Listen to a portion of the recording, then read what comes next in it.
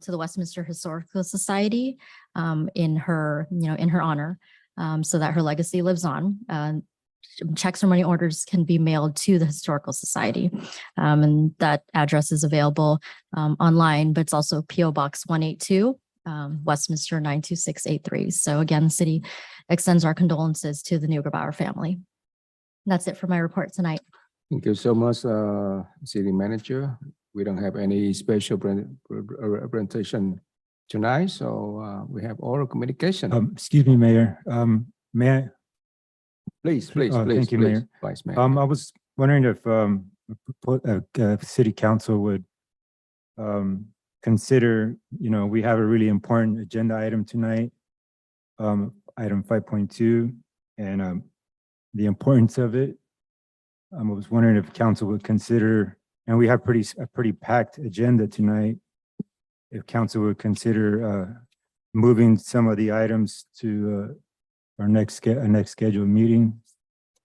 And I would make a motion to move forward.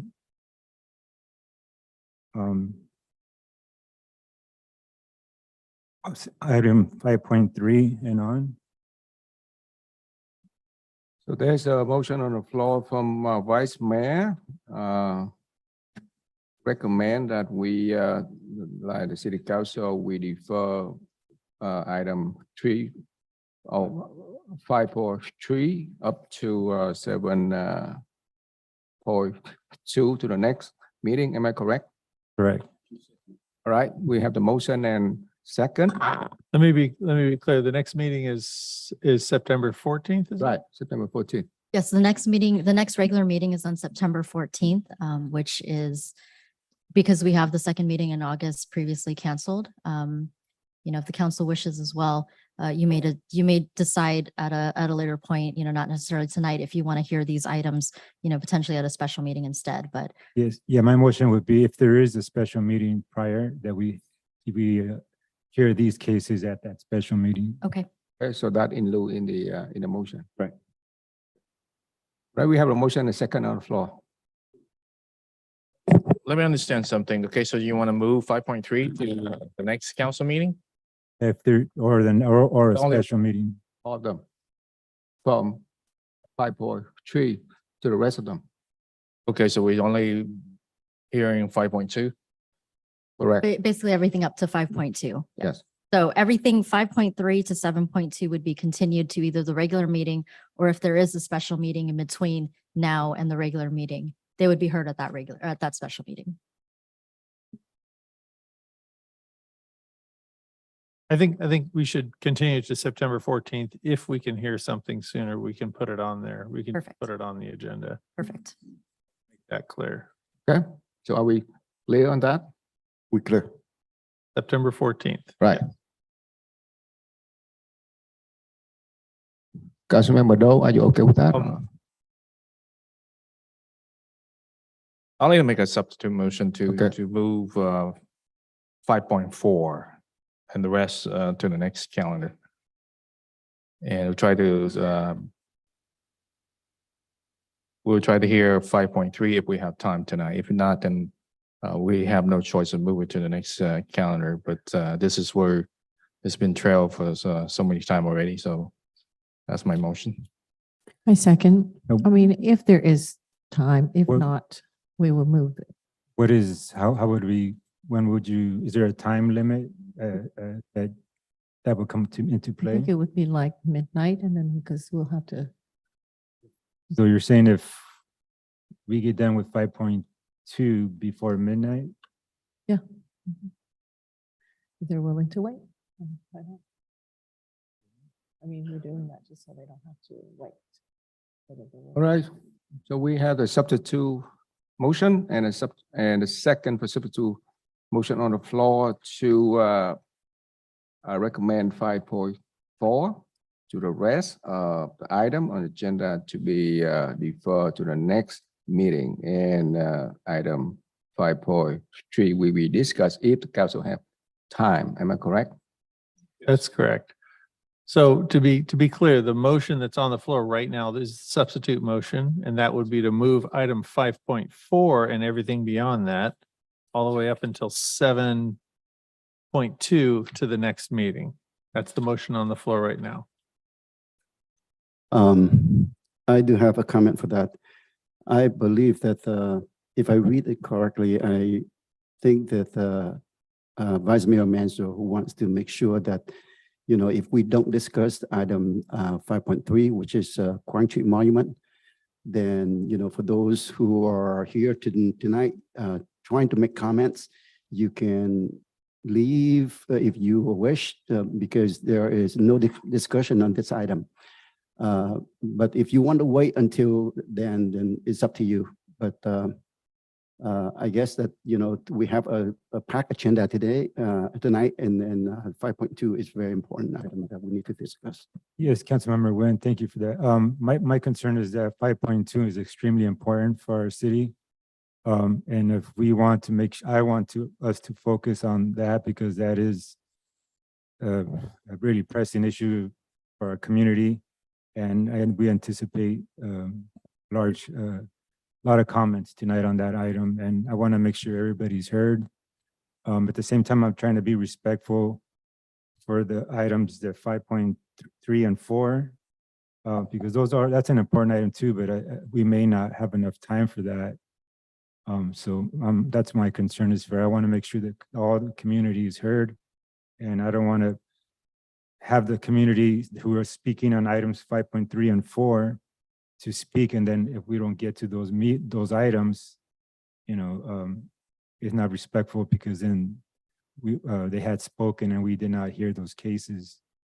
That's why I want us to move those forward, so we hear those cases with all the time that we need to hear those cases, because that we anticipate those are going to take a very long time to get through.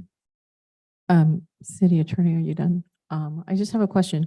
Would 5.3 speakers relating to that subject, could they wait until we find out if there's more time? We want the 5.2 to go first, that's for If, sure. you know, as things presently stand, 5.3 speakers would go during public comment.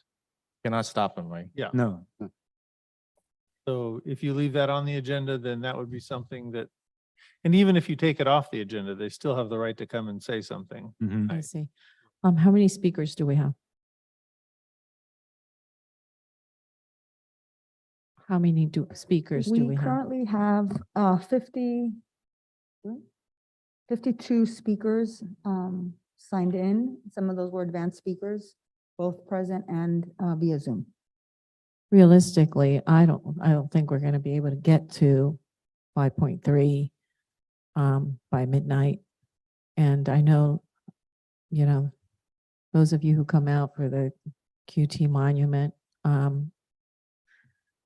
you know, you just want to, I know we probably have the older folks coming out, and I just want to be respectful to them and letting them know, would like to hear you, but it most likely will not get to 5.3. And I agree with Councilmember Manzo that if we mix in 5.2, 5.3 speakers, that's going to further delay. So I mean, I want to hear. Well, you know, it's whether or not we take that off the calendar, we cannot stop the community from public comments. So legally, we cannot do that. But if you try to pull that item from the calendar in hope that to stop the public comments is going to be just a waste of time, just might as well leave it on the calendar. Most likely we won't get to it, but we have to allow the people to speak. So Are you saying that if we pull from the calendar, they could still speak? yes. Correct. Is that right? Legally, Just want to that's hear that. from the city attorney. You just say that. Yes. Yes. of Even if course. we pull 5.3? Yes. Yes, the you date- could encourage them and say, you know, the best time would be to come back at the next meeting, but if they decide that they still want to speak, they have that right. So basically, if we decide to defer 5.3 and the rest of the item to the next meeting, so I think that our city clerk will make announcement? Yeah, we have after? we have our Yes, interpreter here. so at least like the speaker, they understand. But if, if they're more than welcome to speak, but they Yeah. understand Okay. that they don't have to wait. Got it. Okay. Then we'll just, So we have a motion on the floor for a substitute motion to move 5.4 to 7.2 to the next meeting. So we need to do a vote on that. So, No, well, that's, Councilmember Ho, are you keeping your second for the substitute motion or are you withdrawing that? if you're saying that they could still speak, even if we pull 5.3, and if I heard you clearly, I mean, my purpose is to make room for 5.2, but even if we pull 5.3 and on, the people who want to speak on the QT monument issue could still speak. You said legally, they could still come up and speak. Yes. So I will second. Okay, so again, the motion on the floor is to continue items 5.4 to the end of the agenda to the next meeting on September 14th. But this would leave 5.3 and everything before that on the agenda for tonight's meeting. I'd like to make it clear, that's a substitute motion though. Yes, It that is a substitute motion. Okay, That's the Okay, motion you're so- voting on right now. Vice Mayor, anything? Yeah, I'm the whole reason I brought that up is I'm trying to be respectful I understand that we might have a lot of members of the community to want to speak on item 5.3. I just don't want them to be, not have sufficient time for us to hear that case. But we also have a city ordinance, city manager about midnight. At that time, I guess we can motion to, if we haven't got to that part yet, I guess we can motion to end the meeting then, but I'm just trying to be respectful for everybody here, so. So I would like to know that if your motion still stand. No, I'm gonna remove it. Okay, so I'm gonna right now, remove it. only substitute motion, okay. All right, we have a substitute motion on the floor. Thank you. That motion was made by Councilmember Doe, seconded by Councilmember Ho, and that was to move items 5.4 through 7.2 of the agenda to the next meeting to be held on September 14th. Councilmember Doe, Yes. Councilmember Ho, Yes. Councilmember Nguyen, Yes. Vice Mayor Manzo, Yes, Mayor Ta. Yes, Motion carries 5-0. So if we could have the interpreter interpret. That 5.4 and beyond is continued to the next meetings. Hội đồng nhân dân thành phố đã bỏ phiếu để dời những cái đề tài từ 5.4, đó là nói về đề tài từ 5.4 cho đến 7.2 đến cái lần họp lần họp kế tiếp của Hội đồng nhân dân thành phố đây. Và đó sẽ là ngày 14 tháng 9.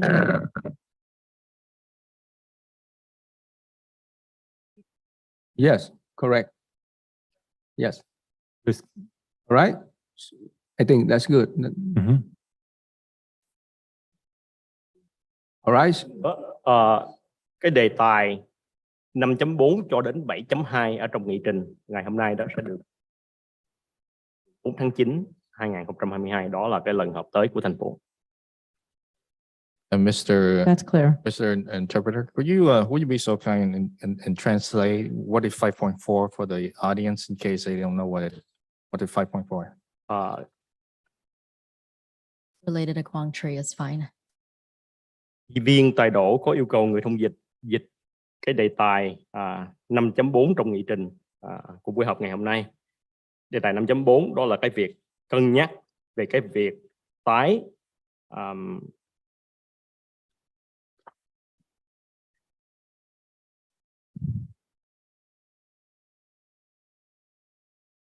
Phục hồi. tái thành lập hay là tái thành lập cái ủy ban để xây dựng tượng đài Quảng Trị ở công viên tự do Freedom Park. So basically, the 5.4 item in Vietnamese that Hội đồng thành phố sẽ, I'm sorry, I have to speak in Vietnamese if you don't mind. So đề nghị để mà xem xét cho phép Ủy ban Quản trị Victoria có cái quyền để mà xây dựng tượng đài tại công viên Tự do. So that's Tức là consideration sẽ of cứu reinstating xét the cái việc Quảng Trị xây Victory dựng. Foundation Authority to build the Quảng Trị Monument in Freedom Park. Okay. I want to clarify that we are going to discuss 5.4 regardless that we are reached midnight or not, or we are going to stop at midnight. Doesn't matter It what. was 5.3 that you were going to discuss. Yes. If you have time at midnight. At midnight. decide you want to. If not, then we stop there, right? Okay. Thì những cái về đề tài 5.3 đó thì vẫn có thể bàn thảo về cái đó nếu mà còn có thời gian trước 12 giờ khuya ngày hôm nay. Thank you. All right. So next we have oral communication. Thank you, Mayor. This is the time of the meeting that members of the public may address the city council regarding items on or not on the agenda and within the subject matter jurisdiction of the city council. Each speaker will be allowed 5 minutes to speak. There have been several requests for advanced speaking, so we will begin with those. And then any additional members who have submitted their green speaker cards will continue. And then that would be followed by our Zoom speakers as well. So at this time, I'm going to be calling a couple people at one time so that they're ready, since we do have many speakers.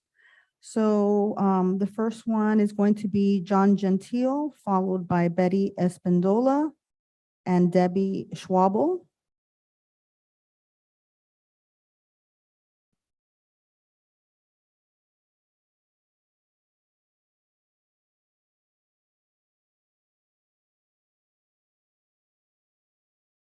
Thank you, Mayor, City Councilman.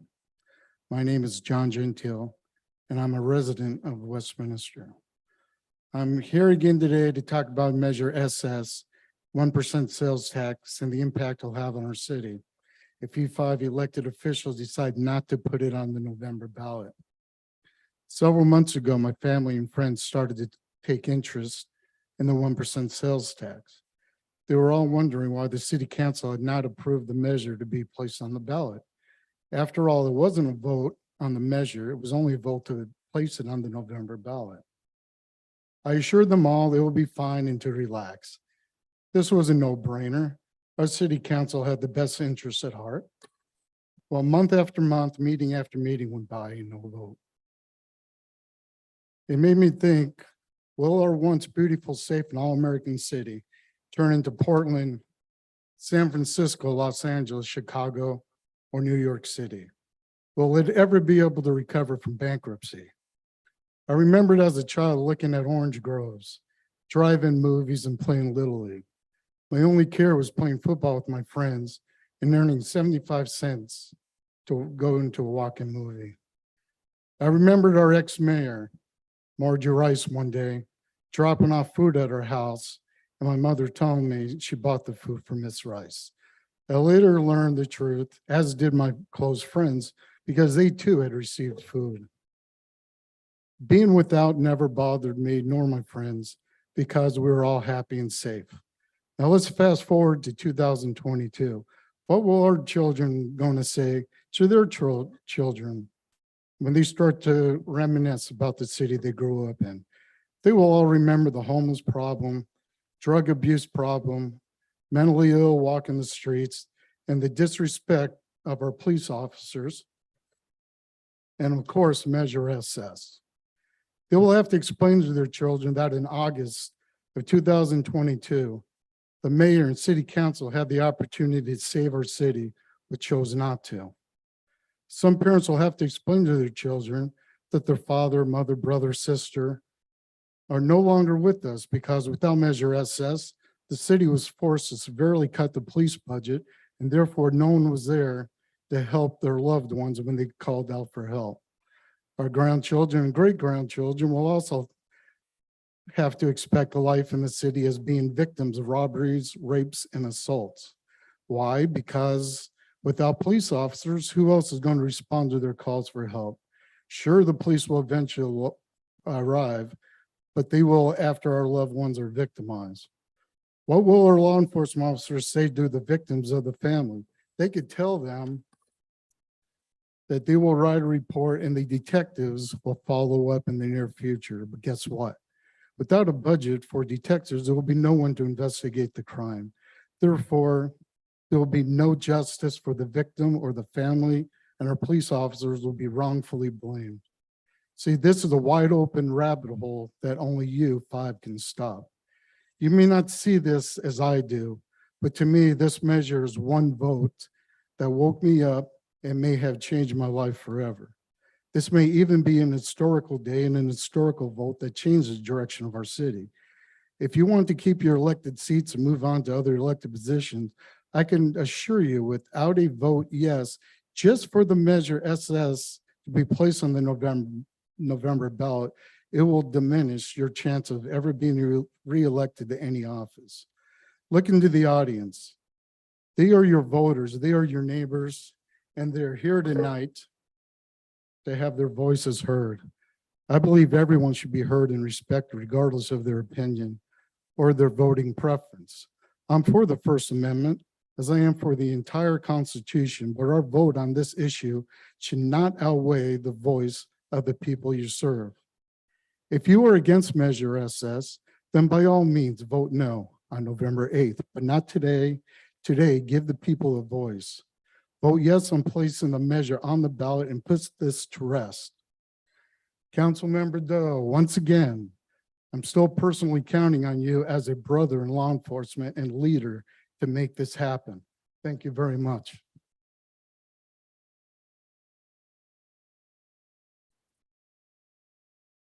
The next speaker is Betty Espindola. Mayor and City Council members for allowing me to voice my opinion on Measure SS, the 1% sales tax. My name is Betty Espindola, and I am a 50-year resident of Westminster and a registered voter. I'm strongly urging all five of you to vote yes to place Measure SS on the November ballot. Do what's right for the people who elected you into office. Thank you. The next speaker is Debbie Schwabel, followed by Deborah Mariscal and Annie Wright. Good evening, Mayor Ta, Vice Mayor Manzo, Council, City and staff members. My name is Debbie Schwabel, and I am a resident of Westminster. I was talking to a friend of mine who mentioned that it seems the same 10 people attend the council meetings and the same 10 people speak at council meetings. So please, tonight, consider me number 11.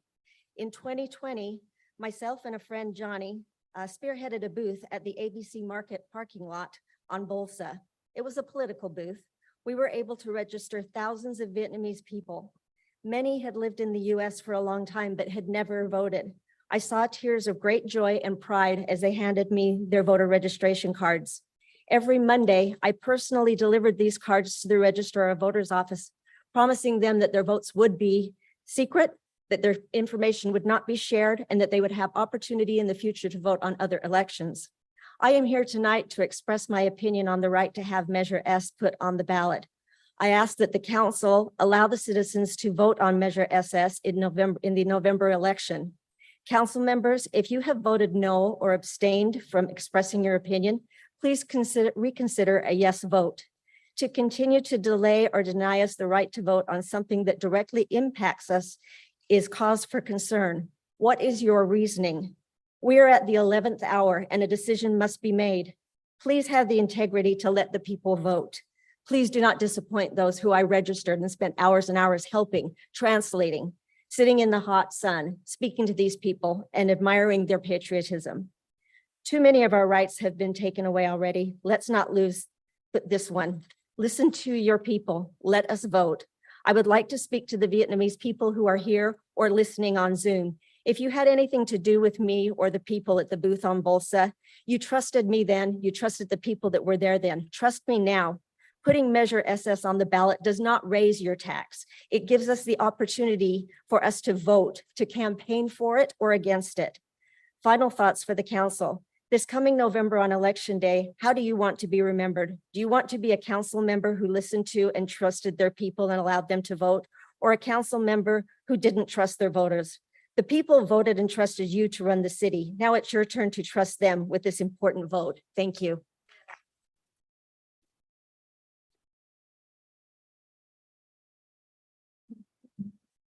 Evening, Mayor, Vice Mayor, council members, Chief, police officers, residents. I want to start out by thanking the Public Works folks for cleaning up Beach Boulevard this morning when I was out walking my dogs.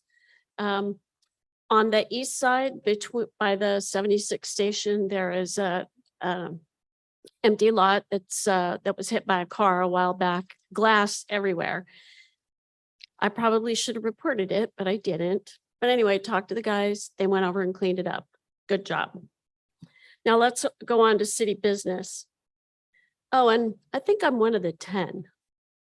I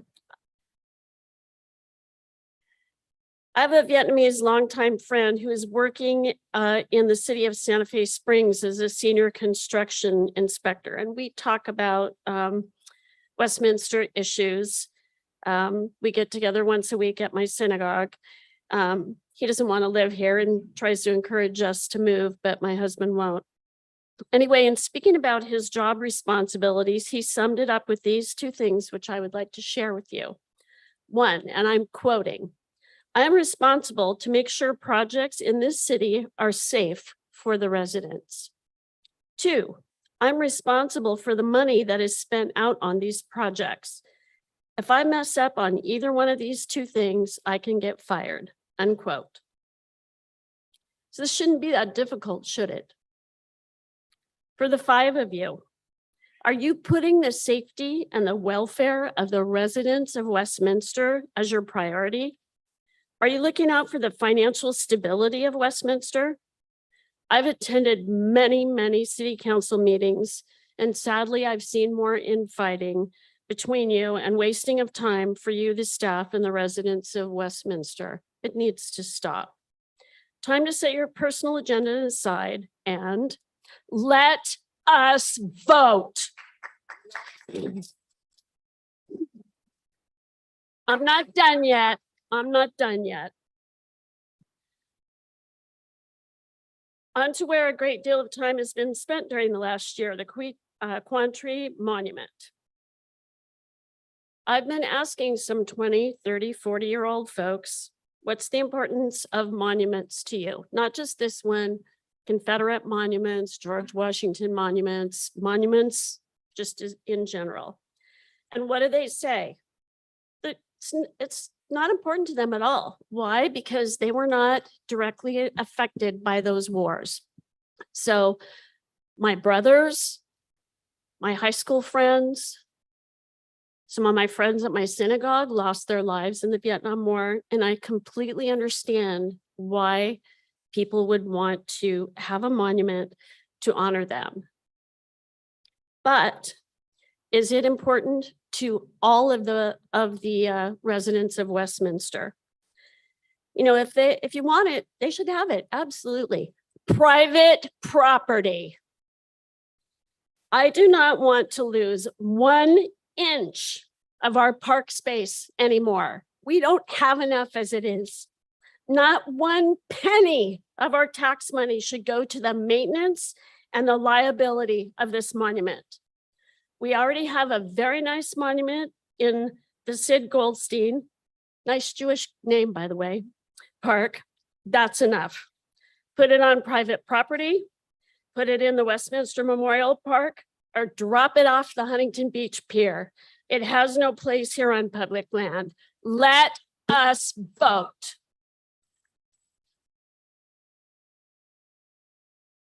The next speaker is Annie Wright, followed by Tim Hogan and Jessica Rostanell.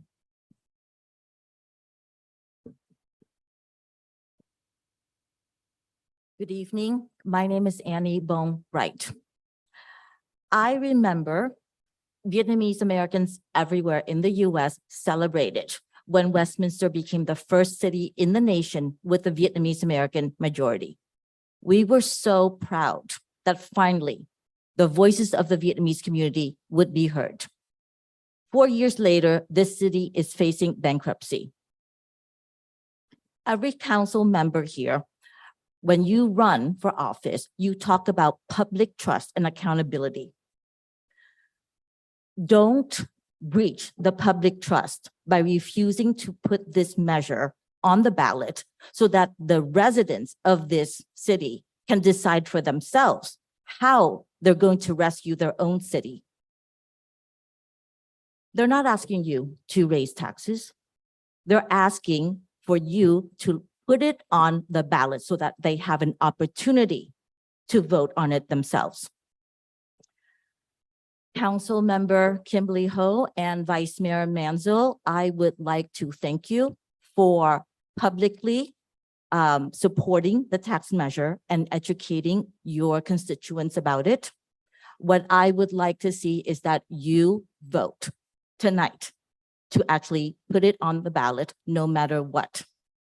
And for the rest of the council members,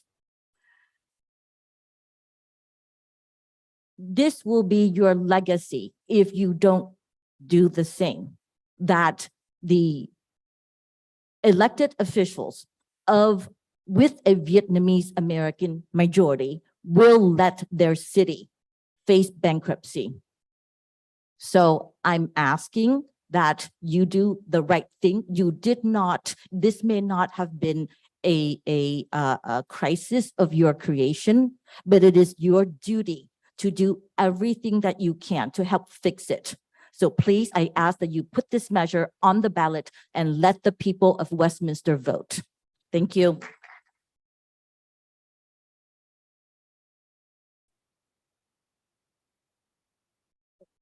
Sorry.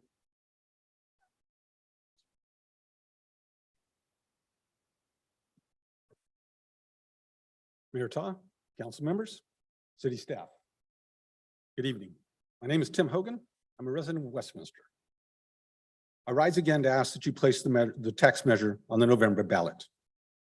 Congratulations. Kudos to you all. In a nation riven with division, this council has created an issue everyone supports. Be they conservative or liberal, east side or west, the comfortable or the afflicted, all have a stake and all overwhelmingly support maintaining, even building upon what we have in an effort to revitalize our once healthy city.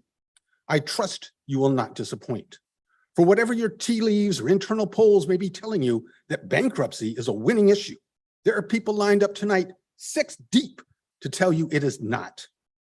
For let us make no mistake, a no vote will not simply deny we citizens the right to decide our fate. Those who vote no will indeed be voting yes for untold chaos and misery citywide. Yes to pink slips and service reductions. Yes to untold blight covered with gang graffiti. Yes to ever more homeless defecating in our streets and parks. And woe to those who seek to avoid a decision by abstaining. The hour calls for bold, decisive action, not faint-hearted cowardice. All eyes are upon you, and every heart will remember those who stood for us, and each mind will mark those who failed. So let us boldly go forth. Let us take the first step to build a monument for everyone in our city, a living, breathing edifice made for the hopes and dreams of every citizen and dedicated to the welfare and well-being of us all. Let us build a monument to the future so our children will indeed count themselves blessed to have lived in a city with adults who cared. Put the tax measure on the ballot. Let the people decide.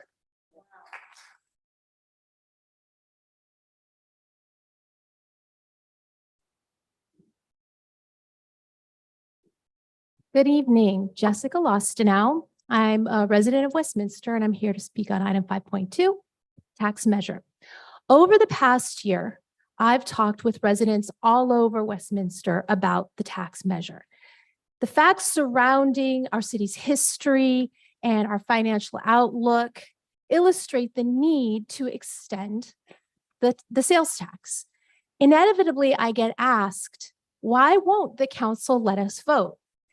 Unfortunately, some of you believe that a yes vote on allowing the residents to vote could negatively hurt your prospects at the ballot box in November, when in fact it's quite the opposite.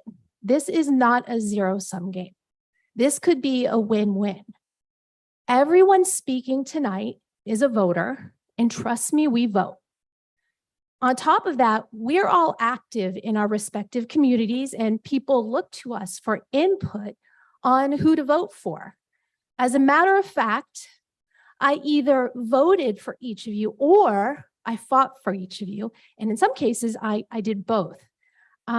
Mayor Ta, I voted for you twice because I believe that you were the candidate that had the most wisdom. Vice Mayor Manzo, I fought for you because you had the most common sense. Councilmember Ho, I fought for you, and I even voted for you once because I thought you could bring financial stability with your business background. Councilmember Nguyen, I voted for you because we've had these conversations. I truly believed, and I still believe, that you have the community's best interest at heart all the time. You're always putting the community first. Councilmember Do, I voted for you because I trusted you. I voted for you because I believe that you were the person that would always fight for the little guy, the champion of the underdog.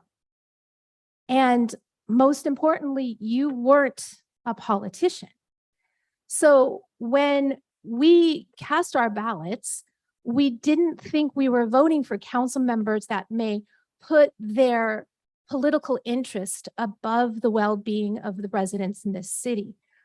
We didn't think that we were going to be voting for people who would abstain, which is, let's admit, a no vote on really important critical votes. And we didn't think we were voting for people who would risk public safety for an endorsement. Most importantly, none of us thought we would be voting for people who would take away our right to vote on important issues that affect our daily lives. So I'm asking, please allow the qualified voters of this city for a chance to vote on this tax measure. Show us that we elected the right leaders. I still believe in local government, and I still believe in you. Thank you very much.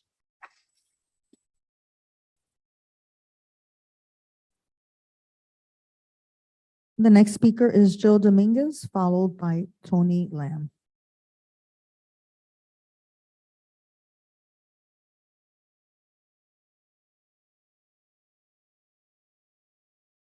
I may or may not be one of the 10, but I know you all know exactly who I am. My presence is never missed.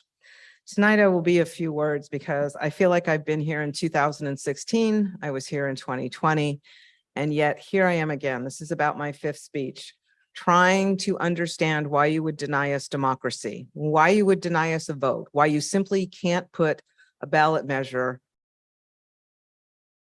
out there for us to vote on to save our own city. Tonight it's personal. So I'm just going to talk to that camera up there because I don't know if you're going to listen, but I know the people behind me are going to listen and the people on Zoom are going to listen. I was born here just a few years after this city was incorporated. When I was old enough to buy my first home, I made the investment here. That investment still stands today. My husband and I thought that we were going to retire in this city. We will not be retiring based on the fact that we now have a council that won't give us the right to vote. We're going to lose our largest investment because what we'll end up with is a blighted city. And I've seen blighted cities, and I don't want to be that blighted city. It's personal because today in this room, I can tell you that my very first meeting was with Margie Rice and the chief of police, Cook. And I think I could name at least 3 people that might have been around when Cook was here. I believe Upstill is in the room. I believe Weber is in the room. His father was probably here when Cook was here. Nauer Hayes. McCormick, I'm not sure if you're old enough, so I'm just going to leave that one out. And Vicky, is he? Okay. Someone had to tell the truth. It's all right. And then Vicky from Code Enforcement. These are all names that when I pick up the phone, I get action. So I live right across the street here, and we have problems with the skateboard park. We have problems with graffiti. We've had shootings. I've had drug houses, meth houses, and even sadly, the other night, I guess I'm going to make the police blotter, chief. I'm sorry. 1:45 in the morning, we had a noise complaint, and his officers showed up on the third call and finally got them to shut it down. I had to go to work the next day. It was a Monday night. But I can call these people by name and I can know what's happening and I can get a response. And right now what's going to happen is I'm going to lose all that. So we're going to cut our police force down to what, by 33% of the current staffing. We've been through this. I fought for this. So tonight, what I expect from you, I expect to hear that you're going to put the tax measure on the ballot. I hear that there's going to be no sunset on it. Because if you don't, that 1.5% that's up for grabs, if you don't put it there, you know darn well that some California agency is going to pick that up and we're not going to get local control. So if you don't understand, citizens, there's always 2% out in the blue yonder that the state can pick up on out of our tax money. They've already taken 0.5% of it. So there's only 1.5 left. If they allow this tax measure to sunset, any California agency can now pick it up and take it. And believe me, that will leave us no local control. I don't understand why you've even bothered to put your names on the ballot to run for mayor for a city that's bankrupt. That makes absolutely no sense. I don't understand why you have measures for monuments that we would be responsible for at least $7,000 a year in upkeep and maintenance that we've heard. You're not going to have $7,000. You can't even afford your police department. Who do you think's going to clean that up?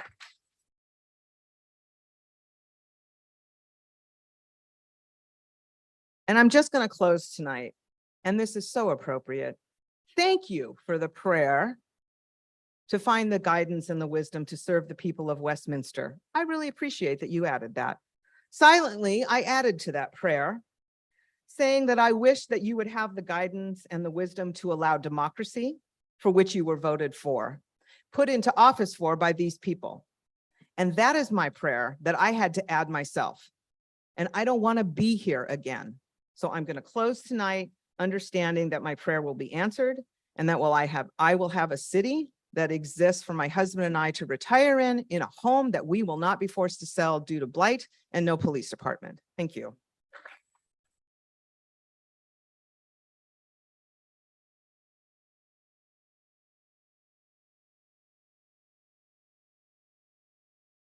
Tony Lamb. Isn't that here? Thank you. Chelsea Pham. Chelsea.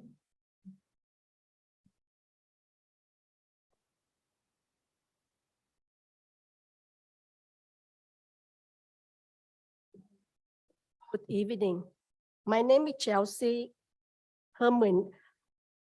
I'm sorry.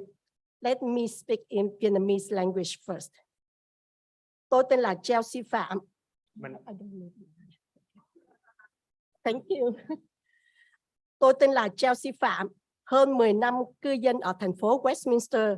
Tôi thấy thành phố có rất nhiều cải tiến, nhiều hoạt động cho tất cả mọi người ở mọi lứa tuổi. Đặc Can I biệt just là interrupt you really quickly? đấu tranh với tội phạm. Just, No, after that, I will read in my English. yeah, but you will get you have double the time if the Oh. translator does that. No, my speech only 3 minutes. Okay, all right, then go ahead. Okay. Đặc biệt là đấu tranh với tội phạm, bảo vệ an ninh hữu hiệu của cảnh sát ở thành phố Westminster. Tất cả là nhờ vào dự luật SS. Nay dự luật này sắp hết hạn. Tôi muốn duy trì cái dự luật này. Tôi thỉnh cầu các ông bà ghi dự luật SS này vào trong cái phiếu bầu của tháng 11. Các ông bà là người tôi tin cậy, là người tôi đã bầu và sắp bầu để ra đại diện cho tôi. Sau đó xin lắng nghe lời nguyện vọng của tôi. Hi, my name is Chelsea Pham. I have lived in city of Westminster more than 10 years. I acknowledge that city has a lot to improve activity fund project, especially for the police, the fighting crime, promoting safety, working hard. So all the activities exist due to Measure SS. I would like to continue this measure. Dear ladies and gentlemen of City Council, please placing this measure on the ballot in November. You are the people who I voted and I will vote to represent for me. Please listen to my wish. Thank you for listening.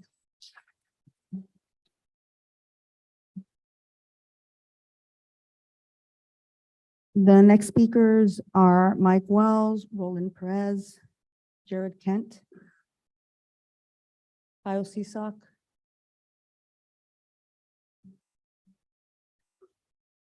Mike Wells.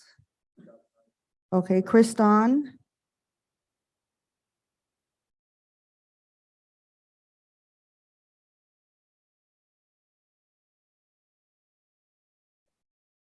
Yes. Good evening. My name is Mike Wells. Thank you for hearing me speak. I'm talking about the Measure SS today. The fact that this has gone on as long as this has shows that you don't trust us. So why should we trust you? We voted for you. We voted for you to make the choice for us. Your job is just two things: be our voice and to give us our voice. And right now, you're not giving us our voice. So how is this a democracy? How is this the all-American city? It's not. It says it on the street, all-American city, but this isn't it if you're not going to give us our voice. That's all you have to do. I served in the military. I did 5 years in the Marine Corps to defend this country, and you're not going to give me my voice? How dare you? Why would you do that? It's a very simple task. You vote to give us a voice. That's it. And you're refusing to do that. At what point do we have to prove to you that you need to give us our voice? When? The answer is at the voting box, because you answer to us. You serve us. We don't serve you. You're not leaders if you're not going to give us our voice and do the job we hired you to do. That's what we do. I work in public service as well, not in the city, but I work in public service. And I do my job because I swore an oath to do my job, just like you did. But you're now violating that oath. So we can't trust you, and you don't trust us. So remember that when we actually vote next time, because we're not going to vote for you. We're going to put somebody else in. If that has to be me, then that has to be me. But I'm not going to vote for you anymore. Do your job and put it on the ballot. That's all you're doing. If you think you're voting for some political hearing or political backing to go further up the chain, you're placing yourself above us. Why would you push yourself above us when we voted for you? Think about it. Thank you very much.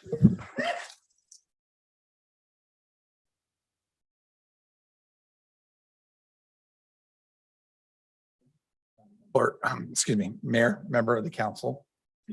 I want to thank you for your time today. I'm currently an employee of the Westminster Police Department and currently working as the homeless liaison officer. I wanted to stress the importance of allowing the citizens to vote on the sales tax measure this year. Without allowing them the opportunity to vote, you're taking away their ability to take part in the democratic process. Furthermore, if you do not allow the people to decide rather than unilaterally deciding for them, we could see some major changes in how I personally do my job as the homeless liaison officer. Moreover, it would impact the team that I work closely with to help facilitate the city's needs as it pertains to cleanup, reducing homelessness, and partnering with resource groups like Love Westminster. Due to the passage of Measure SS in 2016, the city of Westminster has been able to do a lot of good, like addressing the homelessness issue within the city boundaries. Due to the increasing number of homeless, since 2014, the city recognized that something needed to be done. With the additional tax revenue, the city was able to create a program that addresses homelessness and blight. The Homeless Liaison Officer Program has existed for over 4 years at WPD and went from one part-time employee, one part-time HLO to 2 full-time HLOs with a part-time community service officer. While the city and WPD grew the HLO program to where it is today, they also recognize the importance of blight within the city limits. At the same time the HLO program was created, the city also created the Community Preservation Unit. Since the Community Preservation Unit was established, they've been worked with me hand in hand, reducing cleaning up homeless encampments and reducing the amount of shopping carts left throughout the city. Just in the last year alone, CPU has helped me conduct 76 homeless outreach events. They've helped collect over 410 shopping carts, and they've cleaned up approximately 56,000 tons of trash from transient camps and other discarded items throughout the city. If the tax measure is unable to go to the vote of the people, and the council and citizens are in danger of losing the things that they've been accustomed to seeing in the past 4 years. A growing HLO team, the white community preservation trucks. Without these valuable services, we could see a major increase in homeless encampments that are not being addressed by the non-existent HLO program and the non-existent CPU team that would not be cleaning up the future 56,000 tons of trash and discarded items. Please place the measure on the ballot. Let the citizens of Westminster vote to impose a sales tax to keep the current homeless liaison team, community preservation unit, Love Westminster, working hand in hand for many years to come. Thank you very much for your time.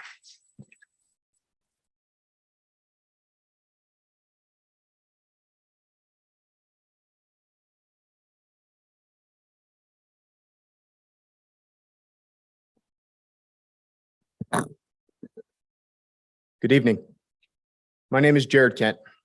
I'm a sergeant here at Westminster Police Department, a former United States Marine, and a member of this community. Let me be very clear. I love this city. I love this city. I grew up in the city of Westminster, lived in the university track, played basketball at Blessed Sacrament, frequented the mall as a kid, worked at my uncle's mechanic shop, eventually becoming a police officer here. To this day, my family and I are still part of this community. Over the past 14 years as a police officer and a community member, I have witnessed trends mostly caused by the state's legislative actions. These trends include an uptick in crime, violence, homelessness, a reduction in Westminster police personnel, and a massive increase in public expectations of law enforcement. Some of these expectations include police officers acting as social workers, as caretakers of the homeless, the implementation of social experiments, and removal of tools and techniques simply based on their perception rather than their effectiveness. All of this and more, while calls for help from the community grow each and every year. Our department consists of hardworking, family-oriented people, mothers, fathers, sons, daughters. I myself am the sole provider for a family of 5, as well as supporting my parents who gave me the opportunity to be where I am today. There's another WPD employee who works 2 other part-time jobs just to support her family. These examples can go on and on. The ability of our people to support this community in a law enforcement capacity is being affected by this tax measure. Shortages in staffing, a significant wage gap placing many of the city's personnel at pay rates well below the county median. All this is leading to incredible difficulty for the people to support their families and the community, and creates financial uncertainty. People's safety and livelihoods are literally at stake. By not extending this tax measure, placing it on the ballot, you're effectively defunding the police department. Therefore, it is vital we extend this tax measure to include adding that extra 0.5%. We as a police and city work tirelessly to support this community. And as a result, we know the community supports us as well. Behind me is a shrine. It says, dedicated to freedom, right? Freedom Shrine. Please do not deny your residents the freedom to vote for themselves if they want to extend this tax measure. I humbly ask you to vote yes tonight to place this measure on the ballot and let the people decide for themselves. Thank you.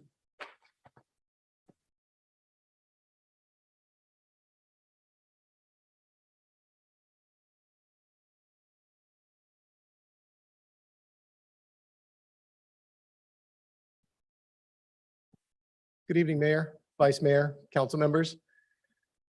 My name is Kyle Seesock. I am the president of the Westminster Police Officers Association and member of this department for over 20 years. I am here tonight on behalf of the almost 200 members in which I serve. Many of the members and their families are here in attendance. Others were unable to be here due to the fact that this line of work requires round-the-clock coverage to keep the citizens of Westminster safe. I am here tonight to express concern over the looming expiration of the tax measure. I request this council vote to place this topic on the ballot for the residents to be heard. The residents should be allowed to make this decision as it is their safety that is on the line. Members of our police department work tirelessly to ensure the safety of the community which we police. We do more with less on an ongoing basis. We will continue to do so with pride and integrity. However, it is concerning how many police officers and professional staff we have lost over the past several years to other more stable environments. The top concern of each member leaving was the lack of stability due to the expiring tax measure. Westminster Police Department and other city departments are all understaffed. The city as a whole cannot afford to lose any more experienced professionals. The cost of recruiting, hiring, training, and mandates associated with shortages over the last few years has been hundreds of thousands of dollars. Our community and employees who serve the city deserve better. Losing experienced staff directly affects the safety of our city. Please do the right thing and place the needed tax measure on the ballot without further delays or reservations. We cannot afford to allow another quarter to go by, which would lose us millions of dollars. I have met with, spoke with, and worked with all of you on a personal level at some point. I know that all of you want what was best for the city and our community. I pray that you do not let personal or political agendas interfere with making the right decision and properly funding the much needed city resources for our community. I urge you to move forward with the continuance of our tax measure for the safety and well-being of our community and staff. Thank you.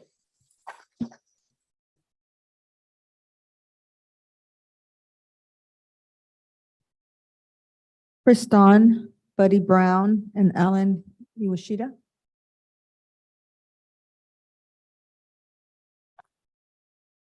Good evening, Mayor, Vice Mayor, and City Council members. My name is Christopher Doan, and I am a police officer with the Westminster Police Department and here today representing the POA. As you have heard, the City of Westminster operates on funds received from the 1 cent sales tax. That sales tax ends on January 1st, 2023. We are asking the City Council to please let the voters decide whether the essential sales tax should continue. The city will not only be able to operate minimally if the tax is not passed. Essential services will be drastically cut, including police, fire, and other city services. This would include layoffs of 1/3 of our city staff. The City of Westminster has some of the lowest taxes in Orange County, which is not sustainable to effectively run city government. Most other Orange County cities, including our neighboring cities, have tax measures in place to help them run city government and maintain public safety. Officers are afraid of the city's financial instability and lack of decision-making by City Council to address this major issue. In a time of growing crime and a shortage or availability of police officers, we have many testing with outside agencies. If you do not vote to extend the tax measure, we will be looking at a mass exit from our officers and other employees. Please do not let the elimination or lapse of this tax measure affect your safety and all other city services. A no or abstaining vote would show your community and city employees that they do not matter to you and you are risking their safety. An abstention is a no vote and is absolutely unacceptable. We need to put an end to the looming stress and safety risks to our community that this expiring tax measure has created to so many city employees and citizens. If you are truly about making Westminster a safe city, we need you to pull together and pass this ballot measure with the 5-0 yes vote. Cháu tới đây đặng hỏi chú Mayor với mỗi người trong City Council đặng cho mỗi người mà ở với làm việc trong thành phố Westminster đặng đi bầu cho cái vụ tax này. Thank you.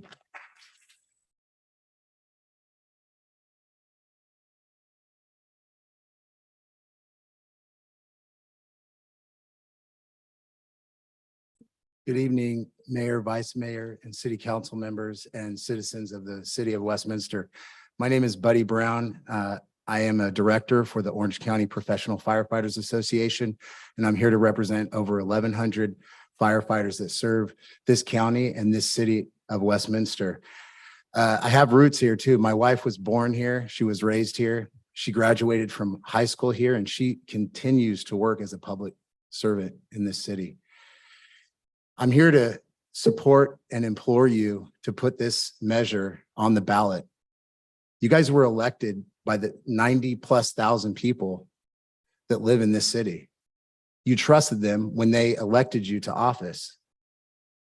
And it astonishes me that you're considering not trusting them to decide on whether or not they want this tax measure and whether or not they want their services cut. You guys have a budget, a backup budget plan called the Doomsday Budget. That's what it's referred to. It's your plan if this measure doesn't pass, where you're going to cut 1/3 of police services. You're talking about closing a fire station. What fire station are you going to close? Which citizens are going to be okay losing a fire station near their house, near their children's school? That's deplorable. You have a duty to allow your citizens to speak. You got the All America City Award in 1996. One of the metrics used to get that award, you're the only one on the West Coast to get it. It was excellence in your police service and the service that their gang units provided in this city in reducing gang violence. So please, you have an opportunity to do the right thing. The 90,000+ people of this city have a right to be heard, and you have no right to take their voice from them. Thank you.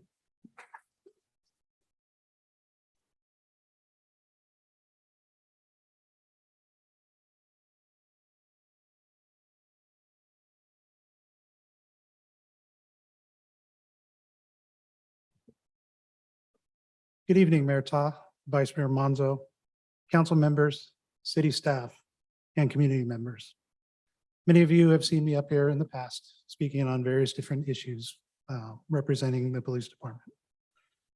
I spent almost half my life, nearly 25 years, in a career I adore, serving the citizens of this city and trying to have a positive impact on the lives of its citizens.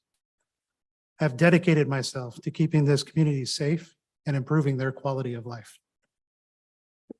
In my career, I have been through good times and bad, and have nothing but gratitude for the opportunities this city has afforded me, an opportunity to serve and a means with which to provide for my family. Like many of my fellow coworkers here tonight, I am concerned about our ability to provide critical public safety services to the Westminster community, a community I love and care deeply about. The extension of Measure SS is absolutely essential to the fiscal health of this city and its continued ability to offer these critical services to its citizens. Without its funding, public safety will be irrevocably impacted.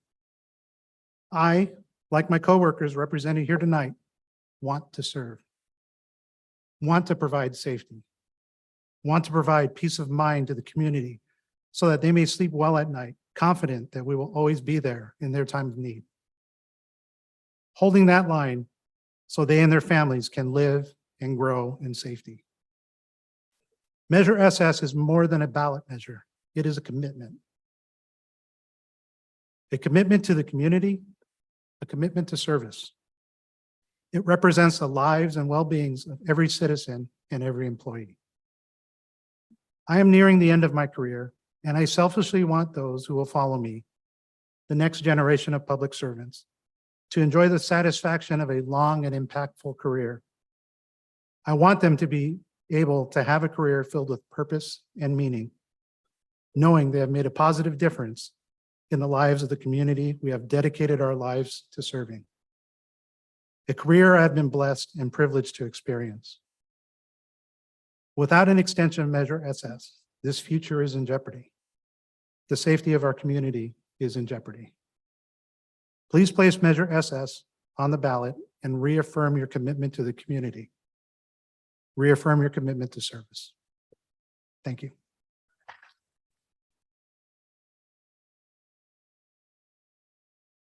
The next speaker is Kim Springer, followed by Pam Gremlin and Victoria Cooper.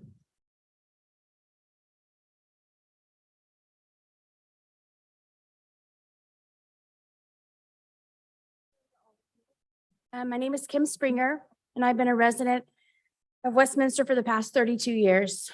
It truly saddens me to know our city is headed for a possible bankruptcy.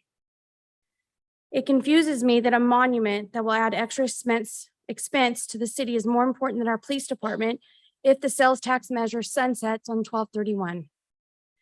The past several city council meetings have focused a majority of time on the placement of a monument, which is absolutely ridiculous when we have a much bigger problem. You were elected by the people to represent all the residents of Westminster, not just a select population. From my understanding, there's a very good solution to the placement of the monument at the Westminster Mortuary that would enable the city to deflect any costs associated with its maintenance and liability. And you are allowing this population to dictate another location that creates exposure to the city that we can't afford. This matter should be the least of your worries, as you have a solid solution. That being said, your focus should be on the strategic plan goal presented by the financial department on March 14th, wherein the #1 goal was to achieve financial stability by renewing Measure SS. As we all know, the world has become a hard place to live, and our police department is essential in keeping our city safe. As I have said before, the past 2 years, we have seen a rise in crime and homelessness. In my neighborhood alone, we have had 2 slap houses raided, stolen catalytic converters, car break-ins, hit and runs, a stabbing, which resulted in a murder at the 76 station. That's just to name a few. The police department is more important than ever. This is not the time to cut their budget and staff. I implore you to reinstate the tax measure on the ballot and let the people vote. Please don't allow this measure to sunset without the opportunity for the people to have their say. Thank you.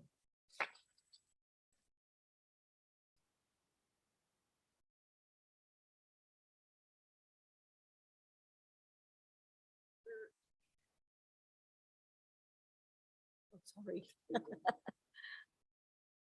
My name is Pam. Thank you. My name is Pam Gremling, resident of Westminster for 42 years. Knowing the dilemma the city is in and the tough decisions you have to make in regards to the tax measure and the fate of this beloved city, I'm just concerned why a monument is more important to you than the crisis of our city. The past several meetings have been about this monument as our city inches its way into bankruptcy. The solution is simple. We, the people, request the council to reinstate the tax measure on the ballot so we, the people, can decide the fate of our city. Once the ballot is in place, you can vote however you please. You can hold a press conference showing you marking no on the ballot. That's your choice, but let the people have a choice as well. One of my favorite scriptures is Matthew 6:21. For where your treasure is, there your heart will be also. Before you give someone your heart, you must determine the condition of theirs. To determine the condition of a person's heart, you must locate their values and passions. Where is your heart? Do you store up treasures of fame, popularity, climbing the political or corporate ladder? Or do you have a servant's heart filled with compassion, honesty, morals? Something to think about. Thank you.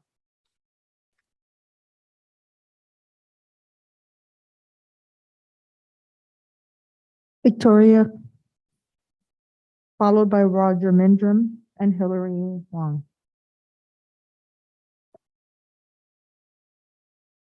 I am talking English, not good.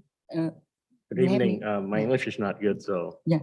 I want tôi muốn gửi cái thư đến cho thị trưởng Chí Tạ và hội đồng thành phố Westminster.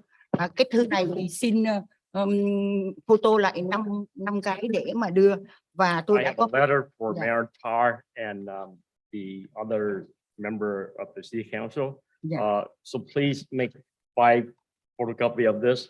But yeah, for each of them. Thank you so much. Và tôi đã có thêm 5 cái nữa để gửi riêng. Oh, thank you so Yeah. much. And I have Hát, 5 yeah. more Thank to, you. to Yeah, give it to yeah. you Thank you. separately. Và tôi trước Hội đồng thành phố Westminster và nhất là tôi muốn nói đến thị trưởng Chí Tạ. Sắp tới đây sẽ là một người dân biểu của California mà đại diện cho Đảng Cộng Hòa, vì đất nước Mỹ này hiện nay chúng tôi cần cứu lấy nước Mỹ. So in front of City Council and especially Mayor Tar, who is going to be America first. an assemblyman. Nói tiếp đi. Tôi muốn là tất cả những người dân Mỹ yêu nước mà dù là Đảng Cộng Hòa hay Dân Chủ đều vote cho thị trưởng Chí Tạ. I want all of the people, whether they are Democrat or Republican, to vote for Mayor Tita. Để cứu lấy nước Mỹ này và cứu lấy thành phố Westminster khi thị trưởng còn đang làm thị trưởng. So that he could save the city, he could save America while he is still the mayor of the city of Westminster. Và tôi xin góp ý là thị trưởng phải dũng cảm lên, đừng có hiền thành ra hèn. Mà nếu mà mình hiền mà ra hèn á, thì tự nhiên mình trở thành ra đồng lõa với tội ác. And I would want to ask the mayor to be courageous. Don't be a coward, because when you're a coward, you và đồng lõa với tội ác phá hoại nước Mỹ này. Và tôi có cái ý kiến là xin được qua cái hội đồng xin được kính tri ân nghị viên cảnh sát tài đỗ, kế tiếp là nghị viên Menzo Carlos và phó thị trưởng, cựu phó thị trưởng và nghị viên Kim Hồ đã dũng cảm góp ý với những sai trái của đồng Việt để mà chúng ta bảo vệ lấy cái thành phố Westminster này. And I would like to thank our city council member Kaido, former Vice Mayor Kimberly Ho, Carlos, and Vice Mayor Manzo for your willingness to criticize your fellow council member when they are wrong, so that the city could be safe. Trước đây và tại đây tôi xin được tri ân quý cựu chiến binh Mỹ đã luôn luôn cùng với lại tất cả người dân. Please make your comments to the council this way. I would like to thank the former American service member, or I would like to thank you for trying to save the city. Xin cô Hải, khi cô phát biểu đó, cô phát biểu cho hội đồng nghị viên thành phố chứ không phải là phát biểu cho những người như đây. Dạ, xin lỗi. Sorry about that. Sorry. Và tôi xin thị trưởng xem xét lại cái tội ác mà khi tôi đi vote thì tôi mặc đồ như vậy mà tôi bị cái ban bầu cử của cái đảng Dân Chủ tội đồ phản quốc tại Westminster này bắt tôi phải lột hết quần áo ra và không cho tôi vote và cướp đi cái quyền làm người của tôi, mà chính là cảnh sát nghị viên tài đỗ đã kịp thời một lần thôi, cái lần mà Rico cái tên Gavin Newsom đó, và cái kế tiếp nữa là cái kỳ bầu cử mới vừa là nghị viên cựu phó thị trưởng Kim Hồ đã kịp thời cùng với lại cảnh sát và FBI đã kịp thời tới để ngăn chặn cái tội ác mà bắt tôi phải cởi hết quần áo kiểu như vậy nè. Tôi đi vote. Please, audience, let her speak. It's her time to speak. We're getting lots of conversation out there. I would like to thank City Council member Taido for coming to my rescue in time, because I was trying to vote and I was dressing like this and they tried to strip me and they would not allow me to dress like this and to vote.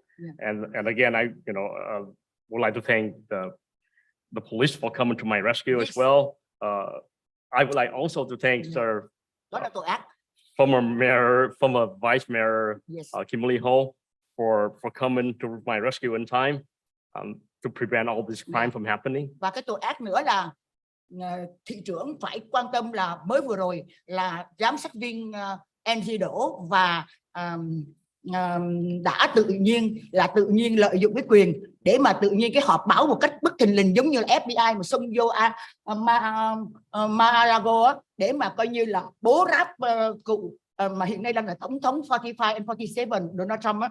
Tự nhiên cái họp báo xong được cái đề cử một cái người nào làm cố vấn gì đó, mà trong cái nhiệm vụ đó là nhiệm vụ cảnh sát, mà tự nhiên bây giờ lấy tiền thuế của chúng tôi mà đi trả tiền lương cho những người đó chúng tôi không chấp nhận, phải lấy tiền túi của anh Di Đỗ và cái người mà luật sư gì Trần Thái Văn gì đó, mà nếu mà muốn giúp đỡ gì về an ninh gì đó miễn phí thì rất là ok, rất là tán thành và rất là tri ân. còn mới lấy tiền thuế của người dân Mỹ để mà đi trả lương cho những cái việc mà không đáng cần thiết phải xảy ra thì không nên. Hãy tiết kiệm tiền thuế của dân. I would like to thank you for preventing crime from happening, such as in the case of the FBI or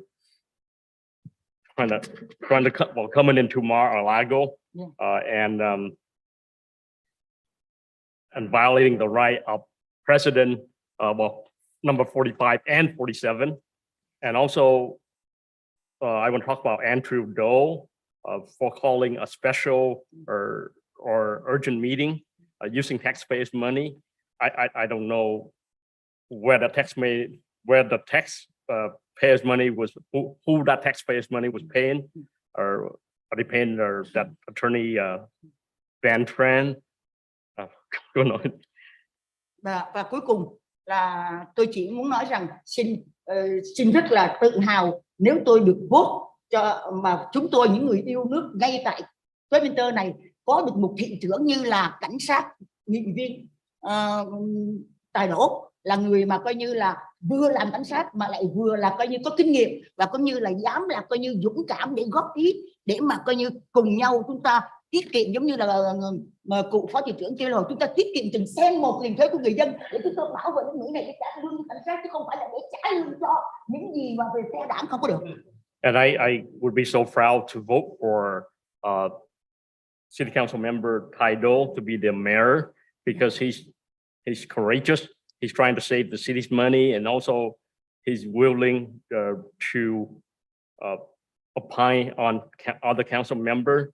I want to use that taxpayers. I want him to use the taxpayers' money to help the city instead of paying for their faction or to benefit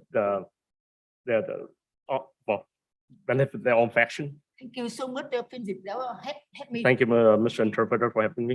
Và xin được cảm ơn hội đồng và xin chúng ta hãy đoàn kết với nhau, không phân biệt đảng phái, cộng hòa hay dân chủ. And I would like to thank nước Mỹ này, trước yêu nước Mỹ này. Và hiện nay là cần phải là vote cho Republican để America First. Đó là nhiệm vụ của chúng ta. Tất cả chúng ta phải dồn về cái việc là vì nước Mỹ trên hết và vì cứu lý Westminster này đừng chia rẽ đánh phá nhau để chúng ta giết lẫn nhau để cho cộng sản khủng bố tiền tàu cộng nó thoải mái, nó khoái trá đó, nó giết nước Mỹ, giết chúng ta. Và chúng ta phải vote cho một tổng thống 45 and 47 theo đúng luật pháp. I would like to thank the city council. I want all of us to be patriots so that we can save America from communism, from communist China, and to help President number 45 and also 47. Trong đây tất cả chỉ có một mình Catholic Manso là một người rất là tuyệt vời vì không hiểu tiếng Việt, mà khi mà đến tượng đài Việt Đức Thánh Trần đã lắng nghe những tiếng nói nguyện vọng của người dân Mỹ. Xin được tri ân. And so I would like to also thank Vice Mayor Manzo, even though he doesn't speak Vietnamese, he was willing to come to the memorial and listen to the wishes of the residents. Westminster tuyệt vời của chúng tôi. And I would like to publicly thank the police for maintaining safety and security for the city of Westminster. So thank you. Thank you. Cảm ơn ban thư ký đã giúp đỡ. And thank you to city staff for.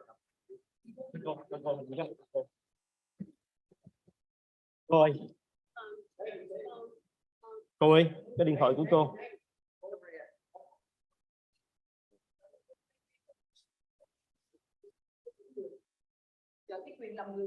Cảm ơn thị trưởng rất là tốt, cái chỗ không bao giờ cắt lời tôi, cho tôi được quyền làm người ngay tại thị. Xin cảm ơn thị trưởng. Thank you, thank you, the mayor. Thank you for allowing me to be a human being. Xin lỗi phiên dịch bên Việt.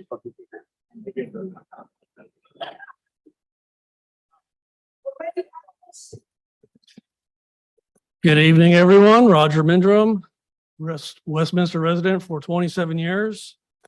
I've followed some tough acts, but that's going to be a tough one. I really just wanted to come up here and say something really simply, but I'm really inspired by all of these speakers before me. I'm one of the hardcore 10, I guess you call them, or whatever Debbie called us. But there's no denying that these people are paying attention also. So just because this room isn't always packed, doesn't mean they're not paying attention and not listening. So we're really happy to see everybody here and everyone that spoke before me. Brilliant words, brilliant. You guys your heart's gotta be warmed up right now hearing all these people, right? You know, nobody's attacking anybody, nobody's being mean. It's just common sense. So, you know, one of the things I wanted to say was it is disheartening, especially listening to these police officers. And for the last 2 years, I'm thinking about their families. I'm thinking about all the city employees' families. Do you have any idea the stress that not only these city employees are under? All of them, top to bottom. These guys are stressed. You don't think their family is stressed also? Because you've waited so long. And why create this circus here when you could have done this 2 years ago? So I just can't imagine not at least letting us vote. It just doesn't make any sense. All these pleas, all these details that these people are speaking of, it sounds like they're trying to convince you to do the actual extension of the ballot measure, but you're not. You're doing something so simple to just let us vote. So everybody that spoke before me spoke a lot better than me in all the details. I praise everyone for that. If you do get time to speak about 5.3, is it 5.3, the monument? You know, I've spoken about this for the last year, and really the most important thing to me should be for everybody. And I don't know, like you were saying, you wanted to give respect for some of these people that were going to be talking about this monument. And if I'm going to guess, they're talking about wanting to put this on parkland. And if anyone was going to count sides, it's not really a comparison. I'm not trying to, you know, put down anybody else's voice, but if you had 100 people wanting to take our parkland for something that they want, that nobody else wants, it's really an unequal voice. So we'll speak about it again, probably next meeting, but give us another chance to do it again. But I really hope you guys have all spent a lot of time thinking about saving the parkland for everybody and not taking what little parkland we have and putting a huge monument that you're going to anger a lot of people. There's going to be it's going to get a lot of uses that you're not expecting, believe me. So that's it for me. Thank you. The next speaker is Hillary Wong, followed by Mai Nguyen.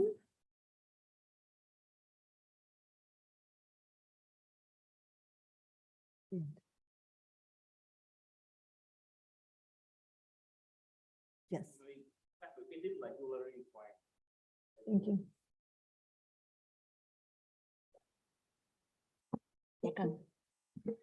Cần anh thông dịch cho rõ ràng. Xin chào buổi tối đến ông thị trưởng, phó thị trưởng và các nghị viên của trong 3 ngành của thành phố Westminster của chúng ta. Good evening, Mayor, Vice Mayor, and the entire City Council member. Thưa quý vị, đã nhiều lần chúng tôi đến đây để cùng với quý vị chọn địa điểm xứng đáng cho tượng đài. I have been here several times to address you about the proper location for the monument. Tượng đài tái chiếm cổ thành Quảng Trị là một cái tượng đài có tầm dốc về nghệ thuật nên phải được đặt ở nơi trang nghiêm, có biểu tượng lịch sử để mọi người cùng chiêm ngưỡng. The Quang Tri monument have significant artistic value, and because of that, it needs to be placed at a place that is solemn. It has historical value as well. Và thường xuyên được mọi người đến thăm viếng để được đốt một nén hương tưởng nhớ và tri ân cho người nằm xuống để chúng ta được sống tự do ở đây. So it needs to be placed at a place where people can come to visit and also to be in remembrance of the life that was lost, of the sacrifice that was made so that we could have our freedom, so that we could be here. Cũng là di sản mà thành phố Westminster còn có cả Orange County và vùng phụ cận. It's a monument, it's a heritage for the city of Westminster as well as the residents of nearby city in Orange County. Nhưng quý vị làm chúng tôi quá thất vọng và quý vị không có ý để tượng đài vào một chỗ uy nghi được tôn kính. But however, you have disappointed us greatly. You have decided not to place the monument at a place that is solemn, that it deserves. Thưa ông Phó thị trưởng, lúc nào ông cũng có cái ý nghĩ là đặt tượng đài ở trong cái nghĩa địa. Vice Mayor Manzo, you always have this thought, you always have this thing where you want to place the monument at a cemetery. Tôi xin dám hỏi ông là ông có biết lịch sử là gì không? I would like to ask you whether you know what history is. Lịch sử là người đi trước. Họ hy sinh để các thế hệ sau này họ hiểu tại sao lại có cái tượng đài ở tại chỗ này. History is the sacrifice made by our forebear, so that later generation can come to find out why we have this monument here. Còn nghĩa trang là cái nơi mà để cho những người lúc còn làm việc, lúc có quyền có thế thì họ không làm gì cho ít nước lợi dân cả. But cemetery is reserved for those when they were in power, when they were still alive, they did not do anything to benefit their people or their citizens. Họ sống ích kỷ với người sống và cả người chết. Đem họ ra nghĩa trang, không ai biết đến. They were selfish to both the alive, the living and the dead. And so when they are dead, they are buried in the cemetery and no one know about them. Khi họ cần phiếu thì họ cần dân ủng hộ họ. Họ rất là nice, họ rất là tốt. Nhưng mà khi họ được ý nguyện rồi thì họ quay lưng. So once they need your vote or the residents' vote, they're all nice in this. But when they obtain what they want, they got the vote, then they turn their back to the voters. Họ không có tôn trọng dân, họ không có lắng nghe cái ý kiến, cái nguyện vọng của dân. They do not respect, they do not honor the wishes of the resident or the citizens. Họ hứa lèo nè, hứa cụi, hứa cho qua việc thôi. They make false promise. They make all these promises just so that they could get what they want. Ngày hôm nay tôi đến đây là đã nói hết cái ý của tôi. Đúng nhiều lần tôi đến đây nhưng mà không được quý vị cho một cái trả lời xứng đáng. So I'm here today to tell you or to express my wishes. I have been here so many times, but I have never gotten an answer from you. Thưa quý vị, còn sống thì vẫn còn tranh đấu. Chúng tôi vẫn tranh đấu, vẫn mong rằng quý vị sẽ chen cái mai của quý vị để cái tượng đài được đặt một chỗ xứng đáng, đúng nơi, đúng chỗ. So as long as I live, I would continue to fight so that you would change your mind to allow the monument to be placed at a place that it deserves. Quý vị có hiểu không? Chúng tôi là những người bỏ phiếu cho quý vị. Chúng tôi lúc nào cũng ủng hộ quý vị. Chúng tôi không có đòi hỏi một cái lý do gì hết. Quý vị cần chúng tôi ủng hộ hết mình. Chúng tôi không bao giờ từ nan, không từ chối. Please know this, we voted for you. We do everything that you ask of us. And we have never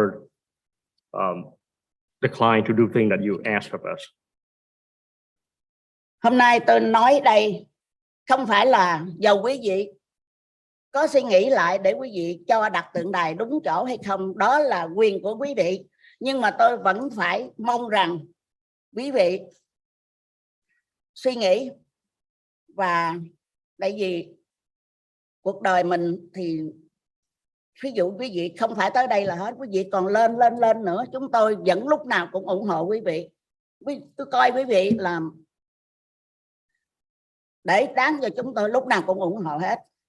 You are within your right to decide whether to have the monument places at a particular place. But please know that you will be moving up in your political career, and that we would always be supporting you. Please remember that. Hôm nay tôi nói chuyện ở đây thì tôi không biết là ông Bóp ông có ở đây không, nhưng mà tôi vẫn phải nói. Tại vì ông Bóp á, tôi không biết là ông có tham gia về những trận đánh ở bên Việt Nam, ở Quảng Trị hay không. I'm here today. I don't know if Bob is here, or I don't know whether he participated in those battles during in the Vietnam War.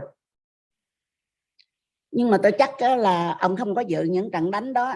Nhưng ông có quyền đòi hỏi để các bạn ông được vô trong để vô cái bia tưởng niệm. I know for sure that he did not participate in those battles, but he has the right to demand that his fellow or service member be included in the monument.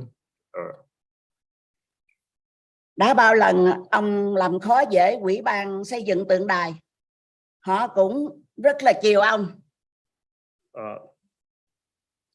He had caused a lot of problem for the committee,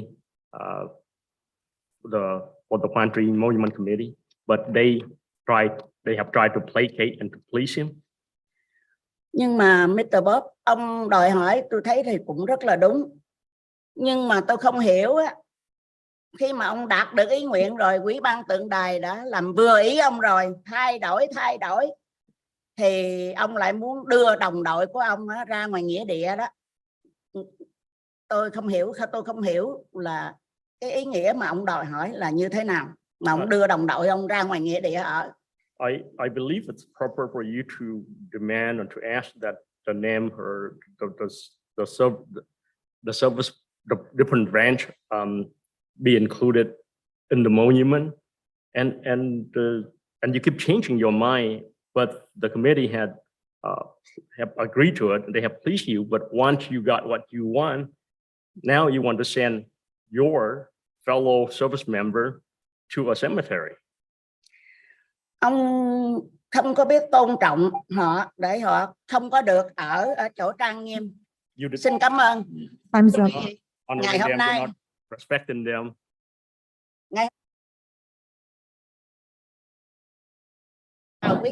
Ma'am, I'm sorry, time's up. I'm saying this today, but please know that I would always support you and love you. Thank you. The next speaker is Mai Nguyen, followed by Diane Carey.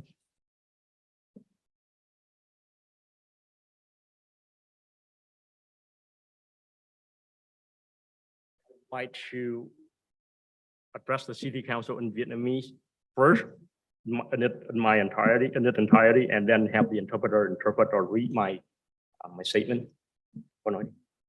Kính chào thị trưởng Tạ Đức Chí, Vice Mayor Carlos Menzo, cùng các quý vị nghị viên Kimberly Hồ, Charlie Nguyễn, Untitled and all the staff in the Westminster. Xây dựng tượng đài tái chiếm cổ thành Quảng Trị là một dự án thành phố Westminster. Quý vị là thị trưởng, là nghị viên đã mời chúng tôi, các vị đại diện cho những hội đoàn chính trong cộng đồng, mà ở phần quan trọng trong việc quyết định những chi tiết cần thiết cho dự án. Quý vị mời chúng tôi Chúng tôi đã hy sinh thời gian, công sức, tài chánh để quyên góp, giúp thành phố không có tốn tiền chi tiêu cho dự án. Nếu quý vị yêu mến thành phố và muốn làm việc với nhau để dự án được thành công, xin quý vị làm đủ sức mình để giúp vào công sức chưa? Xin mời quý vị lấy 10 giây suy nghĩ kỹ mình đã làm gì để giúp cho dự án thành công tốt đẹp này. Thay vì làm việc chung và quý vị vì lý do gì đó, một số quý vị ở đây lúc nào cũng tìm cách để giành nhau và kéo dài dự án này. Đây có phải là bộ mặt của thành phố mà quý vị muốn mọi người, những thành phố khác hoặc con cháu sau này nhớ lại những buổi họp không may tốt đẹp hay sao? Hôm nay là một buổi họp rất quan trọng và có lẽ sẽ vào lịch sử của tượng đài tái chiếm cổ thành Quảng Trị. Xin quý vị nghĩ kỹ và nghĩ vì công việc chung mà hãy cùng nhau chọn một nơi xứng đáng để vinh danh những anh hùng đã đi trước.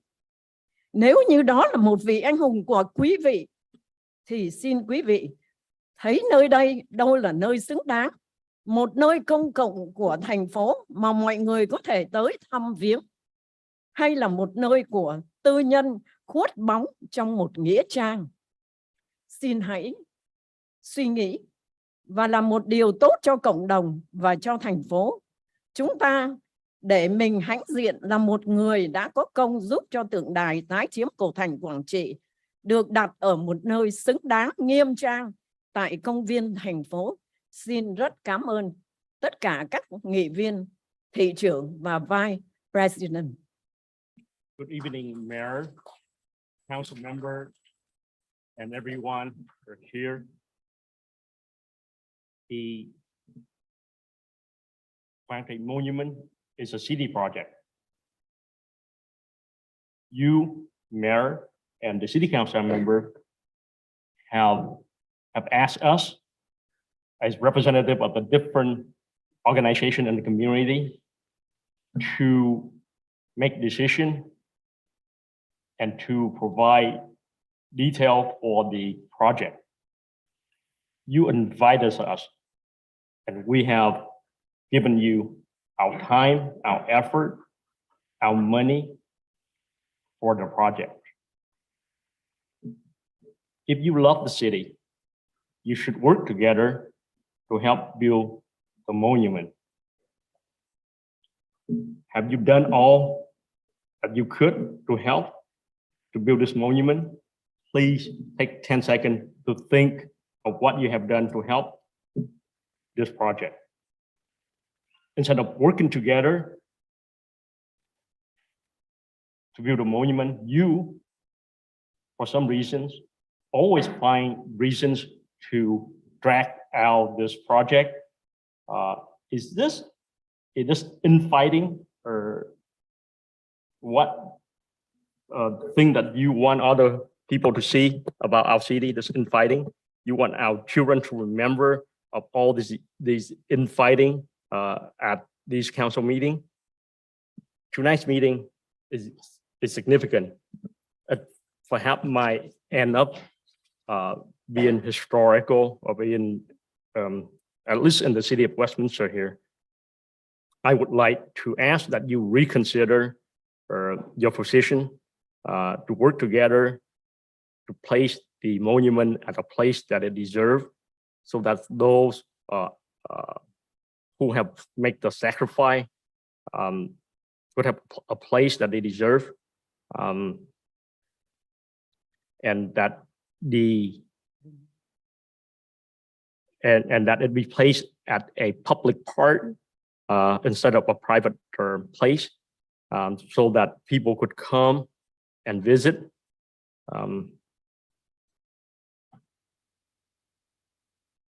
Please reconsider and do good for the community and the city, so that we could be proud, and so that you could be proud that you have helped place the monument at a place that it deserves, and that would be a public park, a city public park. Thank you.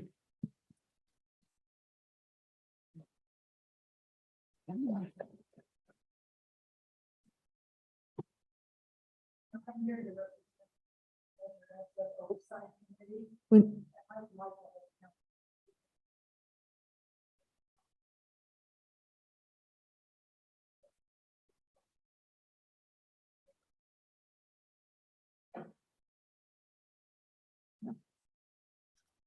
Okay, the next speaker is Kenny Wong.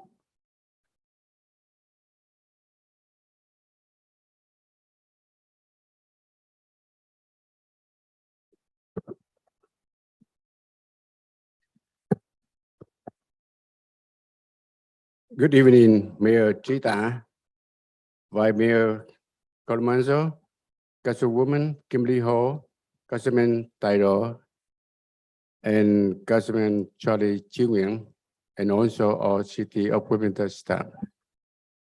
I am Kenny Wang, a resident of Westminster for 40 years, Vice Chairman of the County City Monument Committee, Head of the Fundraising Subcommittee. Ladies and gentlemen, the model of the monument to the detect of County Citadel had been accepted by County Monument Committee and certified approved by City Council with honest detail and logos of the South Vietnamese and US forces that participates in the campaign to detect County Citadel. Through yes votes, with confirmation and promise that the monument will be placed in the city parkland. From that approval, our committee began to fundraising process to promptly have sufficient funds to build the monument in accordance with this sacrifice, history, and values. Ladies and gentlemen, the fundraising work equates favorable because the Republic of Vietnam veteran and also US Vietnam War veteran across the states agree that to support and wish that the monument to be the monument detect of the County Citadel to be replaced, but in the Westminster Memorial Park, not replaced, not be placed in Westminster Memorial Park or on any private land, because those places are not suitable for placing the monument at the property of the city.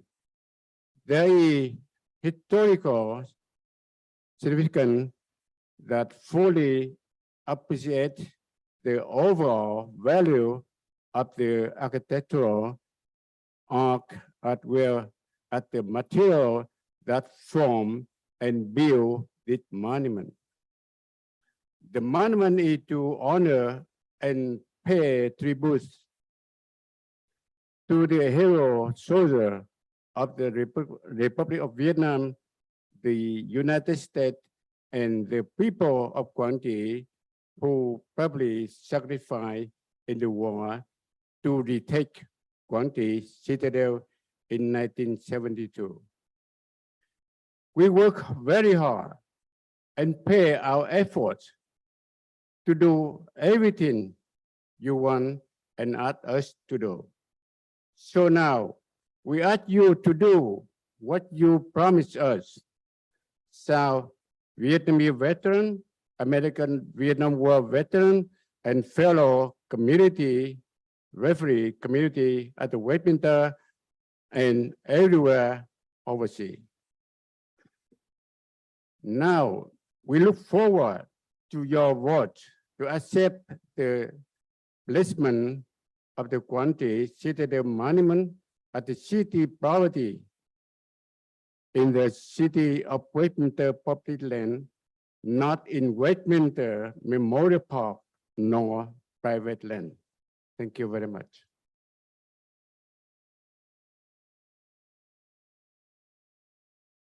in Vietnamese.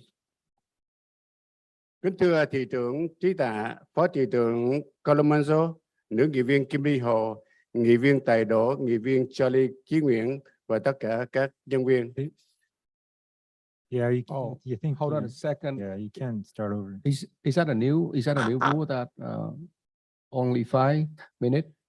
Yeah, if you speak in English, Thank 5 minutes. you. Yeah. If it All right. requires the translator, then you get the extra. So Thank you.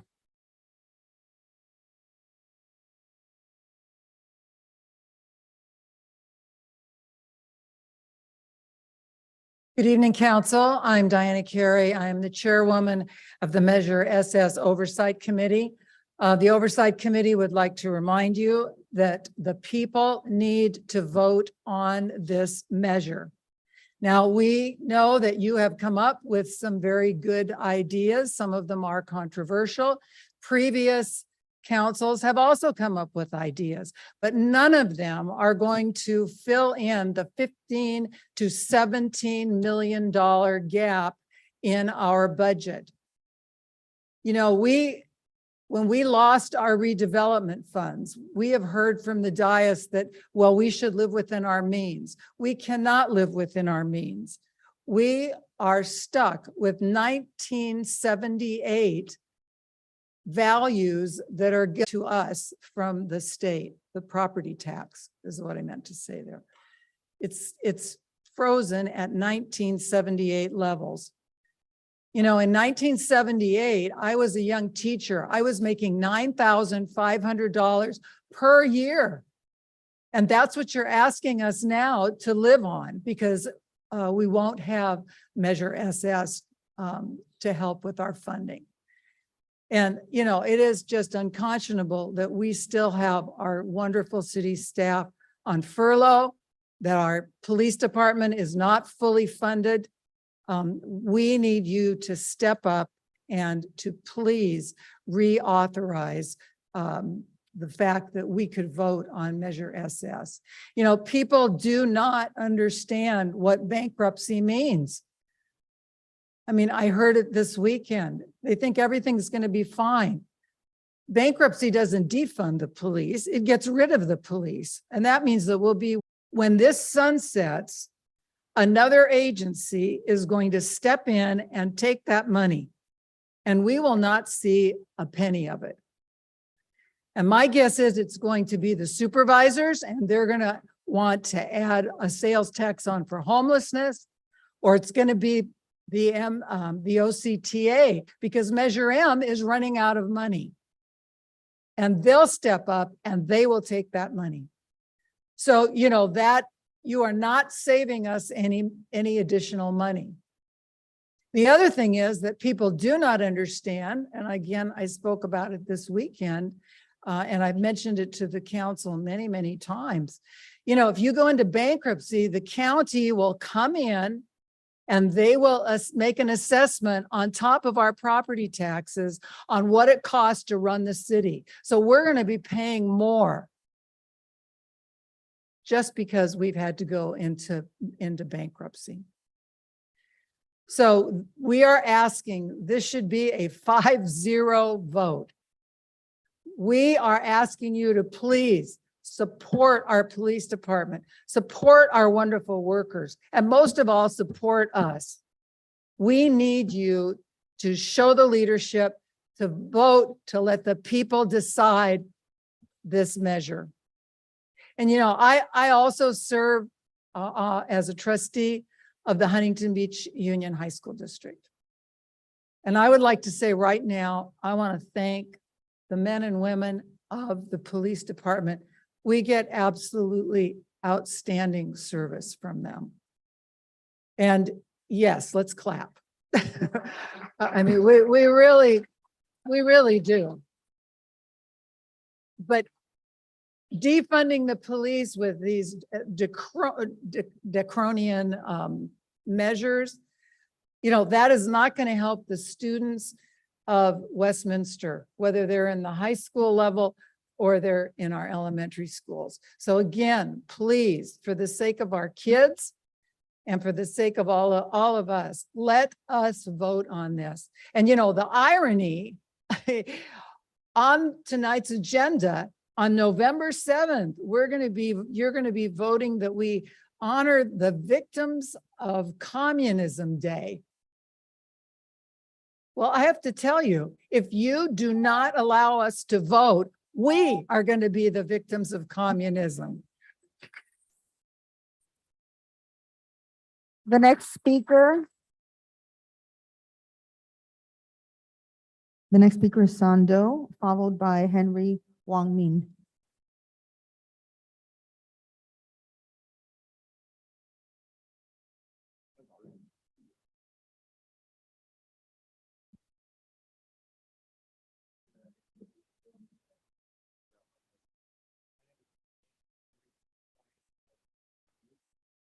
Nay, tôi được nghe tin bất ngờ là có một cuộc họp hội đồng thành phố. I heard that there would be a city council meeting tonight. Thì tôi đang trên đường làm việc, thì tôi không có mặc những quần áo đặc biệt đến đây. I was working. I was on my way to work, and so I could not dress properly to be here tonight. Tôi nói về lịch sử của tôi một chút cho quý vị trong thành phố. May I talk a little bit about myself first? Tôi mở văn phòng luật sư với ông Louis Milton Sainer. I opened a law office with Mr. Louis Milton Sainer 1994 để giúp đồng bào tất cả mọi người. To help our fellow countrymen as well as and everyone else. Tôi là một sinh viên trường Caltech LA. I was a student at Cal State LA. Cùng với anh Đỗ Sơn là hội trưởng. Đỗ Sơn. Together with Mr. Sun Do, who was the president of the organization. Chúng tôi tranh đấu cho quyền lợi của dân tộc Việt Nam. We fought for the right of the people of Vietnam. Làm sao cho dân tị nạn ở đất nước Mỹ này được tự do, hạnh phúc, sung sướng. We were trying to fight for the right as well as the right of the refugee to have freedom in this country, to be happy. Tôi nghe một cái tin rất buồn. I heard a sad news. Là thành phố Westminster sẽ khai bankruptcy. That the city of Westminster would be filing for bankruptcy. Và tôi nghe một cái vấn đề dư luận. And I heard rumors về cái thuế 8.75 about the tax rate, the 8.75 tax rate. Sẽ không được duy trì lên, tức là ngày xưa là 7.75. That tax rate would not be maintained, and it would go back to what it used to be, which was 7.75. Thì tôi nghĩ đó, thành phố, quý vị và cư dân ở đây phải đồng ý giữ cái duy trì 8.75. So I think that you need to maintain, you and the citizen of the city need to maintain that tax rate of 8.75. Để duy trì trật tự an ninh. So that we could maintain safety and order in the city. Phải giữ cái trật tự police để bảo vệ toàn dân thành phố Westminster và những thành phố lân cận. We need to keep the police force to maintain safety for not only the city of Westminster but also surrounding city. Tất cả gia đình chúng ta đều cần phải có police. We as well as all of our family need the police để bảo vệ chúng ta. To protect us. Tôi không muốn những thành phần xuyên tạc là Kimberly Hồ tăng thuế. Thì tôi nghe cái tin tức đó không có biết có đúng không. Tại vì tôi không có theo dõi chính xác. Dư luận ở ngoài cư dân thành phố Westminster nói là Kimberly Hồ nghị viên tăng thuế. I don't want to hear people attacking Kimberly Hall because I heard there were rumors out there in the community saying that Kimberly Hall was going to raise taxes in the city. Chúng ta là người Việt Nam, chúng ta phải đoàn kết. We as Vietnamese need to come together. Cũng như người Mỹ cư dân ở đây, chúng ta phải đoàn kết nhau để giữ thành phố chúng ta một ngày cường thịnh. And just as the city of the citizens or the residents of this city, we need to come together to keep the city to be prosperous. Và an toàn cho thành phố. And we need to come together to keep the city safe. Xin quý vị hiểu cho là tôi không có dự định một cái văn thư để mà đọc. Please understand that I did not come with a prepared speech. Vì tôi biết sao thì tôi nói gì mà thôi. I just speak from what I know from the heart. Tôi kính mong quý vị làm việc ở đây hay là cư dân Vietnamese hay là người Mỹ hay là người Mễ cùng nhau đoàn kết xây dựng cái thành phố chúng ta tốt đẹp. And I wish that I would like to have you, or as well as our Vietnamese residents, Caucasian, Mexican, to get together, to come together, to help build the city and so that it could be prosperous. Cái thành phố Westminster ít nhất là cũng khoảng 30 năm. I have been in the city for at least 30 years. Tôi biết tất cả chính quyền, kể cả luật sư làm việc như thế nào. I know the way the government here work, or as well as the attorneys. Tôi không thích những người làm việc có hai chiều. Tức là những người làm việc hai chiều. Hai chiều ý nghĩa là nói một đường làm một nẻo. I don't like people who speak out from both sides of their mouth. Or they would say one thing and do another. Có một điều mà tôi nghĩ những dân cử ở đây tôi biết hết, kể cả Trần Thái Dân ngày xưa là một nghị viên thành phố Garden Grove. I know all of the elected officials here, including Ben Titron, who was a city council member from the city of Garden Grove. Sau khi ông ta được dân cử, người Việt Nam bầu cử lên làm dân biểu. After he was voted by member of the Vietnamese community into office as assemblyman. Chính tôi là người vận động giúp Trần Thái Dân đắc cử và nhiều người khác để chúng ta có một người Vietnamese đứng ra bảo vệ người Việt Nam. I and many others have helped to get him elected so that we could have a representative of Vietnamese descent to represent our right. And Trần Thái Dân là một luật sư bình thường mà thôi, chứ không có đặc biệt gì hết. Van Trent was just a typical attorney. There's nothing special about him as an attorney. Trần Thái Dân không có một tài năng tranh tụng ở tòa án.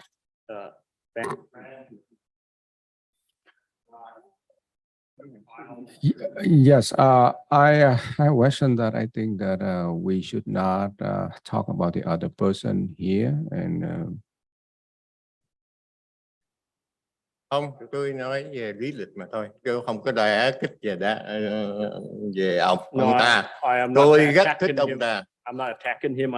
I just want to talk about his background. I like him very much.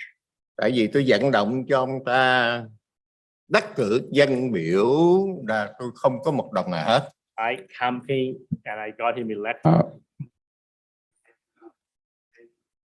Yes, I like to remind everyone that this is not a forum to campaign. Yeah. Không, đây không phải là một cái diễn đàn để ông lên ông vận động tranh cử cho bất cứ Không, người nào. không, tôi chỉ nói tại vì tôi cảm thấy là cái thành phố chúng ta sẽ khai bankruptcy thì tôi nói về lý lịch một số thành phần dư luận ở ngoài nói nhiều thôi. Chứ tôi không có đả kích một người cá nhân nào. No, I'm not doing that. I just heard that the city might file for bankruptcy, and so I just want to talk about the different components of the city. I'm not trying to attack any particular individual. Yeah. Cái thành phố mà tôi sống và cư dân ở đây mà hay bankruptcy đó là điều đau lòng. This is a city that I am a resident, that I live in, and if that happened, that would be very sad. Time's up. Thank you. Thank you.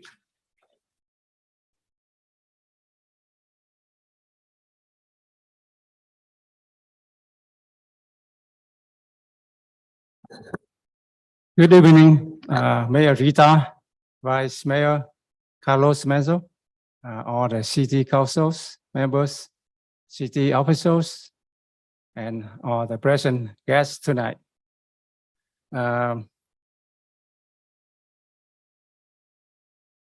Triết gia Marcus Julius đã nói, lòng biết ơn không chỉ là đức tính vĩ nhân, vĩ đại nhất, mà còn là khởi nguồn của một đức tính tốt đẹp khác. Tượng đài Quảng Trị sẽ là biểu tượng của lòng ái quốc, tinh thần chiến đấu để bảo vệ tự do, và điều quan trọng nhất là để nói lên lòng biết ơn đến những anh hùng đã vì quốc vong thân. The philosopher Marcus Julius Cicero said that gratitude is not only the greatest of virtues, but the parents of all the others. The Quang Tri Monument is a symbol of patriotism, of the spirit, of the fighting spirit for freedom, and also a symbol of our gratitude to those who have sacrificed their life. Hôm nay tôi muốn nói lên hai điều mà tôi quan tâm. Tonight, there are two things that I would like to address the council. These are things that I of concern to me. Điều thứ nhất, thành phố Westminster có 95.000 dân, trong đó là 36.000 là người Mỹ gốc Việt. First of all, the city of Westminster has about 90,000 residents. Among those, 36,000 are American of Vietnamese descent. Chiếm 40%. They constitute 40% of the population of the city. Thành phố Westminster có 20 công viên, nhiều công viên có roller skate cho trẻ em, basketball court cho thanh thiếu niên, basketball field cho trẻ em khuyết tật. Người Mỹ gốc Việt có 40% đất công viên, nhưng chúng tôi chỉ cần 2% diện tích hoặc 500 square feet vuông để xây dựng tượng đài trong công viên tự do hoặc những công viên của thành phố. Thì có gì không hợp lý mà quý vị dân cử không chấp thuận? The city of Westminster has more than 20 public parks. Many of these public parks have roller skate section, basketball court, baseball field for disabled children. We Vietnamese American constitute 40% of the population of the city, but we are only asking for 2% of the public park, approximately 500 square feet to build the Quang Tri Monument. So at Freedom Park, so why would that be so unreasonable that it does not deserve your vote? Điều thứ nhì, trong buổi họp mấy tháng trước đã có người đứng tại đây nói quân lực Việt Nam Cộng Hòa là hèn nhát. Tôi xin chứng minh là họ sai. The second thing is in a meeting a few months ago, there was a person who addressed the council and said that the Army of the Republic of South Vietnam was a coward army. I would like to, without giving any reason, I would like to show that that person was wrong. Trong 20 năm chiến tranh 1955-1975, quân lực Việt Nam Cộng Hòa đã làm tròn sứ mạng bảo quốc an dân. Dân miền Nam có được tự do hạnh phúc. Sài Gòn là Ngọc Viễn Đông, xe hơi Đà Lạt chạy từ sông Bến Hải đến mũi Cà Mau. So during the 20-year war from 1955 to 1975, the Army of the Republic of Vietnam have done its mission to protect the people of South Vietnam, to maintain their freedom. Saigon was the pearl of the Far East. Đà Lạt vehicle or car or operate or ran all the way from Bun Hai River all the way to the southern tip of Vietnam, the tip of Camel. Những trận đánh kinh hồn khốc liệt đã đi vào quân sử. Điển hình là Bình Long, Việt Nam Cộng Hòa đã loại khỏi vòng chiến 3 sư đoàn Cộng sản Bắc Việt và tái chiếm cổ thành Quảng Trị đã loại khỏi vòng chiến. Hơn 600.000 cảm tử quân xin Bắc tử Nam. So there were battles that were earth-shaking and that have entered military history. For example, the Binh Long battle, the Army of the Republic of Vietnam have destroyed more than 3 divisions of the North Communist Vietnamese Army.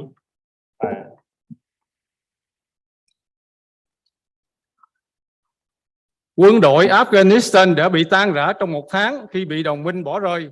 Còn quân lực Việt Nam Cộng Hòa vẫn đứng vững sau 3 năm cho đến khi có lệnh đầu hàng. Bởi những chứng minh lịch sử tiêu biểu trên, quân lực Việt Nam Cộng Hòa là quân lực anh dũng đáng được vinh danh và tri ân. The Afghanistan military were completely fell apart a month after they were abandoned by their allies. The Army of the Republic of Vietnam was still fighting 3 years after it was abandoned until they were ordered to drop their arm.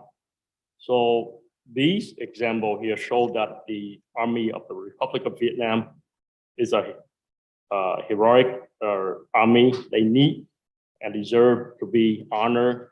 And in the Vietnam War, the South Vietnam lost about 250,000 and US alliance lost about 68,000 to defend the freedom from South Vietnam and directly for South Vietnam and indirectly for the free world. But, you know, our freedom is still lost. So the people here born in a freedom cradle, so maybe they did not know exactly what the price of freedom. So the reason we try to put the Quang Tri monument here to first to gratitude the who sacrificed for the defend the freedom, and secondly we will leave the evidence for our future generation to follow. So so please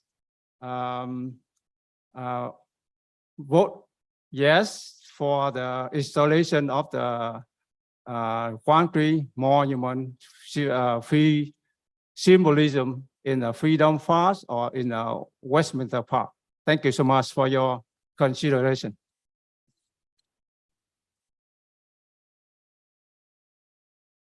Next is Amy Mai, followed by Tan Nam, and then Polly.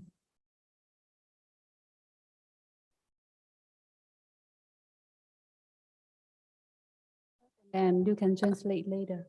Totally, both language only 5 minutes.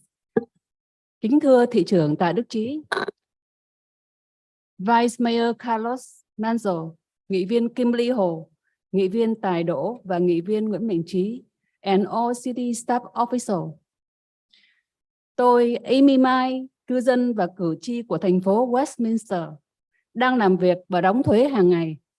Kính thưa quý vị, hôm nay tôi muốn thưa chuyện cùng quý vị về tượng đài cổ thành Quảng Trị. Tôi là người vượt biên từ Hải Phòng. Năm tôi 1981 từ miền Bắc Việt Nam. Có lẽ quý vị cũng cùng tuổi như tôi, nhưng hạnh phúc hơn tôi vì quý vị được ở trong Sài Gòn miền Nam tự do. Tôi không biết gì về Sài Gòn, tôi không nghe gì về tự do. Sau khi tôi được định cư tại Mỹ năm 1984, tôi nhận thấy các bác, các chú trong quân lực Việt Nam Cộng Hòa có tinh thần đồng đội và hiến thân cho Tổ quốc Việt Nam cho đến hết cuộc đời họ, nên tôi rất ngưỡng mộ. Dù ngoài trời đang nắng chói chang, tôi đã đến tượng đài Việt Mỹ quỳ xuống cầu xin các linh hồn, các anh chiến sĩ phù hộ để mở lòng quý vị hôm nay. Đừng vô cảm đến các linh hồn đang cô đơn lạnh lẽo. Xin cho các linh hồn một nơi trang nghiêm để thờ phượng. Xin Chúa ban cho quý vị được sáng suốt để quyết định vị trí để an vị tượng đài Quảng Thành của thành Quảng Trị. Chúng tôi sẽ không quên ơn quý vị và sẽ bỏ phiếu cho quý vị trong bầu cử sắp tới. Chúng tôi xin chân thành cảm ơn quý vị. Mayor Ha, Vice Mayor Manzo, Council Member Ho, Do, and Nguyen, and the entire city staff. My name is Emmy Mai. I'm a resident and also voter of the city of Westminster. I work and pay my taxes every day. I'm here today because I would like to talk to you about the Quan Tri Monument. I was a person who escaped Vietnam by boat from Haiphong in 1981. That would be North Vietnam, from North Vietnam. Perhaps we are of the same age, but you were luckier than I was because you were born and you in the South, in Saigon, you have enjoyed freedom there. I did not know anything about Saigon. I did not know anything about freedom. But when I settled here in America in 1984, I saw that the former service member of the Army of the Republic of Vietnam, I saw that they have sacrificed their life for the country until they die. So I respect them very much, and I admire them. Despite the scorching sun, I have come to the War Memorial to pray that they would somehow, some way open your heart. Please do not, because of some personal reason, please open your heart so that those souls would have a place that we could honor, that we could worship. So may God bless you with wisdom so that you can allow the monument to be, the Quan Tri monument to be built at a public park. We will not forget this when in the next election, when we vote in the next election. Thank you. Thank you.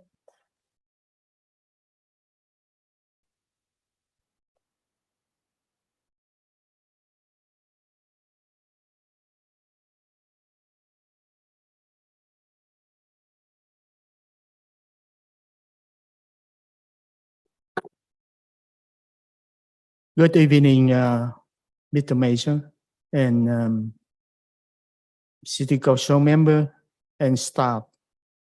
My name is Nam Tan. Have lived in Westminster more than 30 years. So I am also president of the coalition, Vietnamese Veteran Association. Today, I come in here to talk about the location, Quang Tri Monument. We are the member from community. We raise the funds. We build the monument in the park, Westminster.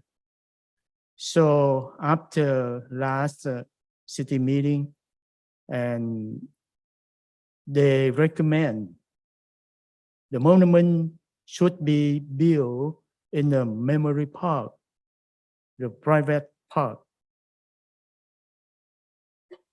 We very surprised by your recommendation.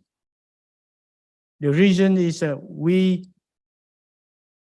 were choice to be member of the community in the Westminster. So we think the monument must be built in the any park, the city of Westminster. So we very disappointed. You no support for the community. You know respect for community.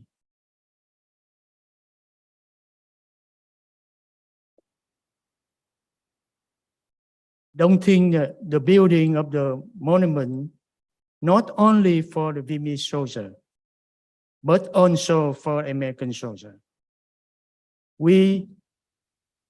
They fought together,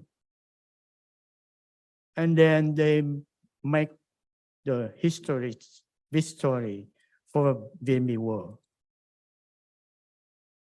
Don't think the monument cost fast and maintain it. But you think this is the history for property, the Westminster City.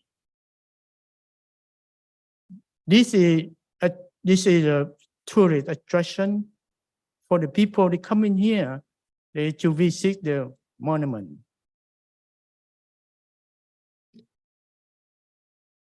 So I come in here to just want the city council when you make the decision and the vote yes on any park in the city of Westminster, not anywhere else. Thank you.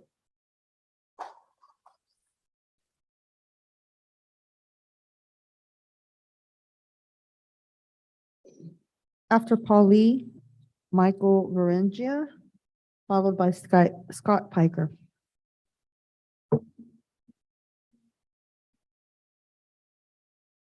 You have to turn the light on, please. The light on. With the light. Show the light now here. No light, right? Oh, okay. I saw that. Okay. Good evening, everybody. My name is Paul Lee, Chairman of the committee. Thank you. I stand here to raise my voice concerned about the Quang Tri Monument. As you know, Quang Tri Monument is committee established by the city. Almost the member is a veteran of Vietnamese veteran, chosen by the city. The committee worked at the request of the city. We work very well, except the location. Okay, we shot some location, but not the memory park. Okay, the best and the most sense is the Freedom Park, which is where the most of the people live in the city of Westminster once, without hesitation. Let's talk about the member of Quang Tri Monument. Like I say above, all the member of the committee are chosen by the city, work together, achieve common and a good outcome. Respect each other, but I have a problem with two guys, Bob Henderson and Conrad Gomez. I think they zoned to the committee for the purpose protecting. They are both everything. They're both the location, about the information of the Quang Tri Pattern. Okay. The Quang Tri Monument Committee has worked with two of them many times and certified their request. Remember, on the 29th, June 29th, the last time meeting, including me, Kenny Huang, Dr. Kuang, and two of you, and Vanessa Jensen and Jack Mo. Finally, you agree everything. And then after that, you change your mind. You not read the committee. You not read the committee. You change your mind like a change the clothes. You add from one to another one. Look like a child at the mother come from the supermarket. The two people is adult, but their mind is a matter. Today say yes, tomorrow say no. The action is to not respect its order. Okay, if two of you don't respect the committee of the monument, then I am the chairman. I will disband you on the opinion fairly. In addition, one thing I can ask, okay? The tax of the city is the A1 one, not the rate tax. That's one is A11 will expire very soon. Okay, if we don't maintain the tax A11, I think the city will bankrupt. And we bankrupt, we don't have police, we don't have firefighter. That's the one. Maintain the tax A11 doesn't mean it's rate tax like some fake news say. Thank you.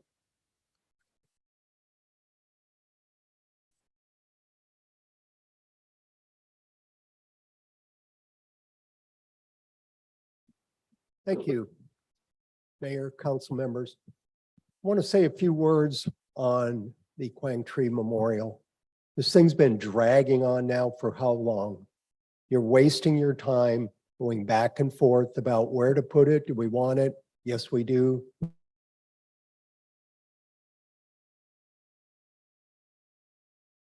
Put it on private property. Westminster Memorial Park has shown an interest of having it over there. Good place for it.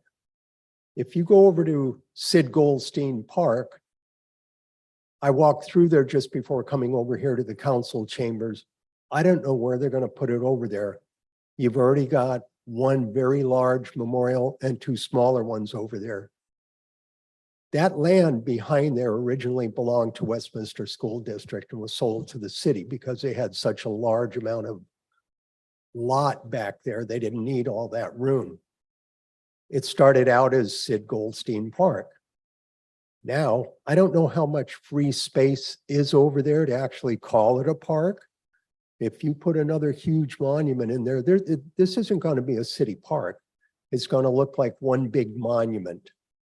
You need to come to a decision, find a place to put it, preferably someplace where you don't need to worry about tax dollars doing upkeep for it. You already have something on your plate right now with Measure SS, either extending it or not. But what you should really do, put it on the ballot, whether you agree with it or whether you don't agree with it. These people want to decide, and so do the residents of the city. And I feel for my brothers and sisters in blue. I'm a 30-year law enforcement veteran, and I understand what they're going through. So you've got a couple of things. Figure out what you want to do with this memorial. Either leave it where it's at. I read the letter from Attorney Mark Rosen representing apparently whoever has it now, and that they're not interested in sending it back down here. So if they want it, let them keep it. Let them worry about the upkeep, and you guys worry about Westminster and what you're going to do about having a budget. Are we going to extend SS, or are the voters going to say, no, you've squandered money? But that's not up to you to decide. That's up to the residents, the voters of this city to decide. So I'm not going to waste a bunch of time up here. Everybody's dragging along. I've sat through just so I could get up here and say my 10 cents worth. But make a decision, please, and put the SS on the ballot. Let the voters take care of it. Thank you.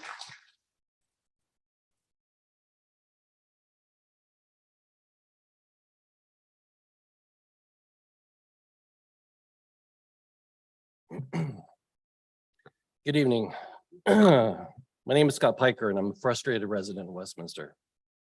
I'm frustrated because I feel like I shouldn't have to be here. I shouldn't have to tell you how to do your job. I shouldn't have to remind you that you are public servants, first and foremost, elected to stewards of our city. I shouldn't have to join dozens of my fellow residents to show up at a council meeting on a Wednesday night to tell you how to do your job. I'd like to remind you that you are not here sitting in those chairs to advance your personal political careers. You are not here to make yourselves or your buddies rich. You're not here to improve your standing in the community and become a local celebrity. You are here to maintain, and dare I say improve, the quality of life of our residents, the people who voted for you and put you in those seats. In 2016, we, the residents of Westminster, voted overwhelmingly for 1% sales tax, what was called Measure SS. We didn't vote for it because we're rich with money to burn. Many of us were and still are just getting by. We didn't vote for it because we're tax-living liberals or beholden to any special interest groups. In fact, people from all backgrounds and all political parties came to support Measure SS. We did this because we love our city and didn't want it to change for the worse. We didn't want our police force to be decimated. We didn't want our senior center to be closed. We didn't want vandalism and graffiti to go unaddressed. We didn't want our parks to be neglected and overrun with the homeless. We wanted Westminster to, at the very least, remain the nice city that always was. But one part of Measure SS was a mistake. The mistake was that it has a 6-year sunset clause set to expire at the end of this year. This was added at the insistence of Mayor Ta, who refused to put the measure on the ballot unless it had an expiration date. Ostensibly, this was so the council could make structural improvements to the city budget, finding new sources of revenue, and or reducing costs in a way that did not negatively affect resident services. This was supposed to buy yourself time to do the right thing. But what happened over these past 6 years? Well, I don't normally attend meetings in person, but I do watch every city council meeting on YouTube. Double speed, pro tip. And what have I seen over the past 6 years? Arguments about needing a code of ethics that result in nothing but hot air.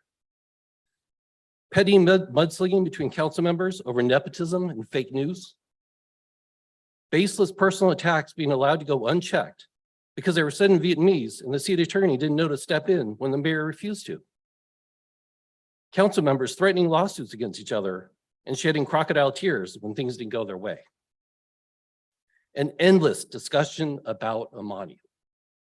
So many hours spent discussing this monument. Who will be on the committee to design it? Who will approve the designs? Who will pay for it? Where will we put it? Why is the latest design inaccurate or insulting to one group? This monument has truly become the poison chalice of our city.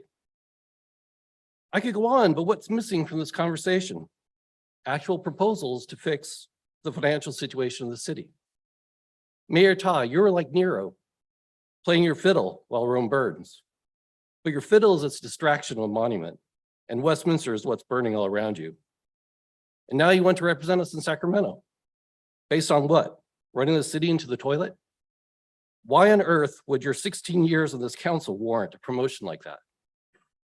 And as for the rest of you, you're like deckmates, shuffling chairs around on the Titanic, ignoring the inevitable, hoping for a miracle, I guess, or at least hoping nobody will notice that you're not doing anything. 3 of you want to be the next mayor of what? A bankrupt city on the verge of collapse? No, nothing's been done to improve the city's financial well-being over the past 6 years. A replacement revenue source for the lost tax revenue was never identified. Budgets were left largely as is. In fact, during a recent study session, the council's direction to staff was maintain the status quo, even though they knew that the revenue that paid for the status quo wasn't there. Now, some would argue that this is precisely why the tax should be left to expire. Clearly, you can't trust politicians to do the right thing. The fact that nothing's been done in 6 years is proof that politicians can't be trusted. Well, I'd argue that the real lesson here is that city needs new leadership, a new city council made up of residents. Yes, real residents of Westminster, not people from the nicer parts or C. People who don't just talk a good game, but can back it up through real action, real impactful action. I truly hope you guys do the right thing and put your egos and political aspirations aside. Let the voters of this city decide our fate. Let us vote. And if for whatever reason you plan to oppose putting this on the ballot, I hope you have the courage to explain why. Don't sit back and abstain like last time, Mayor Ta. And don't just vote no without an answer. Time is up. No. Thank you.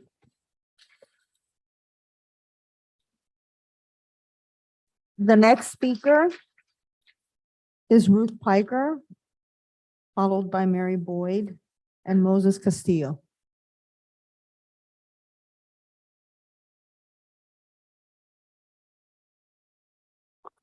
Hello, good evening, Mayor Ta and council members.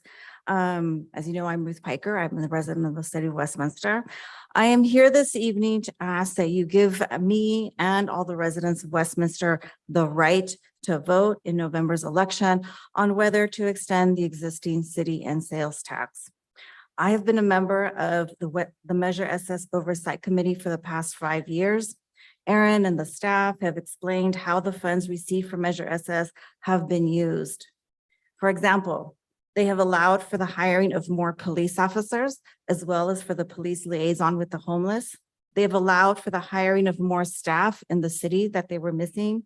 They allowed for the hiring of parking enforcement officers to ticket illegally parked cars and other minor violations to give police officers the opportunity to take care of more serious issues. They have allowed for the hiring of more landscaping staff to mow our parks and lawns so our children can run and play and our families can enjoy the outdoors and spend time with family. They have allowed for the hiring of development officers to mediate and work with the owners of the Westminster Mall to improve and expand the mall and the services for more welcoming and inviting customers, again, expanding our revenue within the city. It's also allowed for paying pensions and other financial obligations, but most importantly, it has been able to keep the lights on in our city.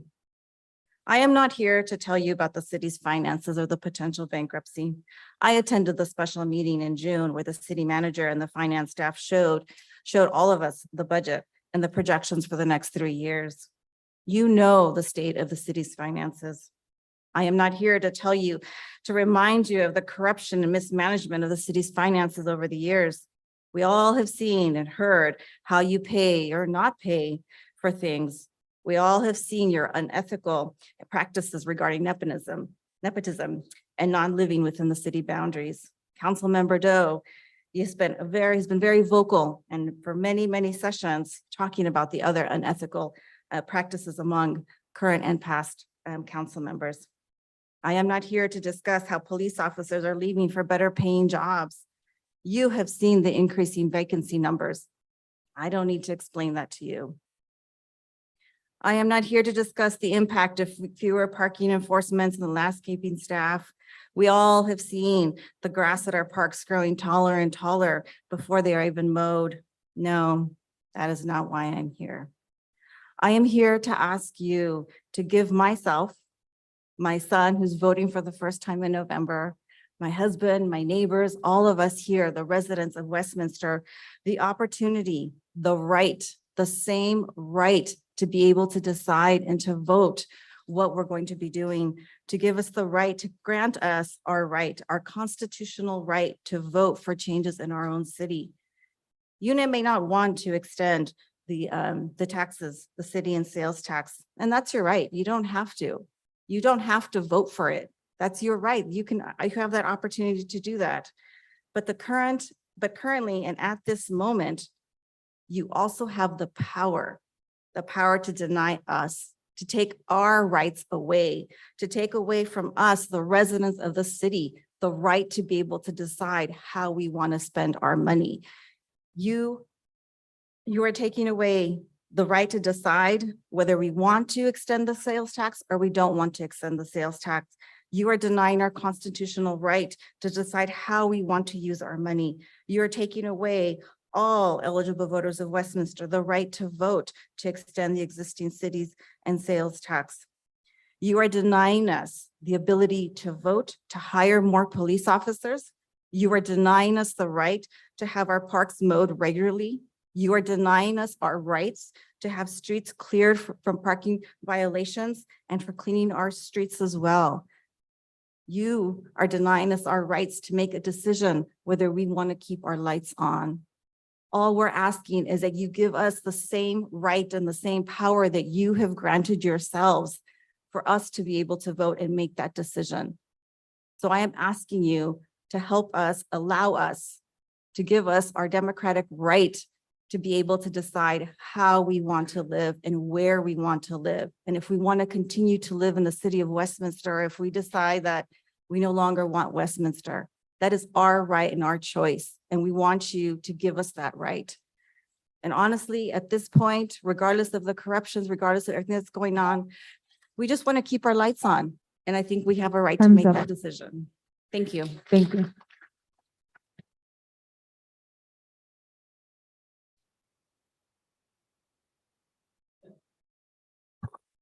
Good evening, Mayor and City Council.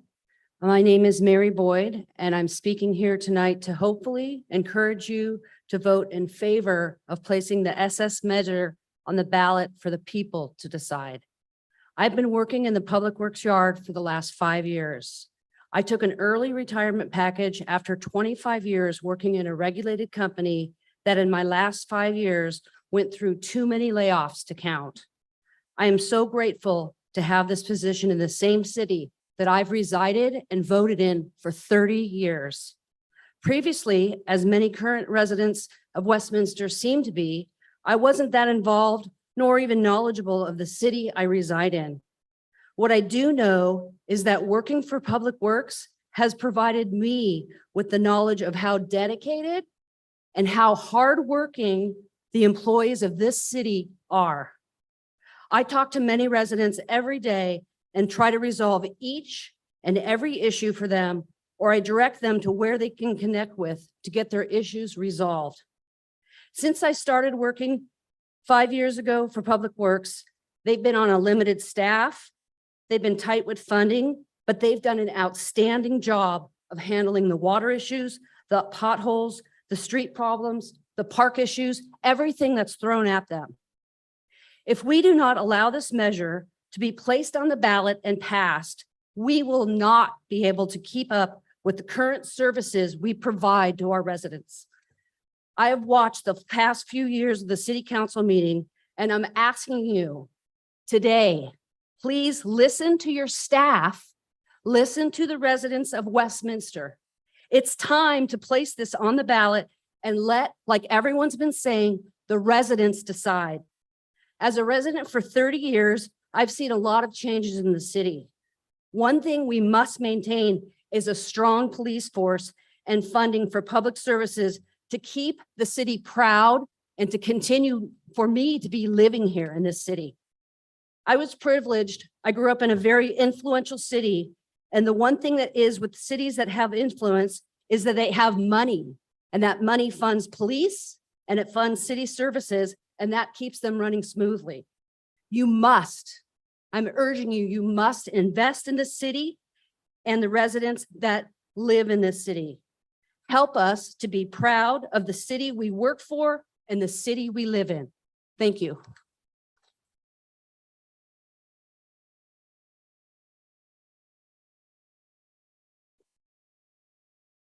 Good evening, Mr. Mayor, Mr. Vice Mayor, and City Council members. My name is Moses Castillo. I've been a resident for Westminster for almost 3 decades. And today you could consider me a community advocate. After hearing all these speakers here tonight, it's given me a greater resolve to encourage you to do the right thing. In fact, it should have given you a greater resolve to listen to your residents, your voters. A no vote will create a divide. A no vote will secure you're no longer going to be reelected. A yes vote says, I'm with the people of Westminster. I will allow them to vote. The voice will be heard because their voice matters. And I'd also like to commend Chief Lene and the Westminster Police Department. In recent weeks, months, they've worked some really tough cases and removed some dangerous criminals off our streets. And I'm talking about dangerous criminals, murderers, rapists, child molesters, you name it. And many of them spoke here today, and man, I applaud them for doing that. It takes courage to face you face to face and tell you to put this measure on the ballot. So it's up to you. Are you going to unite with us or are you going to create division? And I hope you do the right thing. Because you know what? The only way for evil to prevail is for good men and women to do nothing. And we need our police officers. They need our support. They need our funding. They need everything because ultimately, public safety is number one.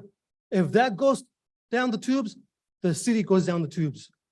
You honor them, you respect them, you support them, you advocate for them, then our city will be just a-okay. We'll bounce back. Our city has gone through many challenges. We will bounce back, but we need you to do the right thing and put this measure on the ballot. Thank you. Have a good night.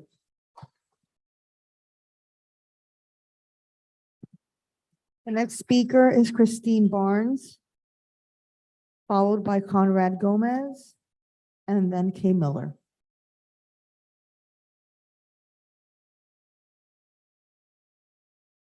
Christine? Shut up, thank you. Conrad Gomez, followed by Kay Miller. Yes. And then Bulldog Jesse after that. Hello, City Council. I hope you're all doing well. And as you already know me, my name is Conrad Gomez, President of Vietnam Veterans America, Chapter 756, representing 5,000 to 6,000 Vietnam veterans in the state of California. And the first thing I've got to say, from hearing all the residents, the first and most important part of this meeting is to make you aware it is your responsibility to allow the citizens of Westminster to dictate to you, all of you, that they have the right to vote. That is the way it is. That's why veterans have gone to Vietnam, they've gone to Afghanistan, Iraq, all these places you've heard of that you look at, and you have to understand that here in the United States of America, one of our rights, God-given rights in the Constitution says the right to vote.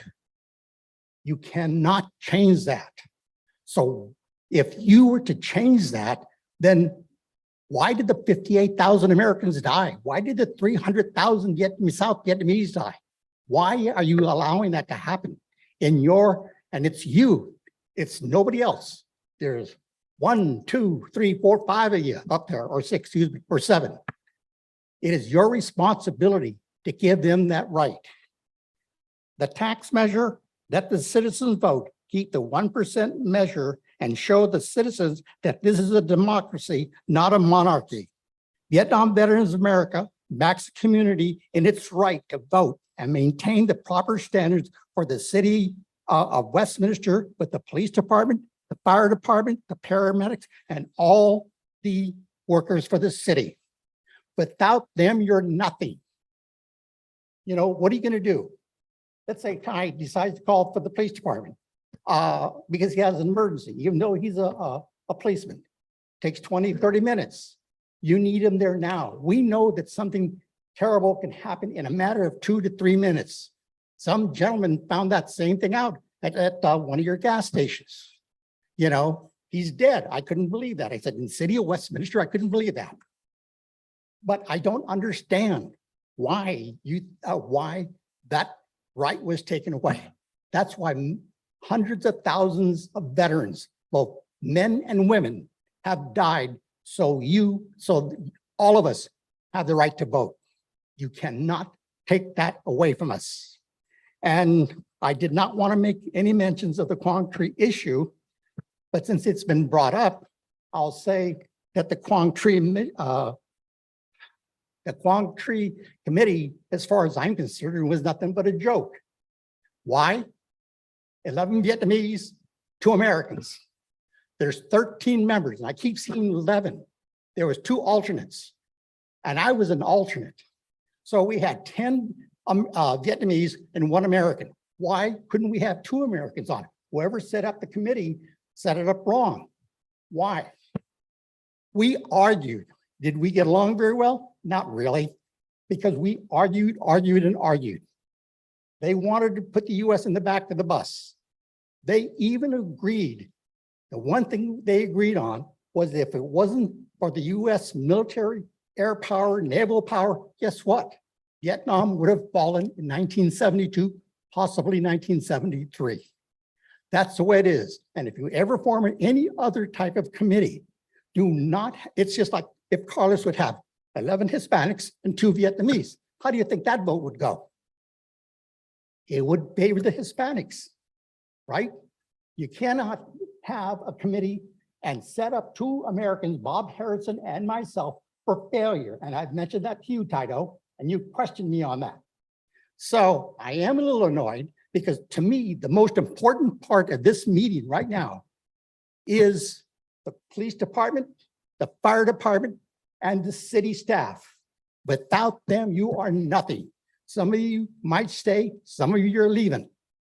But without them, this community deserves the police department, and you have no idea of what a policeman has to go through, or a fireman, a nurse, a paramedic, even the city staff, all the things that they do for you.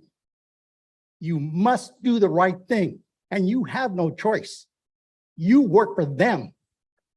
They don't work for you. They voted you in and they trust you. So this issue of Kuang Tree Monument, you have a free spot at the Westminster Memorial Park. That's it. Time is up. Thank you. Kay Miller. That'll be followed by Jesse and Quan Nguyen. Mayor Ta, Vice Mayor, council members. My name is Kathy Miller, and I've been a resident of this city for 58 years. My heart is beating. Public speaking is like a root canal, but it's too important not to speak up.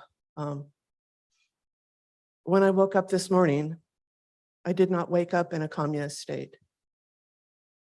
I woke up in a democracy where I have the privilege and honor of voting. And yet some of you would deny me that right and would deny that right to the residents of this city. And I don't understand it.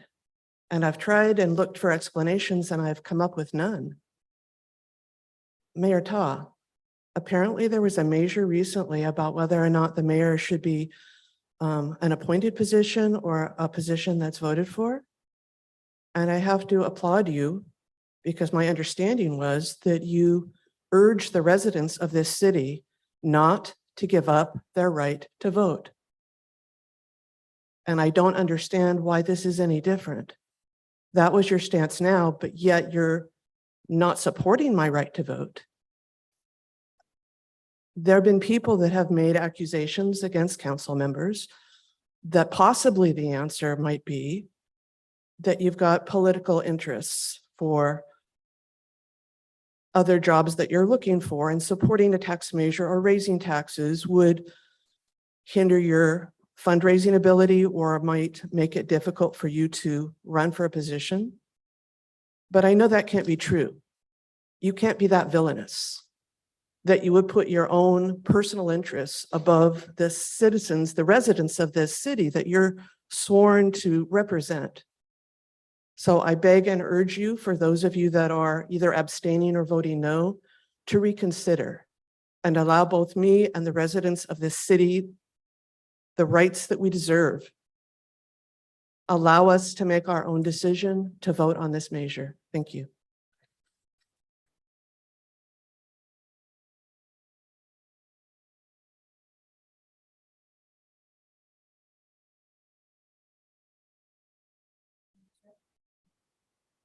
Jesse? Hold on, Jesse. Quan Nguyen?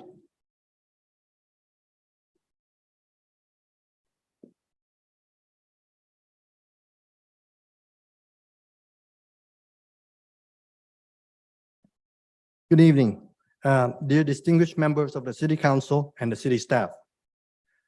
The Kuang Tree Monument Committee was formed this year by the Westminster City Council to help depict, construct, and fundraise for the monument. It was composed mostly of veterans, both South Vietnamese and Americans, and a few community leaders. We have convened at many meetings and have exhausted hours to reach agreement among our members. On June 29, the committee has voted on the logos of the monument as witnessed by two city officials here. However, 2 weeks later, the city council overruled our decision in favor of a few vocal people here. These people who spoke the loudest, they had the least understanding of the battle.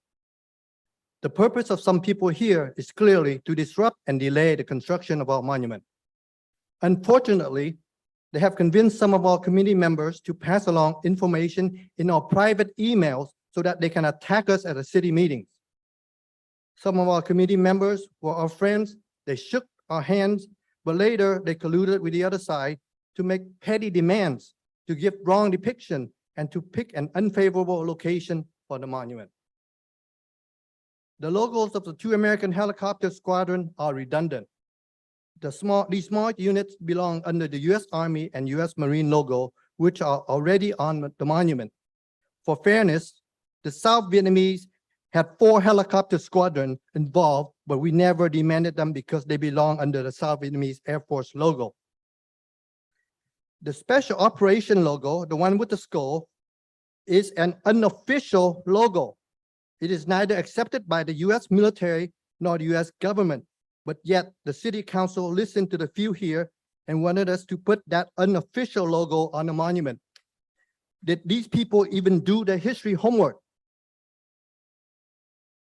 The Kuang Monument should be at an easily accessible public park where people can take their families to visit. It should not be at any private land where the access is restricted. It should not be at any place where there will be more delays of construction, which could possibly derail the whole project. The Kuang Monument Committee is disappointed at that our votes were not counted, and instead the city listened to the few here. Just because our skin color is different doesn't mean we're less American. Just because our skin color is different doesn't mean our votes are not countable.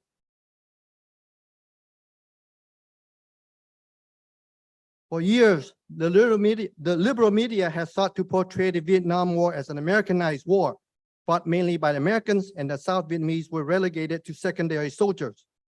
They portrayed the South Vietnamese as incompetent, and the war was unwinnable because without Americans' involvement was unwinnable, and that was exactly what the communists have always wanted in their propaganda. The whole purpose of this Kuang Monument was to change all that sentiment. Yes, America did help South Vietnam in the air, but the final credit for victory goes to the individual South Vietnamese soldiers who fought on the ground. It is an universal theme among the revisionist historians. The Kuang battle epitomized Vietnamization, the successful transfer of American military might to the South Vietnamese so they can defend themselves. Give the South Vietnamese their grand victory so that Americans can withdraw with peace and honor. That was the whole goal of the Nixon administration. Let us think about this. If Congress has not cut aid and Vietnamization was allowed to succeed, the war would not have been lost. America would be celebrating its veterans, and China would not be a threat like they are today. Depicting the Kuang Monument any other way is going back to the early Americanization of the war. It is travesty of history, and it disrespects all veterans who have fought for the right cause of the war, which was to defend South Vietnam and build her strong to fight the communists. Please, let us build the Kuang Monument the right way and put it in a respectable place. Thank you.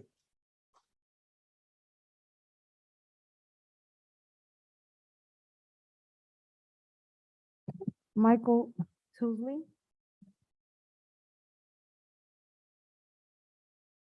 Michael Tousley, followed by Max Stewart. Good evening, Mayor, Vice Mayor, council members. My name is Mike Tilsley. I live in Benton Avenue in Westminster. I come mainly tonight, you know, I came the last meeting, we talked about the homeless problem and the help I was going to receive. Well, we had a neighborhood meeting last night and Vice Mayor was there. Thank you, Mr. Manzo. Great job. I even had the Chief of Police came. We had Commander McCormick, Sergeant Adam, We had the city manager, she was there, and the assistant city manager. So I thank you all for coming. The neighborhood really appreciated it. I got a bunch of calls today and people knocked my door thanking for the support that they received. I got a message from Sergeant Adam today. He emailed me, telling me that they've contacted the land management there, their own Walmart. And if they don't start getting the wall fixed in the next week, they've been cited and they're going to start fining them, giving them daily fines until it's fixed, which I think is a great idea. Now, and that was the main reason I came here tonight, to thank the Chief of Police for taking the time to come see us all. And we have a great police department. There's no two ways about it. We are looking out, and I've heard all the stories tonight. I've heard all the people. I've heard all about the monuments. Oh, by the way, how's my castle coming? Are we still on with the castle? Remember I asked you for the castle last time when I was here last week? Carlos, how's my castle coming? Okay. Just so as we know, but silliness aside, the most important thing is this, what everybody spoke about. You guys know. Now, just a little bit about me. Before I retired last year, I was an executive. I ran many multi-million-dollar companies. They would hire me to go in, fix the company that was failing or faltering, make it profitable, and move on to the next one. They give me a pile of money, I was out the door. And that's how what I've done for the last 20 years. Looking at this tonight, what I saw, we wasted the first 20 minutes of this meeting over one motion. You wasted 20 minutes over one motion that could have been resolved very quickly, but it just shows the incompetence upon that table, on the DS, I should say. It just shows the incompetence. If either one of you would have done that in one of my meetings, when I ran companies, I would have called you to my office and I would have fired you in a heartbeat. I have an idea how to fix this. Let's put the police department in charge of the city. They are way more competent than councillors. I saw the televised version of meeting 2 meetings ago when Mr. Manzo asked you to vote on where this monument should go or not go. You are the mayor of this town, this city. You should have made the decision and vote yay or nay. If you're a leader like I was, you make a decision. If it's a great decision, you take the credit and pat yourself on the back. If it's a bad decision, you fall on your sword. That's part of being a leader. And the chief of police knows that. My point is, you asked Carlos said, well, that's going to cost money to hand it down to the committee. You wanted the committee to make the decision. Well, if the committee makes a decision, what do we need you lot for? Makes no sense to me. And then you asked the city manager what it would cost, and she gave you a ballpark figure of $20,000, which was probably lowballing it. Now, we've got no money in this city. How can you just waste another 20 grand? To be honest, you should step down tonight. If you had any honor, you should step down tonight as mayor of this city. You're a disgrace. And the other, you should follow him, right behind him. If you think any of you give me the next mayor, you're on drugs. There's no way you'll ever be mayor of this city. I'll make sure of that, because you got me involved now. You know that 10 they talk about? I'm going to be number 1, not 10, because that's how I roll. So just to let you know, once again, thank you, Westminster PD, for all your support. Thank you. Time's up.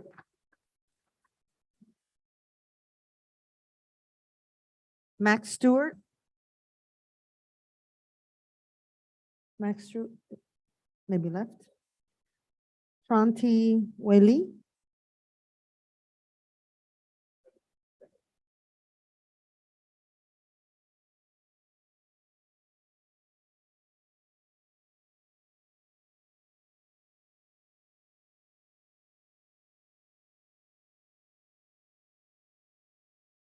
Chào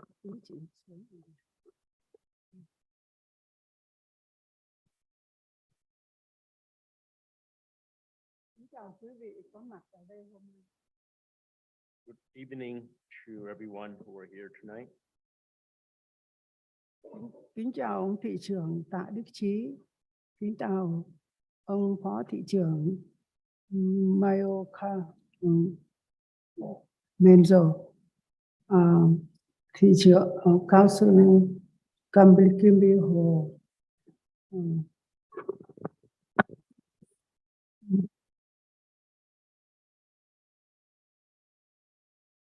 Nghị viên Tài Đỗ.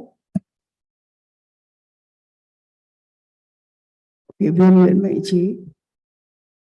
Good evening, Mayor Ta, Vice Mayor Manzo, City Council Member Ho, City Council Member Do, and City Council Member Wiz. Trận tái chiến của thành Quảng Trị năm 1972 là một trận chiến nổi tiếng khắp thế giới theo dõi, không những cho toàn dân quân miền Nam cũng để vinh danh quân đội đồng minh, những chiến binh của quân đội Hoa Kỳ đã tham gia trận đánh tái chiếm cổ thành Quảng Trị. Có hàng trăm phi vụ của quân đội đồng minh Hoa Kỳ đã thả bom và thả những quân nhân nhảy dù xuống để yểm trợ trận đánh cổ thành Quảng Trị và tái chiến thắng cổ thành Quảng Trị ngày 6 tháng 9 ở Trung An. Sự hy sinh của quân đội đồng minh Hoa Kỳ và quân đội xâm lược Việt Nam Cộng Hòa đã đổ xương máu cho trận này, thì cần phải được đặt tượng đài một nơi trang nghiêm an ninh và có nhiều du khách tìm đến chiêm ngưỡng như Freedom Park để nhớ về lịch sử của trận đánh năm nào. Cảm ơn quý vị đã lắng nghe. Kính chào quý vị. Tôi là Thị trưởng Trần Thị Như Lệ của Phòng xã hội Sư đoàn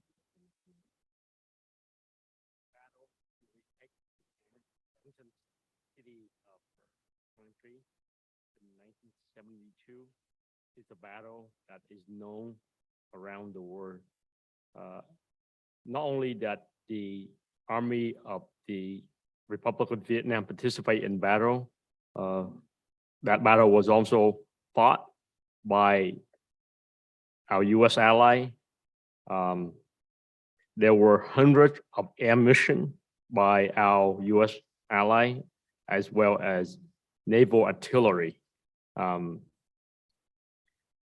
U.S. ally have dropped bombs as well as paratrooper to come and join and participate in the fight to retake the ancient city of country. And because of the support from our U.S. ally, as well as the fight, the courageous fight by the South Vietnamese army, we were able to retake the ancient citadel on September 16, 1972. The sacrifice that was made by the South Vietnamese army, as well as our U.S. ally, deserve a place so that the sacrifice could be honored, and that place should be a place of solemn. The monument needs to be placed at a place that is solemn, that is safe, and that would attract a lot of tourists, such as Freedom Park. So thank you for listening. Former Marine Lieutenant Colonel Lee Quy Thi Tran.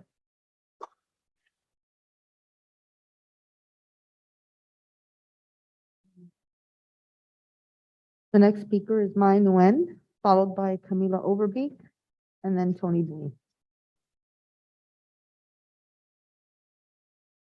Mai Nguyen? Camila Overbeek.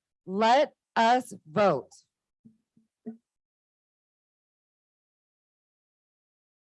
Mai Nguyen?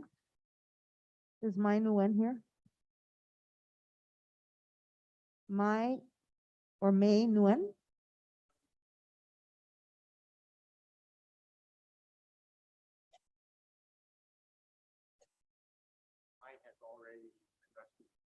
Okay, thank you. Next up is Tony Bui, followed by Nguyen Thong, followed by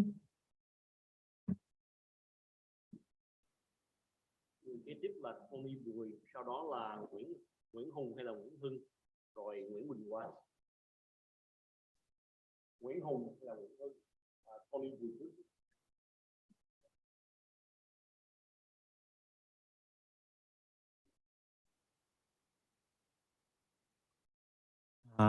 Good evening, Mayor, and good evening, City Council members. And also good evening to all the officers and police officers too. You have been working hard to keep the meeting in order. And we just heard people ask for, let us vote. That means you cannot stop the people from voting for their right. Last time, some people, especially Kimberly Ho and Tidal, bring the issue of Measure C to stop the people from voting for mayor. But then they not succeed. They fail. And it cost the city $300,000 or $400,000. That's a big dent into our budget. That is why we are in the brink of bankruptcy. See, you are talking about bankruptcy, but you don't know who is the culprit to make the holes in our budget. So that is Kimberly Ho. She's scared, she's run away. I hope she will be here to hear my complaining. I am the one who signed the signature to endorse her to run for city council 4 years ago. But then I was frustrated because she did not follow the rules of our city council. And also, you know, the Quang Tri monument issue has been dragging for 4 or 5 years. All of you, 5 of you, including her, already approved the Quang Tri monument number 1. And then when they are about to install, 3 of you, Tidal, Menzo, and Kimberly Ho, stop it completely, and you make the decision that no more monument in Freedom Park. That is why you take the blame for dragging the problems. People want to put the Quang Tri monument there. And now you make the decision, already no monument there. And then you want to reverse it. This is not a game for the children to play. Sometimes you say yes, and then next time you say no, and then the next other day you say, okay, that's really bad for our city. It's dragging, and make the big holes in our city budget. That is why some of the people call Kimberly Ho is Kimberly Holes, because they make a big holes in our budget. See, this is Kimberly Holes. So please, you should know the real problems of our city. And also, where's Kimberly Ho? You hiding from me? Too bad. So Ho already called horrible decision and horrid policy. Horrible, that means changing, and keep changing. Kimberly, I would like to talk to you directly here. Don't hide in the side there. Because when I support Ho, I thought that she will bring hope to the city. But actually, She bring horrible decision. He make big holes to our budget. $300,000 for Measure C, which was advocated by Kimberly Ho. So that's why, Kimberly, your name have a L. Lee, that means life. But you follow the wrong route, and L become lies. L become lust for power. L become leeches. See, those are the problems. And Menzo, your name, man for Zorro act. You know Zorro? He's a hero. But if you follow the wrong direction, you will be man with zero dignity. So everything depends on you. And Mr. Taido, your name Tai is talent. But you follow the wrong direction. It will be terrible disaster. Tai, that's it. That's what I want to. Time's up. Thank you.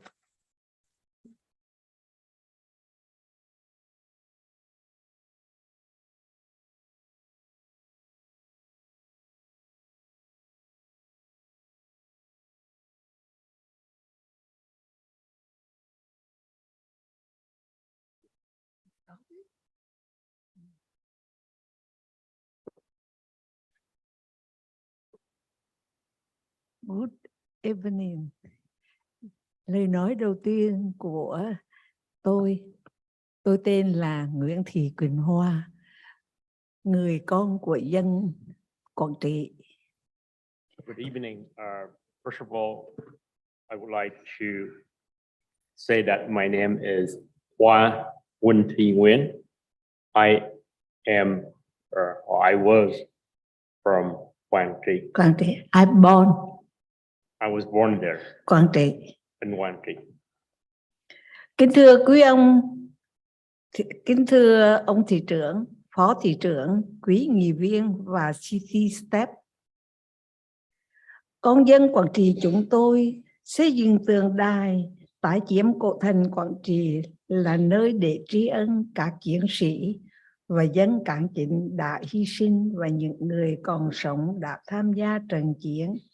Nên phải xây dựng trên công viên thành phố, chứ không phải trong nghĩa trang như West Memory Park.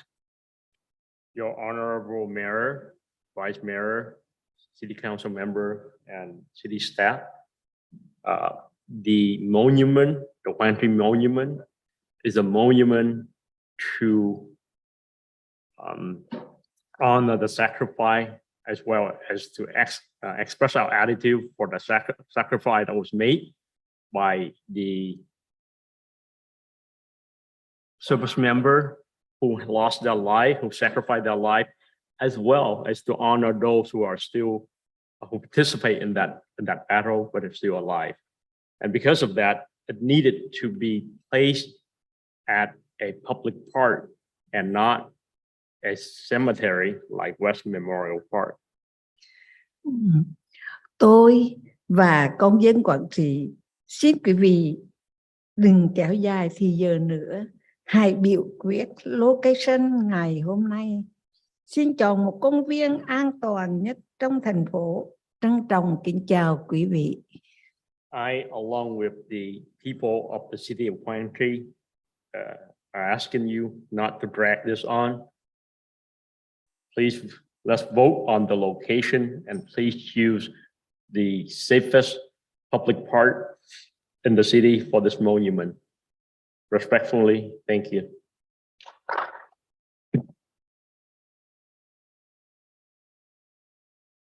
Next speaker is Tree Nguyen, followed by Tree Nguyen. Người kế tiếp phát biểu là Trí Nguyễn.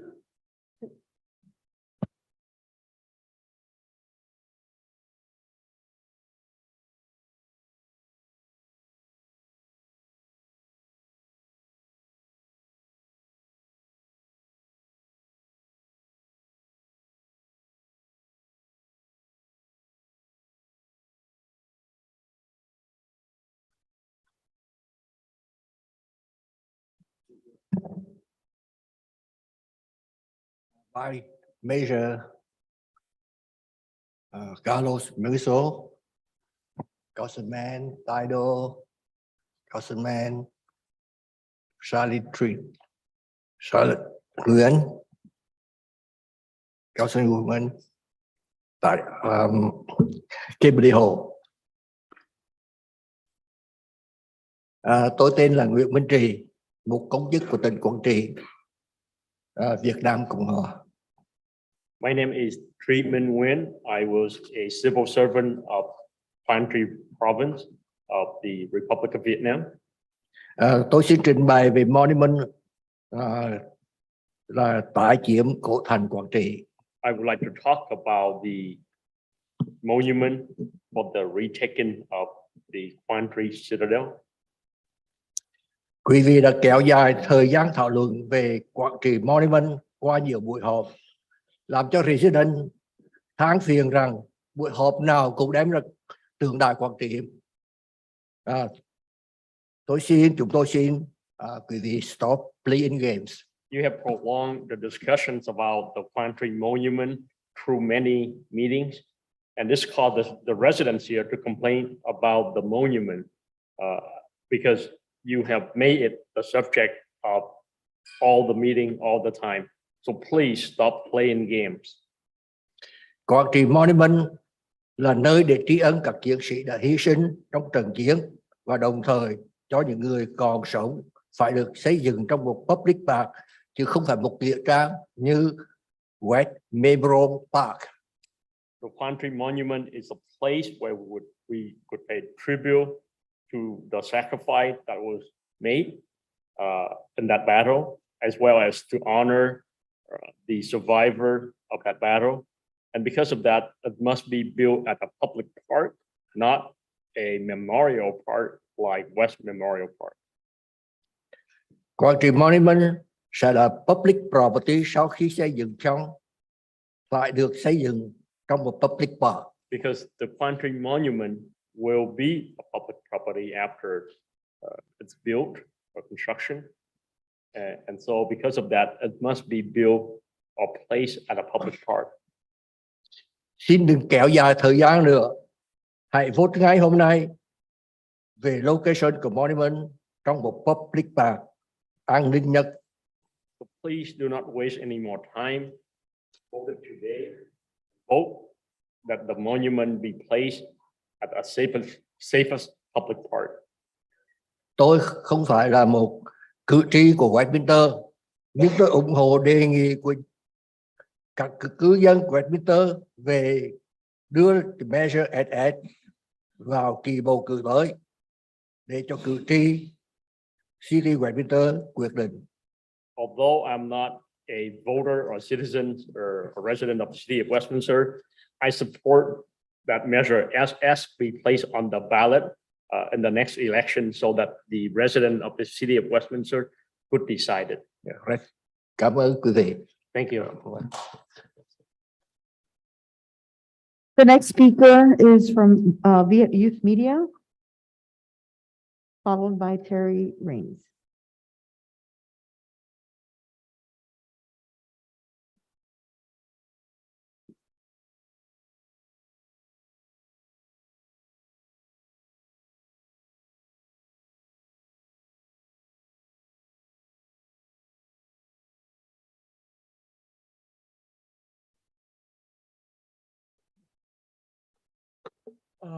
Good evening, everyone. Hôm nay là buổi họp cuối cùng trước khi bước vào mùa tranh cử. So tonight's meeting is the last meeting before campaign season. Còn 2 ngày nữa là hết hạn ghi danh ứng cử. There's only 2 more days before one can file paperwork to run. Có lẽ quý vị và những đàn em tay sai của quý vị đã rút đơn và nộp đơn để tranh cử. Perhaps you and your latchkey have taken out paper and file so that you could run for offices. Nhưng sau khi nghe cư dân phát biểu và yêu cầu quý vị do the right thing, tôi không biết quý vị có biết cần phải làm gì chưa?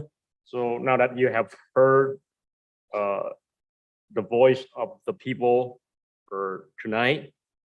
I don't know if you know what you needed to do tonight. Vì vậy, tôi nghĩ cần phải nhắc nhở quý vị về bổn phận, trách nhiệm và vai trò của quý vị. And because of that, I think I need to remind you of your role, of your duty. Quý vị là thành viên hội đồng thành phố, quý vị có bổn phận phải lo cho tương lai, an ninh, trật tự, môi trường, phúc lợi và tương lai của thành phố, cũng như tất cả các cư dân trong thành phố, không chỉ riêng một sắc dân cộng đồng nào. As council member, you are supposed to be concerned with the safety, the welfare of all residents of the city of Westminster and not just member of a particular community. Vấn đề không phải là quý vị ủng hộ hay chống đối việc duy trì mức thuế ở 8.75%. The issue is not whether you support or against the maintenance of the tax rate at 8.75%. Quý vị không thể quan tâm đến chủ trương của đảng của quý vị. You should not be concerned about the policy of your particular party or party affiliation. Gia hạn khoản thuế phụ trội 1% là quyền quyết định của cư dân, không phải do quý vị hoặc đảng của quý vị quyết định. The maintenance or extension of the tax rate, the 8.75% tax rate, is the right of the people of the city, not yours. Quý vị không có quyền cản trở người dân thực thi nghĩa vụ và quyền lợi của họ. You have no right to be in the way of the resident of the city to exercise their right to vote. Thị trưởng Chí Tạ, ông là người đã gián tiếp khiến cho thành phố Westminster phải lâm vào tình trạng phá sản. Mayor Tar, you indirectly pushed or caused the city to be on the verge of bankruptcy. Nếu không duy trì mức thuế hiện nay, Westminster sẽ phải phá sản và sẽ bị giải thể. If the current tax rate is not maintained, this city would be in bankruptcy and it might have to be dissolved. Nếu ông nghĩ rằng không cần gia hạn 1% thuế sales tax phụ thu, tại sao ông không tìm cách giúp cho tình trạng kinh tế của Westminster tăng trưởng trong suốt 20 năm ông ngồi trong hội đồng thành phố? And if you think to maintain this 1% tax increase in the tax rate is not necessary, then what have you done for the economic or financial health, well-being of the city for the last 20 years that you are on the city council? Bao lâu nay ông không thông báo cho đồng hương Việt Nam biết về tình trạng tài chính của Westminster? Ông mị dân dựng bia mộ để kiếm phiếu. So all this time you have not informed the Vietnamese resident of the city of Westminster about the financial well-being of the city. You pull a fast one on them. You build monuments so that you could get vote from them. Cho đến giờ này, ông vẫn chưa trình bày hết sự thật cho đồng hương Việt Nam, không hề có một chút cố gắng hoặc kế hoạch hành động gì để giải quyết tình trạng Westminster sắp bị giải thể. Up until now, you have not informed the Vietnamese resident of the city of the city's financial distress. You have not done anything toward helping solving this problem that the city might be bankrupt and dissolved. Ông giấu nhẹm chuyện này, ông không trưng cầu dân ý hoặc đáp ứng nguyện vọng của cư dân. You hiding this. You do not honor the wishes of the resident of the city. Giống như tôi đã nghe gần 100% cư dân phát biểu trong buổi họp tối nay. From what I heard, almost 100% of the resident who spoke up tonight support this support the measure SS to be placed on the ballot. Ông nhảy tàu, ông lợi dụng quan hệ và những âm binh tay sai YouTuber cũng như guồng máy thu phiếu để ra tranh cử chức dân biểu tiểu bang Điện hạt 70. You jump ship, you use your connection and also your latchkey YouTuber so that you could get vote to be on to get your assembly seat. Ông Charlie Nguyễn Mạnh Trí, And now to Mr. Charlie G. Nguyen. ông đang ra tranh cử chức thị trưởng thành phố Westminster. You are running for to be mayor of the city of Westminster. Nhưng ông không hề quan tâm đến nguyện vọng của cư dân. But you have never cared about the wishes of the residents here. Ông không dám do the right thing, làm tròn trách nhiệm của ông. You would not dare to do the right thing to perform your duty.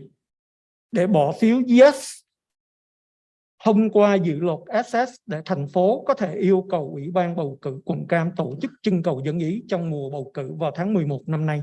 To vote yes so that measure SS could be placed on the ballot by the register of voter to be voted by the resident in this upcoming election in November. Vì mang thân phận đàn em tay sai, ông phải cúi đầu làm theo lời chí tạ. Because of you being junior, being a latchkey, so you have to bow your head and do things that Rita want you to do.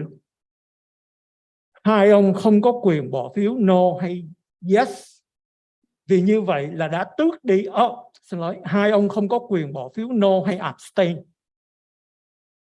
The two of you don't have the right to vote no or to abstain. Vì như vậy là tước đi cơ hội của cư dân để họ có quyền tự quyết định tương lai của họ trong mùa bầu cử này. Because if you do that, you would be stripping the right of the resident of the city to decide for themselves in this upcoming election.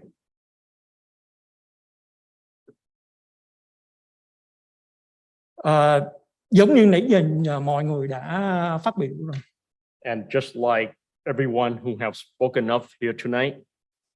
Để kết luận một lần nữa, tôi thật xấu hổ khi có những dân cử gốc Việt như quý vị. In conclusion, I am embarrassed to have elected official of Vietnamese descent like you. Chỉ lo vinh thân phì gia, kéo bè kết đảng để trục lợi.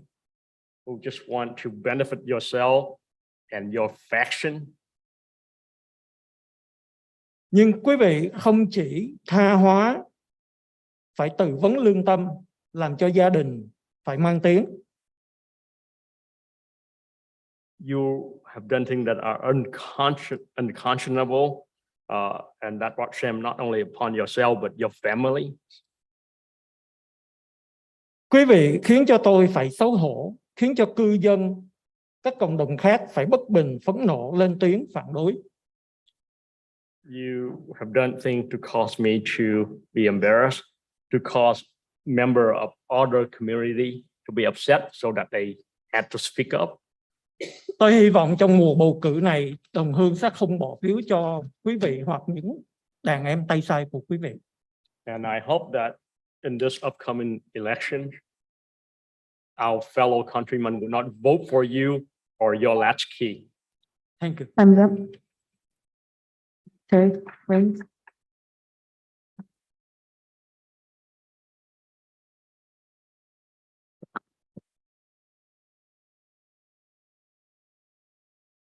I would rather speak before a full council. Good evening, Terry Rains, Westminster, the #1 speaker, highlighter, or headliner, I should say. We lost a very special woman on Friday, Joy Nogenbauer. Joy served this community tirelessly. Rest in peace, Joy. Your legacy will live on forever. Item 3.9 shows violent crime is up 62%, yet 3 council members seem hell-bent on defunding our police department. Item 5.1, how the hell does the city purchase 8 properties from the RDA successor agency without recording the deeds properly? Who is responsible for that and who is now and what else is going to be uncovered? Geez. Oh my God, there were 2 Kuang Monument agenda items tonight. Are you effing kidding me? Residents are so sick of hearing about this damn monument and so sick of council wasting so much time on it instead of focusing on the real priorities like our fiscal emergency and the sunset of Measure SS. That is what tonight's meeting is supposed to be about. Councilwoman Ho, what the F is item 5.4? I can't keep up with your flip-flopping on issues and alliances. Your friend Andrew Doe just hired former Assemblyman Van Tran, AKA the godfather of Little Saigon's political mob, as his chief of staff. So you want your house-sized monument monstrosity at Westminster Park, a park dedicated to our disabled youth, and you want the Kuang Victory Foundation's monument at Sid Goldstein Freedom Park? Oh, hell no. You are out of your ever-loving mind, woman. Their monument is in San Jose. Their attorney stated they don't want any part of this. The only acceptable location is Westminster Memorial Park, period. I spoke at the monthly veterans event at Freedom Park on Sunday. Veterans will not tolerate any more monuments in Freedom Park.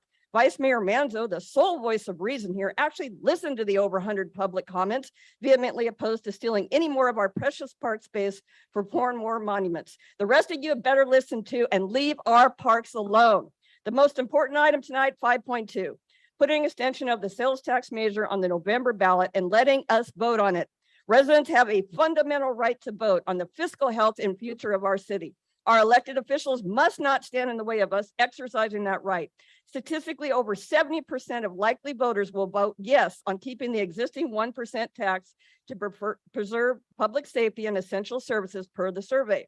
The 1.25% option should not be pursued at this time. I reached out to the city attorney and city manager about the horrible wording of the proposed measures and provided a complete rewrite of both. No response. How the hell can you leave public safety out of the measure title? Or the word essential in front of services, or put a dash between no and tax, but not between tax and increase. Mr. City Attorney and your consultants, this is unacceptable. Mayor Ta, you have been on council for 16 years, 10 years as mayor, but you have done nothing to improve our city's financial position. You and Charlie campaigned hard against Measure C, saying we must keep our right to vote for mayor, but you refused to let us vote on saving our city. Abstaining is chicken shit. You have a duty to vote on the issues before you and carry out the people's business. And if you refuse to vote to put a measure on the ballot, we will campaign hard against you and fully support Deidre Tu-Ha Nguyen for State Assembly 70. And your legacy will be bankrupting Westminster and Little Saigon. Councilman Nguyen, you have been on council for 4 years. Yeah, Councilman Nguyen. Yeah, Councilman Nguyen. For 4 years, and also have done nothing to improve the city's finances, and now you're running for mayor. In 2020, you supported putting a measure on the ballot, and you must do so tonight. If you do not, we will campaign hard against you and make sure all the voters, especially the Vietnamese voters who overwhelmingly support extending the tax measure, know it's you that failed them. And Councilman Doe, I am most disappointed in you. You have lost so many supporters, including me, over your position on the Kuang Monument, and most importantly, your obstinate, unjustified refusal to let us vote on this thus far. You are a police officer, for God's sake, in a city with a tax rate of 10.25%. So why the hell do you want to defund our own police department? Step up and do the right thing tonight, or we will campaign hard against you in the mayor race and make sure the voters, all the voters of this city, know that it was you that failed them and this city. You know what? I don't give a shit how any of you on this council irresponsibly vote. If you irresponsibly vote no at the ballot box, I don't really care. But tonight, the 5 of you must let us vote. Let us vote. Let us vote. Let us vote. Let us vote. Let us vote. Let us vote. Let us vote. Time's up. Is there anyone else here in the audience who wishes to speak that did not have an opportunity to submit their speaker card?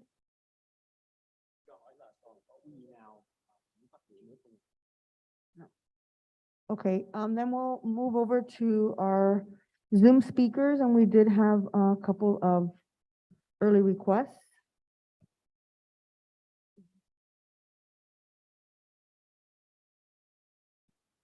Okay. Hung Nguyen, you may unmute yourself on Zoom and begin speaking. Yes, can you hear me? Yes, please go ahead. Hello, first of all, I want to say congratulations to Christine Cordon, she city manager. Secondly, I would like to let us as a taxpayer prayer request to put tax measure on the November 8, 2022. A stand measure SS, don't defund the police. I believe every Westminster resident in this room do receive a letter like I have on my hand. Is that from Westminster Police Officer Association? The minimum you may be donate a $50 up to 1,000 for VIP. So let's do it to show you support police. We need to keep a police in Westminster, and that is my two things to say before. Now I go to my speech, and everybody received my letter already, so they know what I'm going to talking.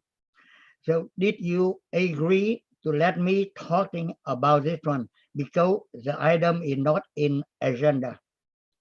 If nobody say anything, so to Honorable Mayor Chita, Honorable City Council Member, Honorable City Manager and City Lawyer, through New Kelly, ROV, Attention Honorable Rob Bonta, Attorney General California, and District Attorney Todd Spitzer, Orange County. This subject, I already made a complaint on 2018, and Mr. Nam Quan Nguyen were removed from Traffic Commissioner in City Westminster. Now I heard he going to voting on November as a council member at the District 4.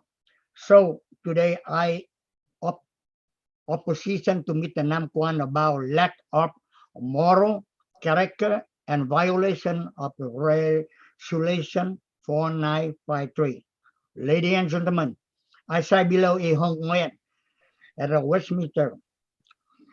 Currently, I am an editor-in-chief on an online website and a YouTube system under the name KBC Hai Ngoại Media Services. Today, I am writing a complaint about events relation to council candidate District 4, Westminster, Nam Quan Nguyen.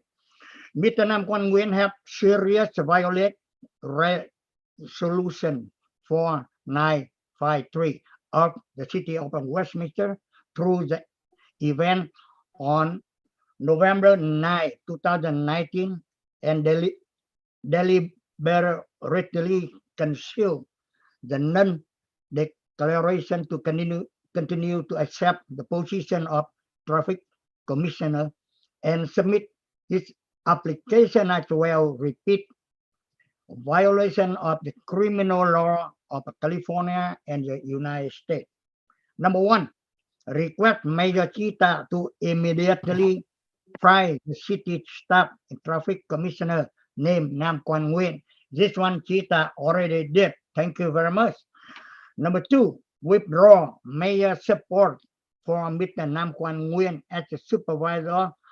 Andrew Doe did the day after the meeting of the Socialist Republican of Vietnam broken out in the past week in 2018.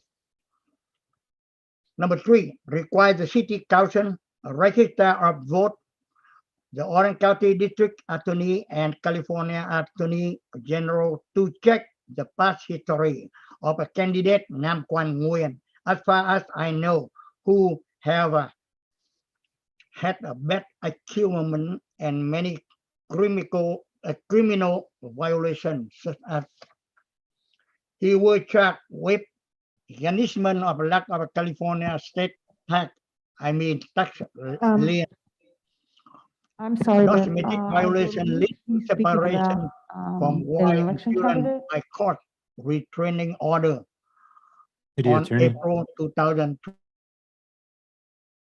his time is up anyways. The next speaker. This one.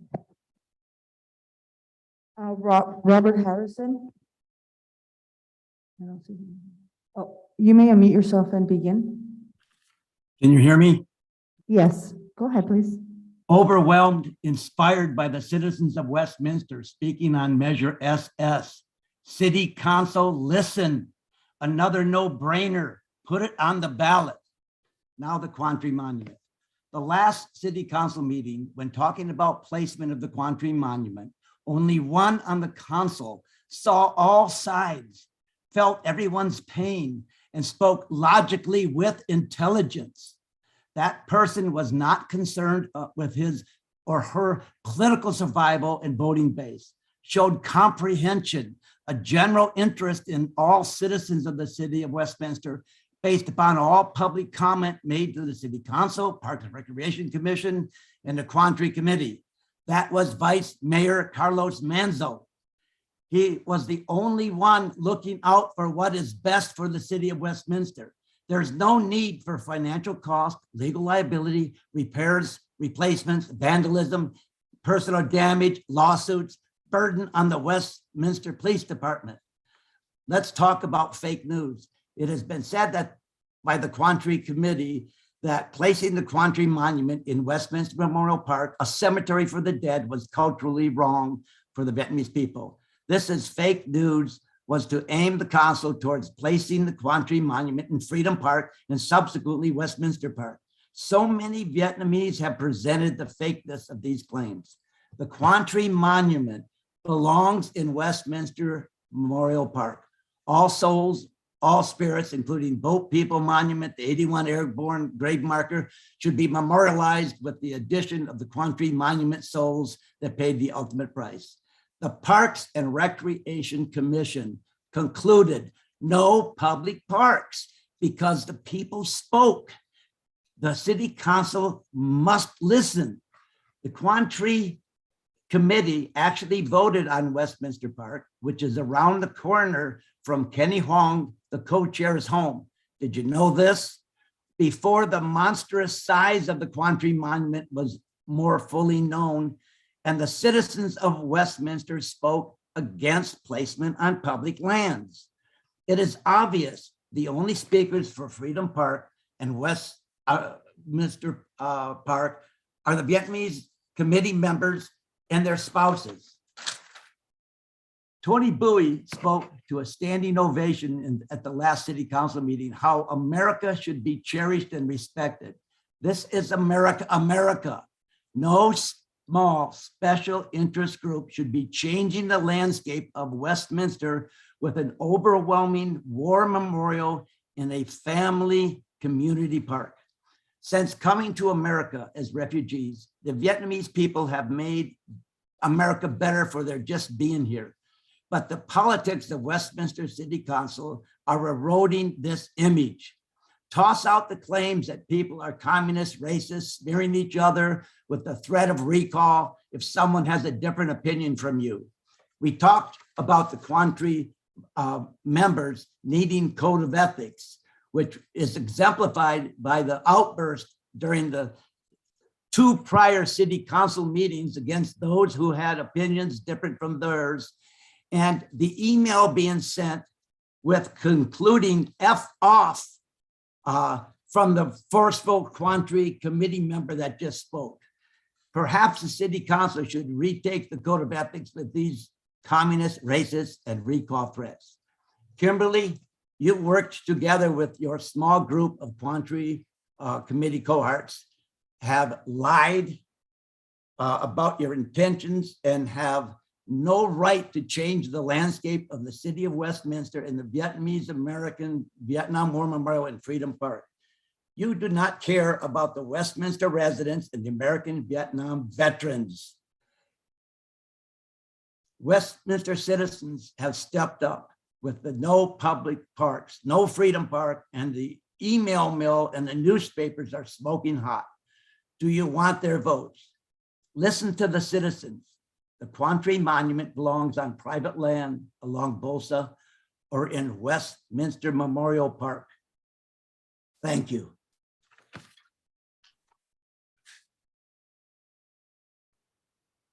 The next speaker is Fat Bowie. You may begin speaking.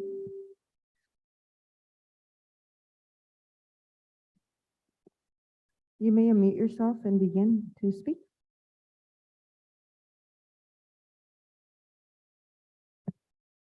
Kế tiếp phát biểu là ông Phát Bùi, xin ông hãy bật cái nút của micro của máy của ông lên để phát biểu ạ.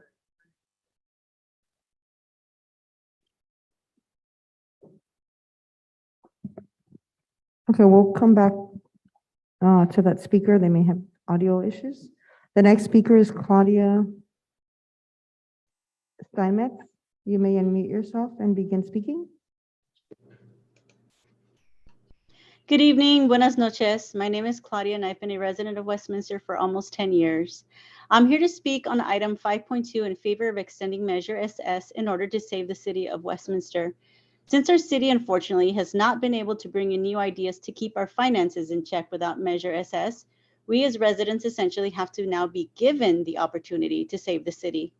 As is, our PD is understaffed, and with the increase in crime in our city, this will affect all of us. As a parent, I can't imagine losing crossing guards at any of our school sites. Don't forget city staff and services that will slowly disappear until we are only known as a city who went bankrupt and spent over a year in resources over a monument that the majority of us don't want. Those of you on the council who have abstained or steered away from discussing Measure SS, you should be embarrassed to even contemplate not allowing your constituents a basic human right. Let us vote. Just remember, abstaining or not voting will be political suicide, and I know the majority of you care more about your political career than those you see sitting right in front of you and those of us at home. As for item 5.3, Westminster is park poor, meaning that for the size of our city and number of residents, we don't have enough parks for our community to enjoy. It also says a lot about those voting to place this house of a monument on public land, that you don't stop to think about those that benefit from open park spaces, families, especially those families living in high-density dwellings or multi-unit homes. They are the residents whom you will be affecting. Those are the families who don't have the luxury or privilege of a backyard. These are our middle to low-income families, which you have clearly, very clearly, not taken under consideration. These are the voices you do not care about. I've read the staff report. Leave the parks alone. I've met many of you and have spoken before at these meetings, and you know that I volunteered cleaning up parks within our city. Have any of you ever cleaned up Tonyland Park, formerly known as Park West Park? Because I have. I can tell you that it will absolutely cost the city money to keep the park clean and presentable. Money which we do not have, and money that this council has no right spending. Do not place this gigantic monument on public land. Keep your hands off our public parks. You don't own them. Lastly, I just want to say how proud I am to see our community come together. Si se puede, pa'lante. Thank you. Gracias.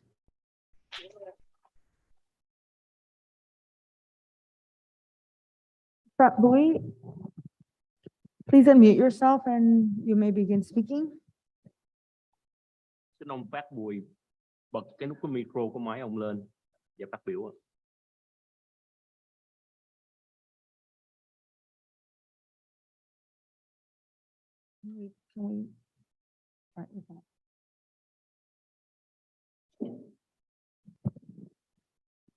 Fat Bowie, one last time, if you can please unmute yourself.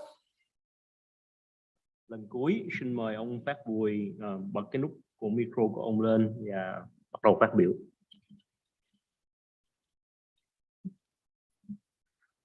Thank you. We are unable to hear him, and there are no additional speakers on Zoom at this time raising their hand. So that concludes oral communications. Thank you. I'd like to close the public hearing. Excuse me, public comments or communication. So city, next on we have can you read a consent calendar? Next, we have our consent calendar. All matters listed under the consent calendar are considered routine and may be approved by a single motion followed by a roll call vote.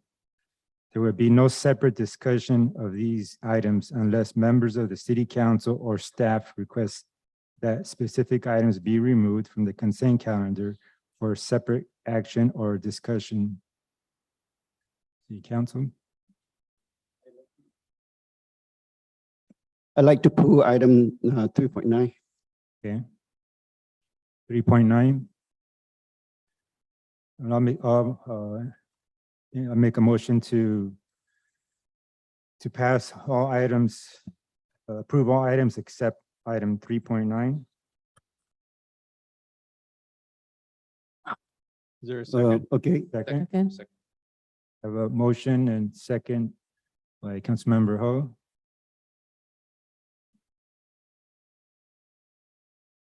The motion was made by Vice Mayor Manzo, seconded by Councilmember Oh, Doe, to approve the consent calendar as presented, excluding agenda item 3.9. Councilmember Doe, Yes. Councilmember Ho, Yes. Councilmember Nguyen, Yes. Vice Mayor Manzo, yes. Mayor Ta. Yes. Thank you. Motion carries 5-0. Thank you so much. For item 3.9 that I pull, I'd like to have the staff report, please.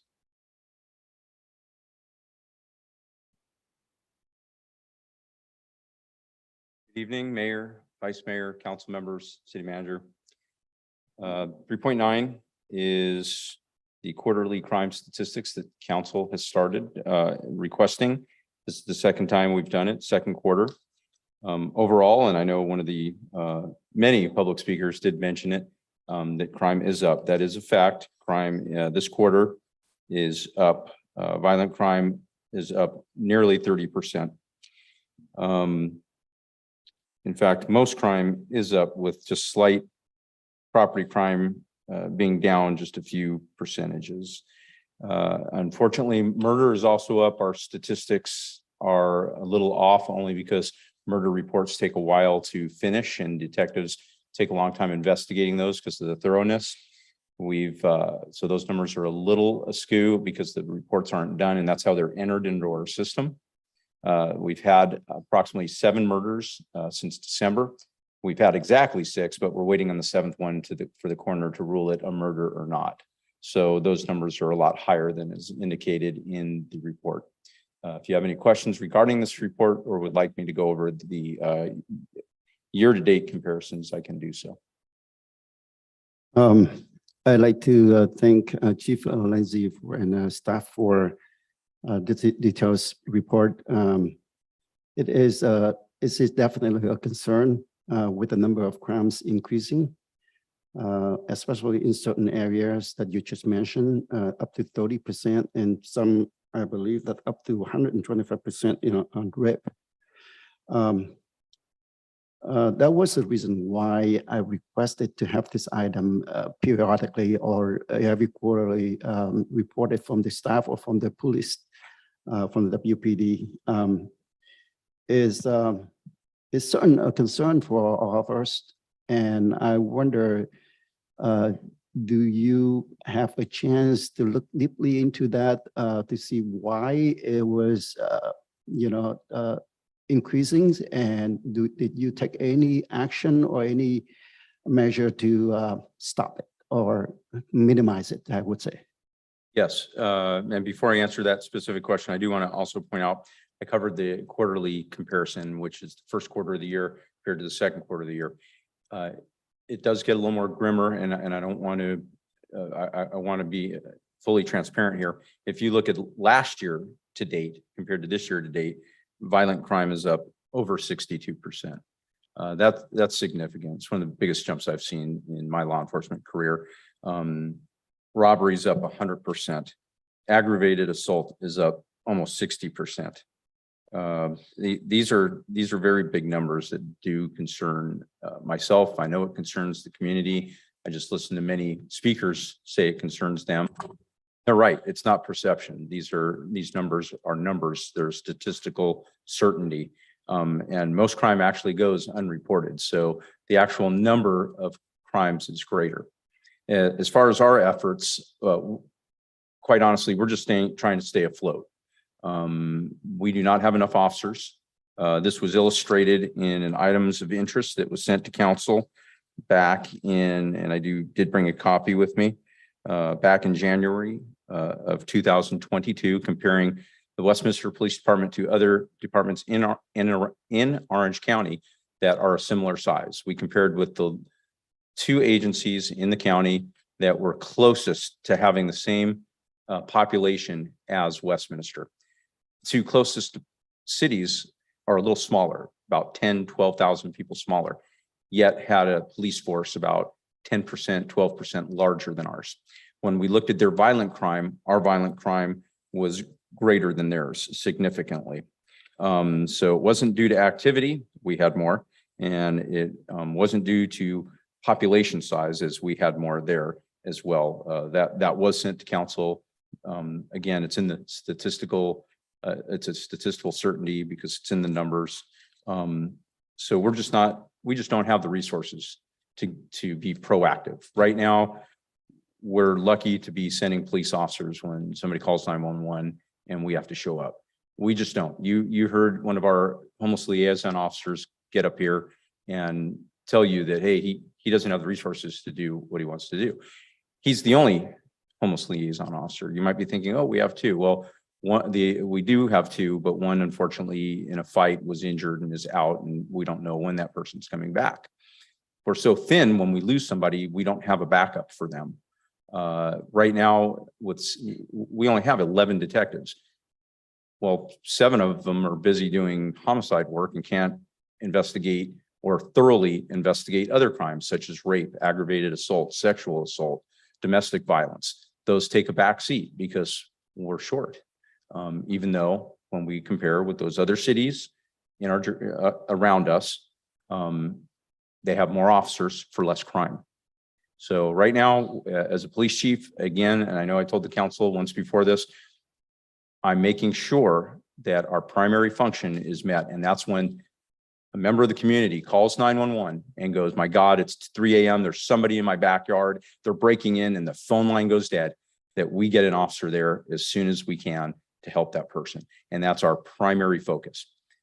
That's reactive, not proactive. I would love, as police chief, looking at these numbers and fighting crime, to have proactive teams to go out there, deal directly with the homeless, not one guy, but several guys working homeless liaison to deal with that. I would like a team of officers going out there and targeting crime that's occurring. But we don't have that. We're answering the 911 calls because we're short officers. Now, in addition to our numbers being smaller, we are still having problems recruiting. Now, we're up 10% from the last time you heard me talk on this matter. So that's a good thing. But I do fear that the unstable environment is going to create another hole in our department. When I was looking around the room earlier, and I do try to keep my finger on the pulse, if you will, with this, there was even officers in this room tonight that I've had conversations with that have already applied elsewhere because of the uncertainty. And I don't blame them. They have families to feed. They're scared. The people that are attracted to this profession, like myself, like Councilmember Doe, want stability. They didn't try to go into professions that regularly lay people off, or might not be fair and equitable in advancement, and they want stability. And when we take that away, and say, hey, we don't know if we're going to be here in a few months. That's hard to compete with. And that scares me as chief, because in today's market for law enforcement, the whole nation is short cops, the whole nation. And we just don't want cops. We want people that'll pass a background, pass a polygraph, pass a psychological examination, and then get on the job, learn it well, and treat people fairly. And everyone's competing for those. And when they look here, they see a not stable environment. So I hope that answers your questions. Your Probably more point is information than very- you wanted, but Your point is very well taken. And I heard that you mentioned that the whole nation is in this same mood. That means it's not only the city of Westminster, right? some worse than others, but that Okay. is correct. And with the current level that you have right now, with you mentioned that short of resources, how much more resources that you need? What in percentage wise? So I can give you some numbers. In 2005, when the population was only 88,000 people that lived in our community, we had 105 sworn officers. Today, we serve a population of well over 90,000 people, but we only have 90 officers. So while the population grew, our sworn officers went down. And on top of things, compared to last year, crime is up. I believe I said a little over 62%.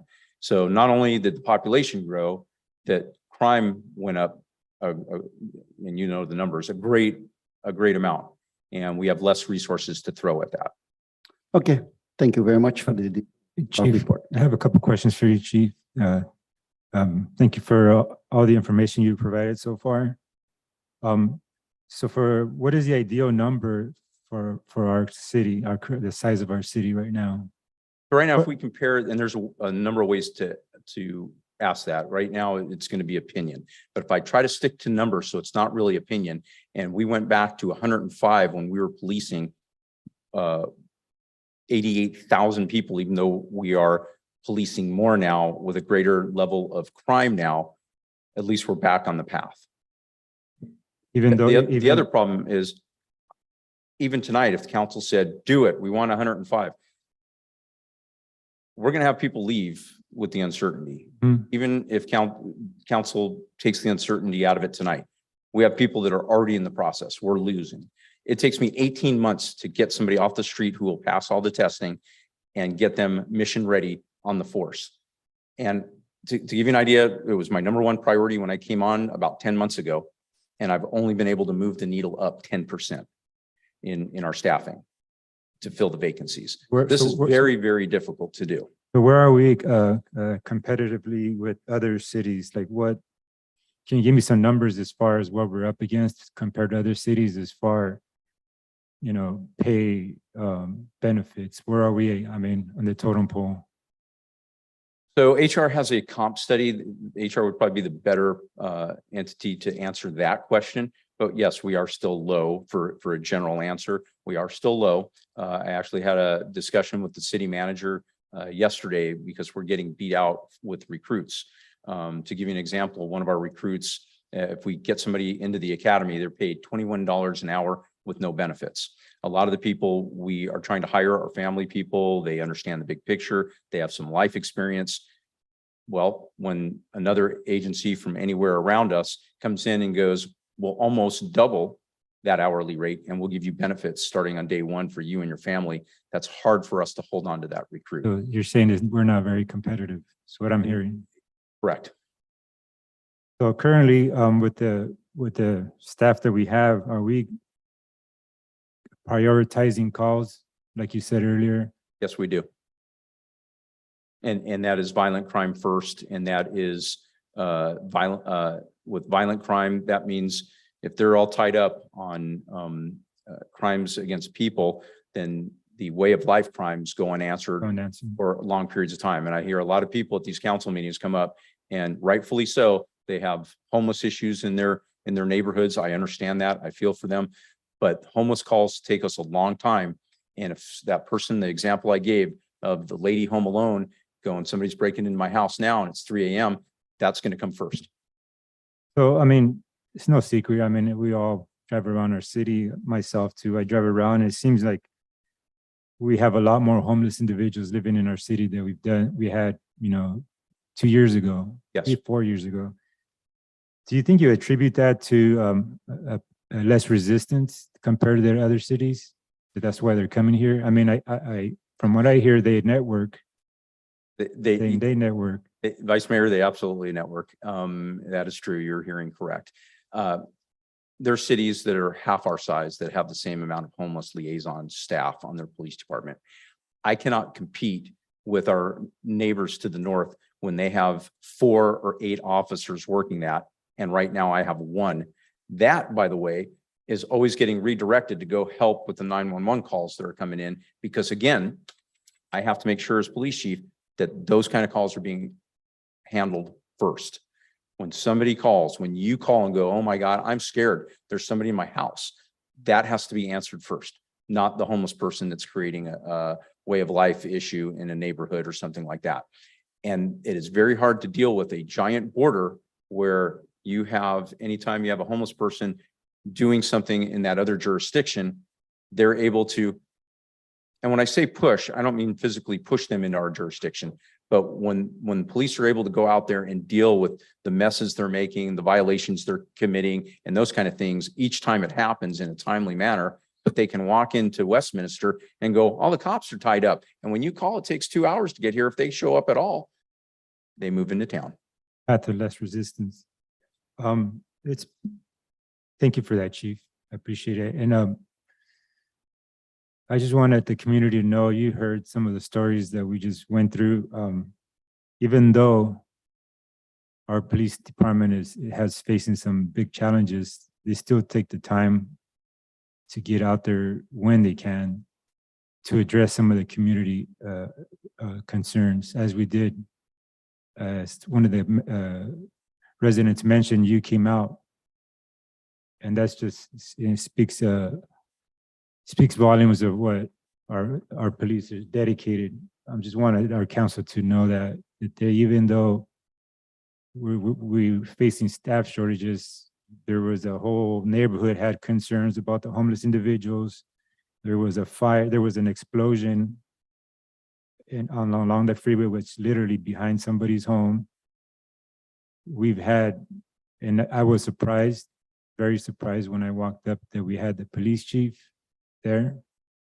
Commander McCormick was there. Sergeant Anil was there. We had an officer, a CHP officer there.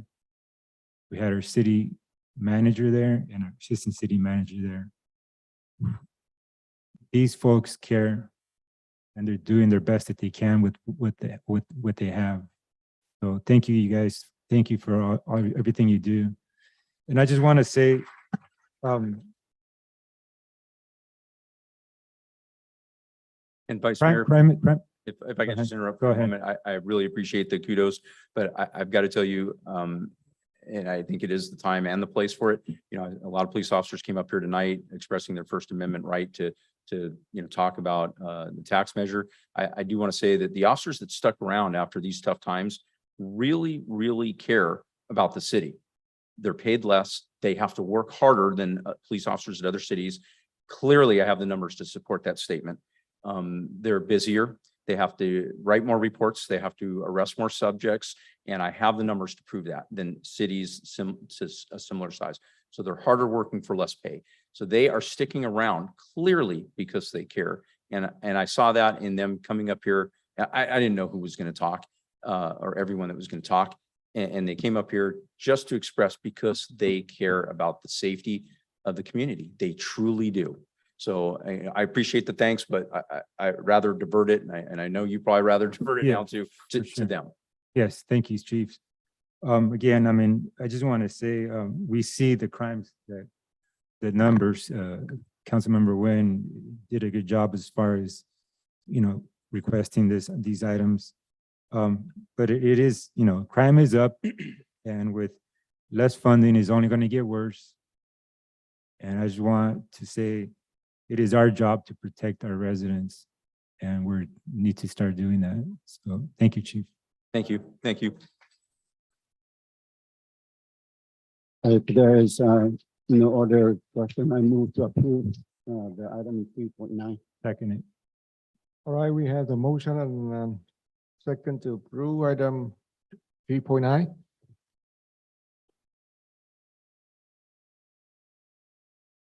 That motion was made by Councilmember Nguyen and seconded by Vice Mayor Manzo. Councilmember Doe? Councilmember Ho? Yes. Councilmember Nguyen? Yes. Vice Mayor Manzo? Yes. Mayor Ta? Yes. Motion carries 5-0. Item 5.1, deed revision from past land sale transaction.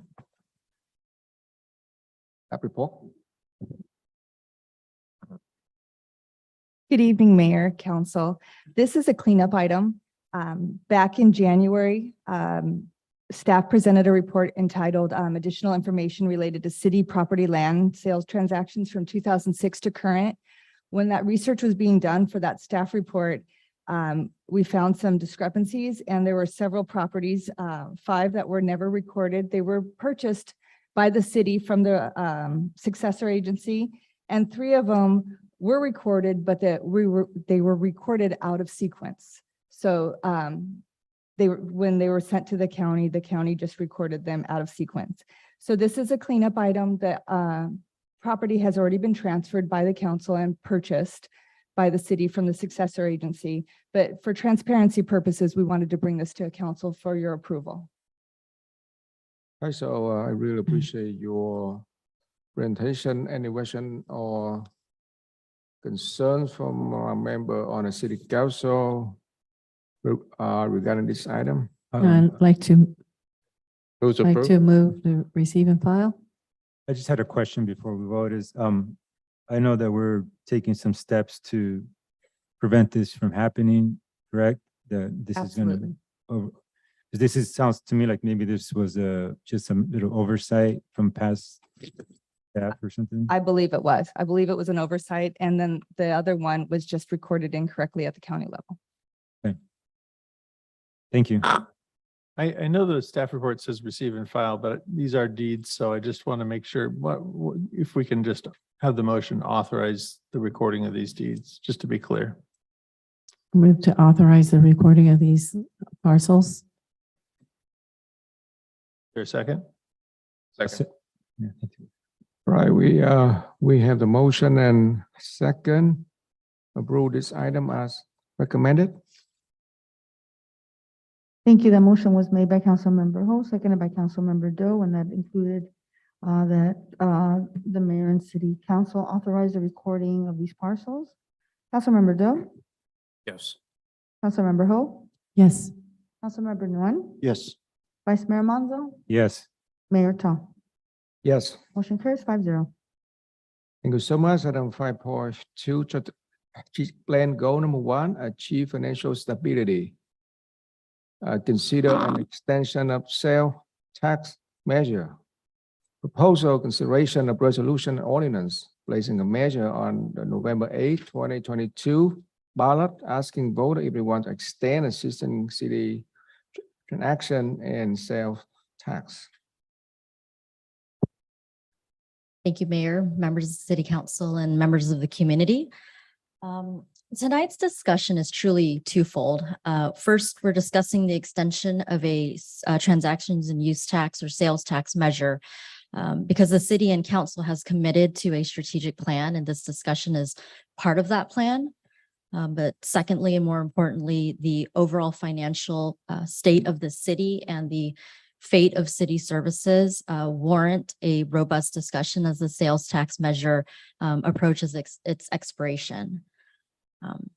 Back in 2016, the council then placed a measure on the ballot that gave the voters an opportunity to decide on their quality of life through the consideration of a sales tax. That tax came with a sunset, and that tax is expiring December 31st of this year. So for the past several years, and especially in the past 5 months through our strategic plan, staff has worked tirelessly to provide a comprehensive overview of what losing a large revenue source would mean for this community. Tonight, staff is presenting the essentially the culmination of the past 6 years and the financial challenges we faced, the challenges we currently face, and the ones that we will face. This presentation is going to seem very familiar. We've presented these points before, but we as staff, we would be remiss if we did not provide the council and the community with the stark reality of our finances once again. So with that, I'd like to introduce our Assistant City Manager, Adolfo Ozeda, and our Finance Director, Aaron Bax, who will be presenting this presentation with me. So with that, I turn it over to staff. Good evening, Mayor, council members, ladies and gentlemen. My name is Adolfo Ozeda, Assistant City Manager. I'd like to start off, we'll wait for the PowerPoint.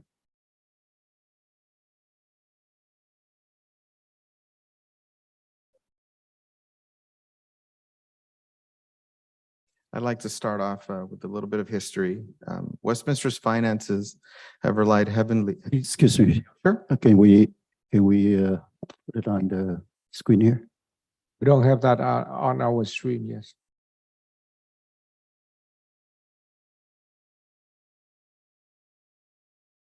Thank you. Yeah. Thank you for pointing that out, sir. So I'd like to start off by providing a little bit of history. Have relied heavily on the state of California's redevelopment funds to do the following: to maintain basic services and staffing levels, to provide assistance towards business development, provide support of low and moderate income housing, and support community-based programs. A little bit more history. When the state of California eliminated redevelopment, Westminster was left with a huge budget shortfall that resulted in the loss of $30 million annually and $54 million in reserves paid to the state per dissolution. This led to massive layoffs across the entire organization. We have still not hired back from those layoffs, by the way. Reduction and elimination of services throughout the city and the depletion of city reserve funds.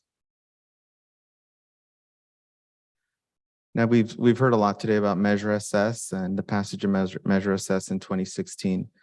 Through Measure SS,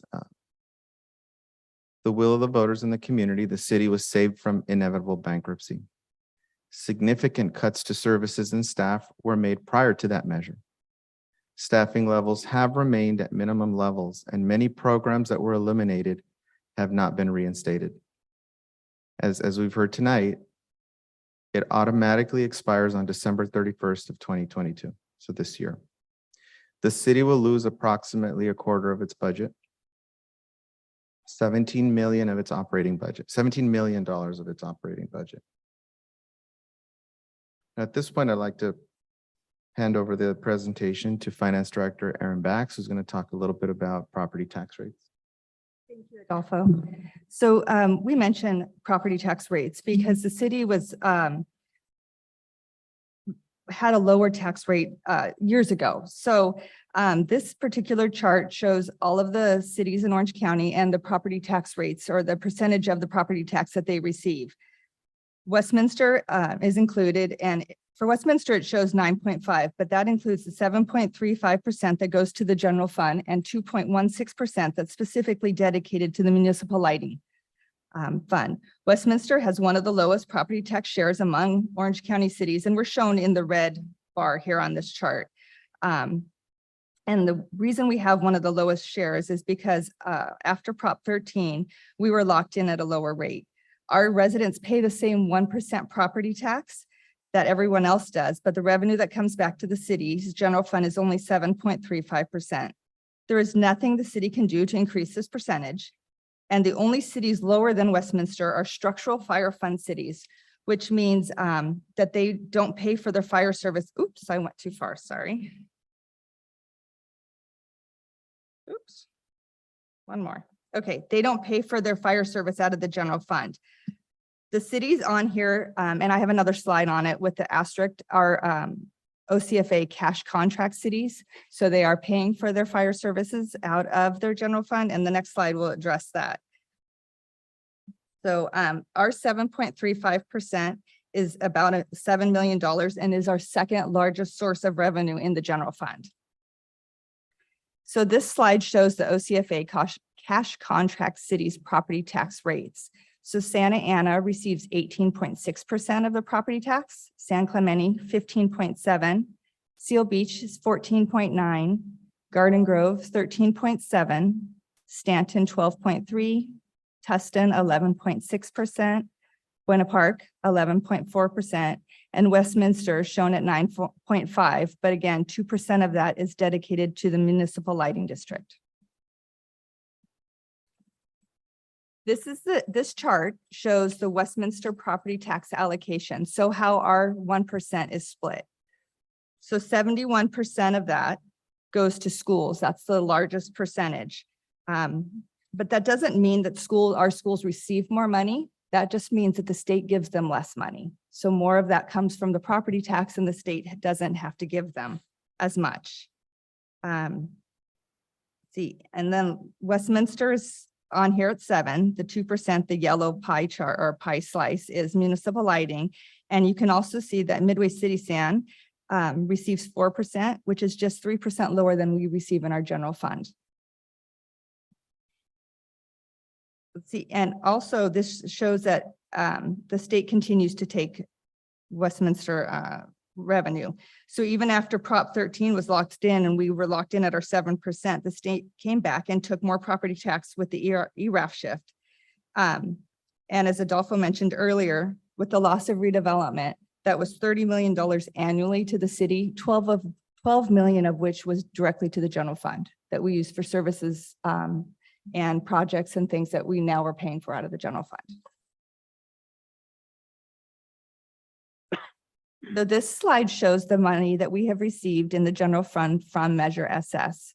So when it was, we're over the total or over the 6-year total, we're estimating 81.5 million because we have until December to get to that, to get to our actual number.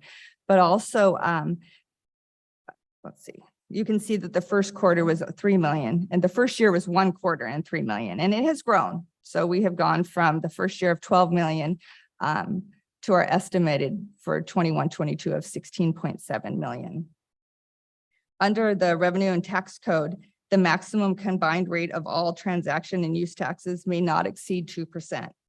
So currently OCTA, the county has a 0.5%, which means that the city can only impose a 1.5%. That percentage could be reduced if another county or another agency adopted a transaction use tax and left the city without the ability to offer that option to our residents. A decision to renew the city's transaction use tax would help the city to maintain local control over a portion of these available tax revenues. This slide shows local agencies or local cities and their tax rate. So currently 310 individual cities have enacted local revenue measures in California. These are the ones around us. So Fountain Valley has an 8.75% rate that started in 2017 and expires in 2037. Garden Grove also has the 8.75 with no expiration date. La Habra has 8.25% and expires in 2029. La Palma has 8.75 with no expiration date. Los Alamitos, 9.25 with no expiration date. Placentia, 8.75, no expiration date. Santa Ana has 2, so they have a 9.25 that expires in 2029, when then it goes down to 8.75 through 2039. Seal Beach, 8.75, no expiration date. Stanton, 8.75, no expiration date. Westminster, 8.75, expires December 31st of the current year, 2022. Long Beach and Lakewood are on here just for comparison purposes. They're close and our residents could shop there or maybe do shop there. Theirs are 10.25. And Long Beach expires in 2027 and Lakewood has no expiration date.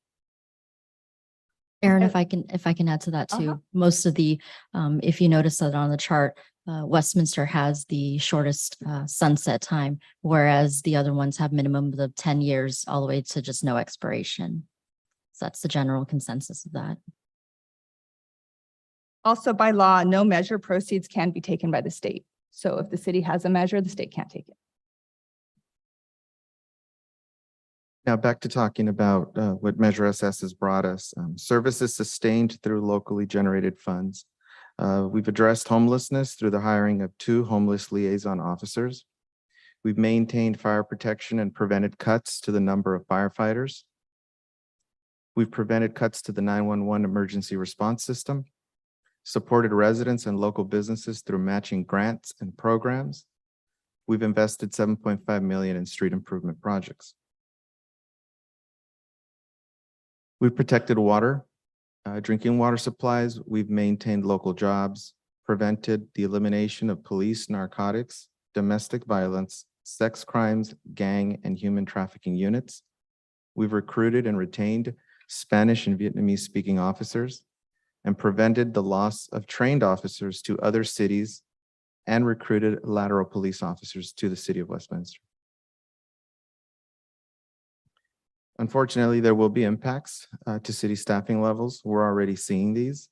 As the locally generated revenue source nears expiration, it has been harder to attract and retain employees. Currently, there's 24 vacant positions, including 10 police officers. Uncertainty of the local sales tax measure and low pay are the 2 major factors in 100% of the resignations that are provided to the Human Resources Department.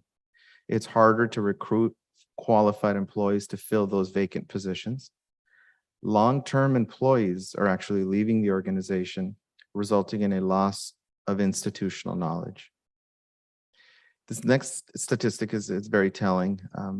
Percentage of applicants interested in job opportunities. So for recent recruitments of part-time positions, of the 100 people, that 100% of the people who click to open the ad or the advertisement through the website, only 1% actually followed through with an application.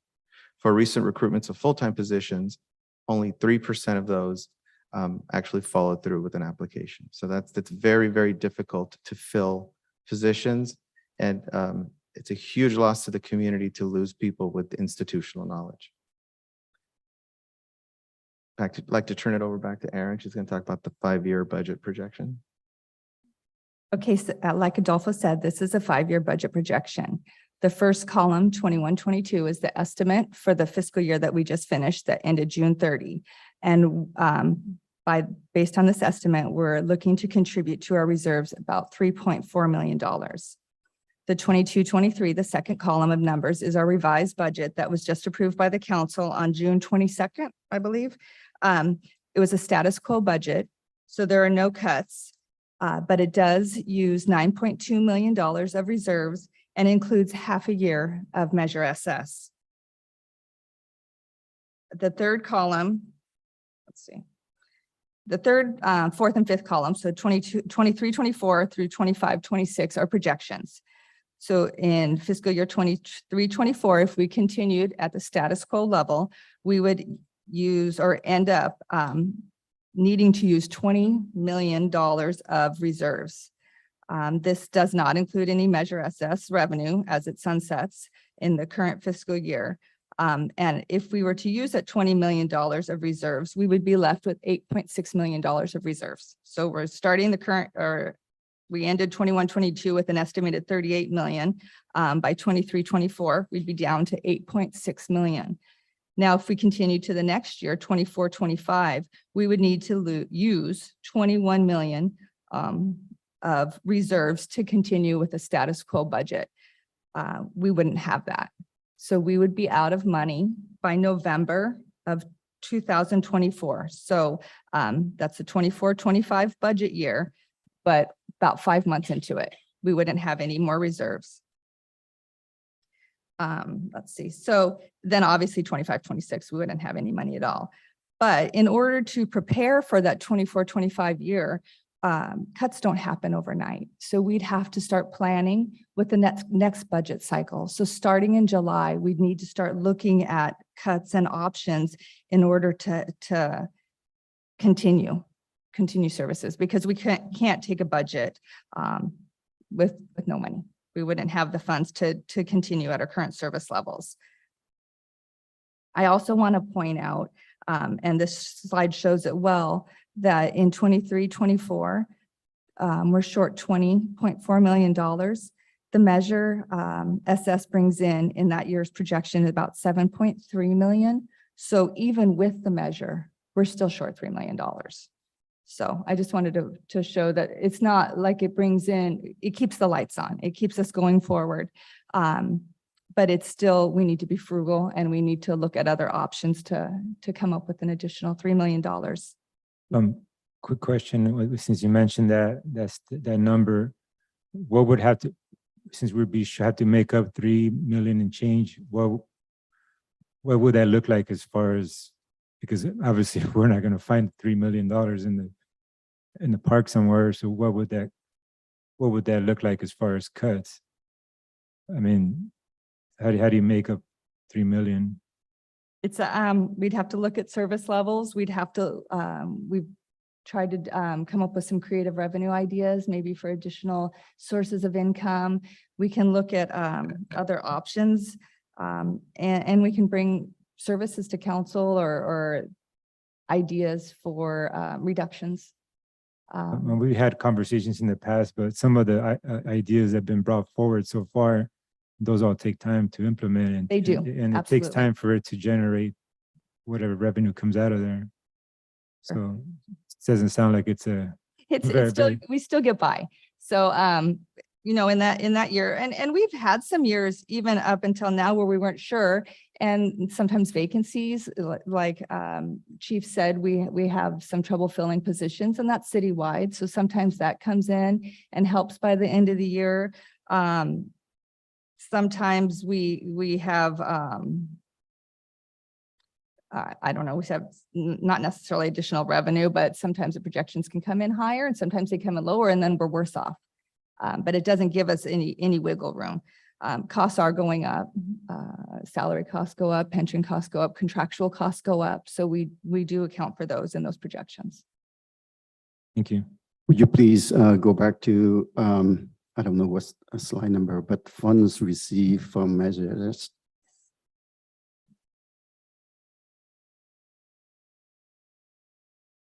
This one. I have a couple of questions for staff here.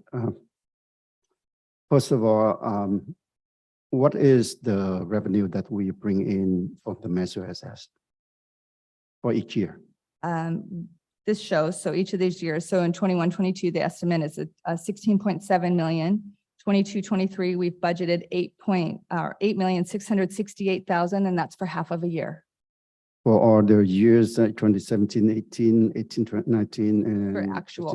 it's around 13,000, 13 million. Yeah, yes, 12 million, 13.5 million, 12.7. And then fiscal year 2021 was 14.5 or almost $14.6 million.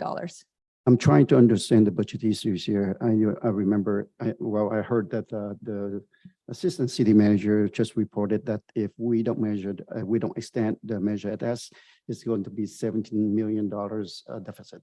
Where do we get the $70 million? That's the projection for next year. So the revenue has gone up. Sales actually have increased, as you can see in this chart. And some of the sales are actually, development. People are doing a lot of construction on their homes, gas prices, all of that contributes. So we're receiving more money. So the 17 million is the estimate for a full year, or the current year. Yes. So projection for if the we had worst a full case. year of it. Okay. Yes. The next question that I have is for our federal funds that we are going to receive the $23 million from the federal. How are we play that money into this? Is there any how that we can use that for any of these, expense that we have to spend? ARPA funds are 100% designated for, for COVID recovery. So it has to be related to COVID recovery. It cannot be used to fix our deficit, and those funds cannot be expended to solve for our general fund. Can you share some light that, is there anything here that,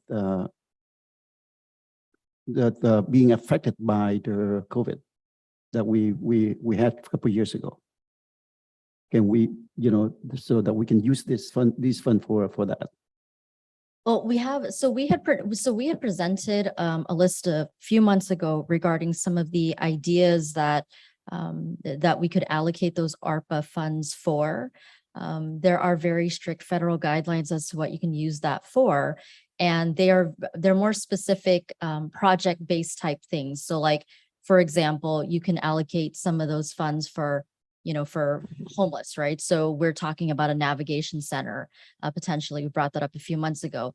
ARPA funds could be used for that funding. It's definitely not something that we're talking about in terms of our general fund. It could help with the senior meals that we've had, the increase. We developed a much more expanded senior meal program during COVID times. And that's something that those funds could use for it, but it's not meant to sustain the program over time.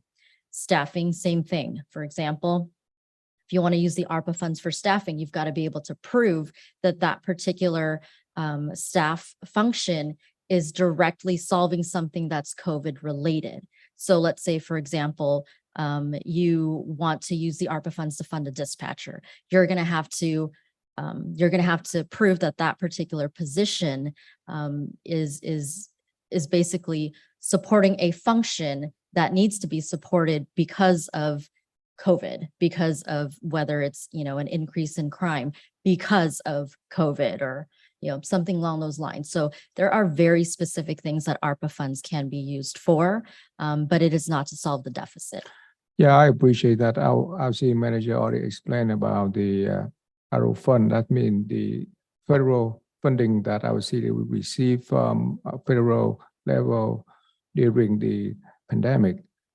But I believe that for the last 2 years, all of our staff activity or anything about the city staffing time relating to COVID, I think that like all the support that we had given to the community, that all relating COVID. That's what I believe. That's why that our city will receive from the federal. So I think that as long as we could able to prove that all of our expenditure relating COVID, so we could able to reimburse ourselves. Am I correct? So I think you might be thinking of, so there's the ARPA designation, which was the, federal fund allocation that gave cities a particular amount. But there was also a FEMA reimbursement, which I guess Aaron can talk more about that, in which we were recovering costs, but that was not with ARPA. We also, it was the care money that we received county and a state allocation. So we received 1.1 million from the state and another 1.2 million dollars from county. But we did use that to offset salaries for staff and mostly public safety, because we could use it to, because public safety and our police were dealing with the impacts of COVID directly. And we did use it to offset costs. Yes, so there's definitely less restrictions with the CARES money than there is with the ARPA money. So, but I believe that we already received half the amount from the CARE funding. We've received all of the CARE funding. We've received all of the ARPA funding as well. It hasn't been allocated, but it has been received by the city. These are one-time funds, so Yes. these are not ongoing. But the ARPA, we've only received half of it. We actually have we received the second tranche just last month. Okay. Have it in a special revenue account.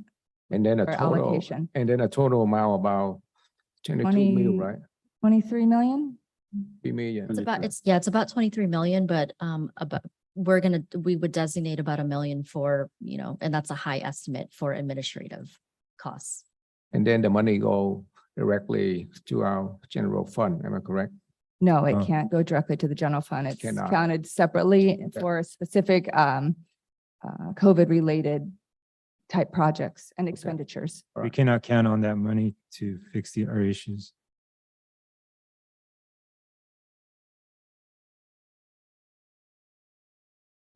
Yeah, we can't use those funds to solve this problem.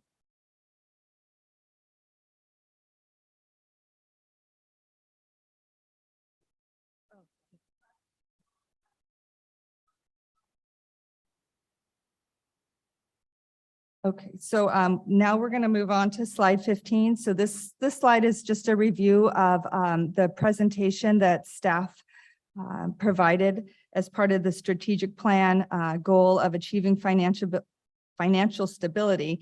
And the objective was to provide council of the impacts if the sales tax measure was not renewed, and that was brought to council on March 14th.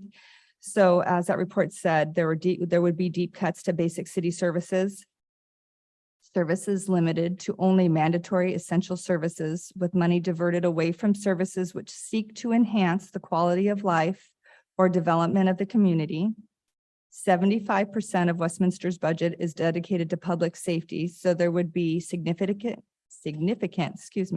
impacts to the number of police available to patrol neighborhoods, loss of specialized officers and units, including gang and drug units, investigations, and the retention of Spanish and Vietnamese speaking officers, and substantial reduction in the city's ability to support the residents and business community. Next, I will walk you through some slides focusing on the impacts to city staff and services, major reductions that will change the landscape of Westminster. These are difficult slides to deliver, so please bear with me. Under administration, city council category, we would eliminate technology, equipment, and supplies, eliminate funding for conferences, training, and memberships, eliminate stipend for paid commissioners, and disband all commissions not required by law. In the city manager's office, we would maintain only the city manager position, eliminate all other positions, including the assistant city manager, economic development manager, senior administrative analyst communications, and administrative assistant 2. In city clerk, we would maintain only the city clerk position as required by state law and eliminate all other positions, including the assistant city clerk, administrative assistant 2. We would be unable to meet agenda preparation deadlines, response times for requests for public records, election filings, and state-imposed deadlines will be delayed. Under human resources and risk management, maintain only the human resources risk management director position and eliminate all other positions in that department, which includes 2 human resource analysts, 1 human resource specialist. There would be delayed response and review times of claims that will result in increased liability to the city for payment of unresponsive claims. And it would decrease, there would be a decrease in oversight, which will lead to overall increase in liability to the city. In finance, we would maintain the finance director / treasurer position as required by law and eliminate 4 of 6 employees who cover accounting, payroll, accounts payable, purchasing, and cash receipts. A lack of staff will create inability to segregate duties and eliminate checks and balances in the finance department process. Delay in payment or refunds or services to outside vendors, consultants, residents, and businesses. Reduced city hall counter coverage and the ability to respond to the public, including processing counter payments. Under community development, we would eliminate the Community Preservation Unit, otherwise known as CPU, and support for the following services: the Homeless Liaison Officers for Homeless Services, Shopping Cart Retrieval Program, Trash and Debris Removal and Overgrown Weed and Vegetation Abatement, Graffiti Abatement, public right-of-way issues such as unpermitted work on parkways and sign removal, parking or storing vehicles on unpaved surfaces and inoperable vehicle enforcement, unpermitted signage and banners. Eliminate management analyst position. So the first item on the agenda related to real estate. So as a comparison, no support for real estate, business license, outdoor dining program, and other operations. No new grant applications or special projects could be initiated or administered. Under community development, maintain planning manager or senior planner position and eliminate all associate and assistant planners. This would have a major impact on development citywide. A significant reduction in available counter hours, phone and email services, delays in processing development applications, an inability to maintain state-mandated application processing timelines, significant extended wait times for scheduling of inspections, delays in business plan check turnaround times. No special projects or programs could be undertaken. Necessary actions such as state-mandated zoning code updates would be delayed. And the next one is key because it's really tied to revenue generation. Delays in project management and delivery of key developments such as the Westminster Mall and other plan-specific plans. Under community services, eliminate community services director, senior center supervisor, and 2 community services coordinators. Senior center would become a part-time facility. No activities, classes, events, transportation for seniors, outreach, or support services for seniors. Basic nutrition meal programs would remain, and we would eliminate the Project Shoe program, which is focused on improving the lives of at-risk youth through after-school programs. Youth center programs and services would be eliminated. No youth sports, summer or after-school programs, and reduced access to the very popular splash pad due to the lack of supervision. Under community services, eliminate community promotions and programs. Eliminate printed brochures and other marketing material. No city special events would be held, such as Safety Day, concerts in the park, movie nights, community pop-up events for Santa and Easter and other holiday events. No oversight over private special events taking place on public or private property requiring permits. No management or oversight over crossing guards and a reduction of city-funded crossing guards throughout the city. Under public works, eliminate 16 full-time positions and 14 part-time employees. There'll be significant impacts to parks. Close all parks from public access and use. No graffiti cleanup or median maintenance. Impacts to streets and street maintenance and other infrastructure. There'll be a reduction, pothole filling, concrete repairs, drainage services, and sidewalk cleaning. The next one's very important because it's really a breach of contract. Inability to comply with maintenance of effort spending requirements for streets, resulting in a loss of 1.7 million of Measure M funds annually. We have an agreement with OCTA that we will receive turn back funds through their tax measure if we provide a maintenance of effort. We would no longer be able to provide that maintenance of effort. That breach of contract would result in an annual loss of $1.7 million. We'd be unable to maintain traffic signals and other safety equipment. Impacts to building and facilities maintenance. There'd be no staff or budget for plumbing, electrical, HVAC repairs, and painting. No cleaning of buildings or setups for facility rentals or events. Still under public works, impacts to fleet and vehicle maintenance.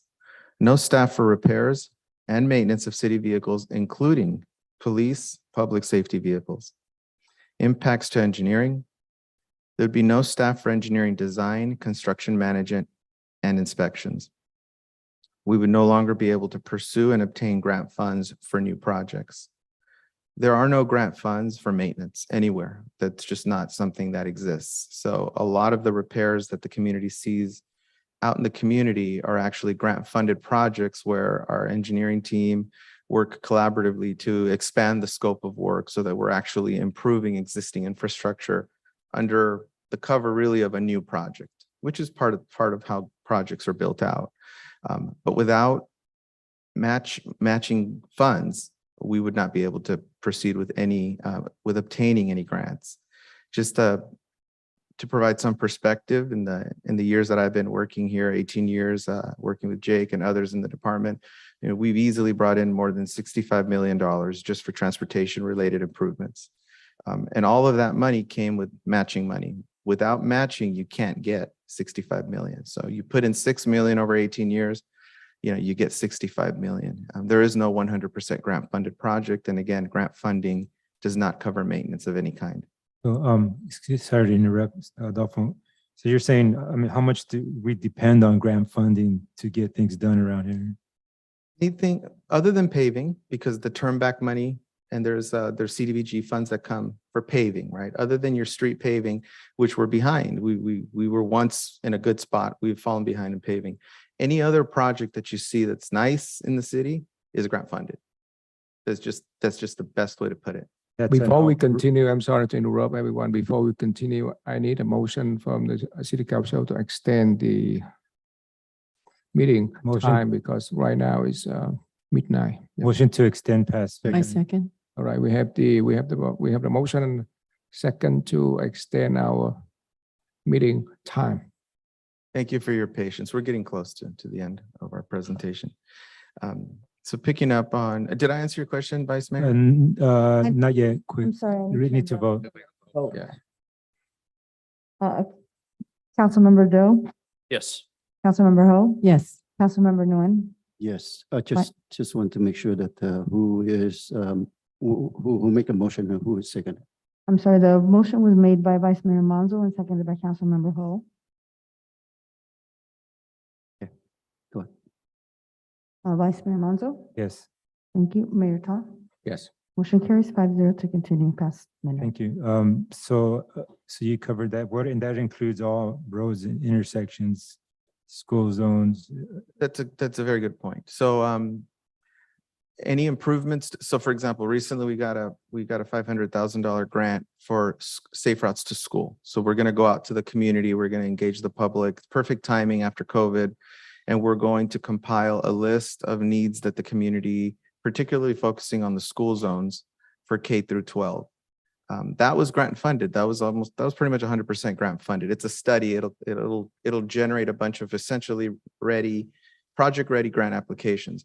Every single grant application that comes out of that report, which could be, $20 million worth of money coming to the city to improve traffic signals, crossings, flashing beacons, install new signals. But again, when we get creative, if we're improving a signal, we gut it all out. We replace it 100%, asphalt, concrete, and everything. All of that money wouldn't be there because we wouldn't have the matching funds to go along with each of these grant applications. We can complete the study, but we can't. If we don't have the funding, we can't do anything with it. Well, it would be a doorstop, really. Yeah. Help me out. I'm trying to understand the issue here.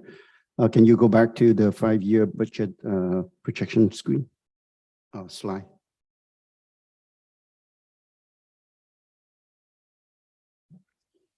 Okay, I believe that we recently approved the status quo for this year, right? This year, 22-23, that's correct. 22-23. Okay.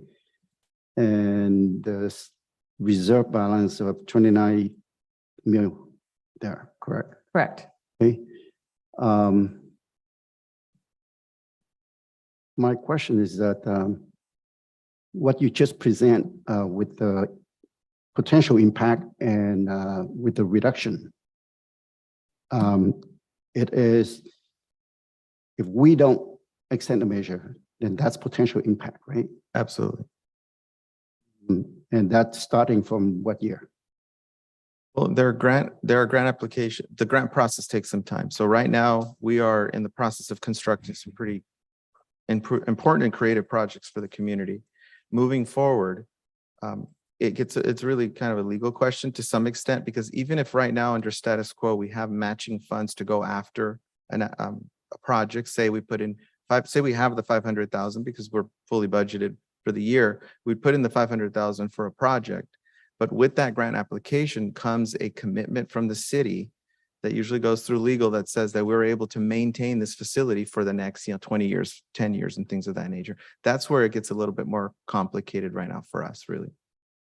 Okay, by looking at the chart here, the projection for the 22, 23 and 24, we projected if we don't extend the SS measure, then we are going to use about 20 mil of the reserve, and the reserve balance is about 8.5 million, $8.6 million. 8.6 million, yes, that's correct. If we continued in the next And that- budget year, so 23, 24, starting July 1 of 23, if we kept a status quo budget, we would be projected to use $20.4 million of our reserves, leaving 8.6.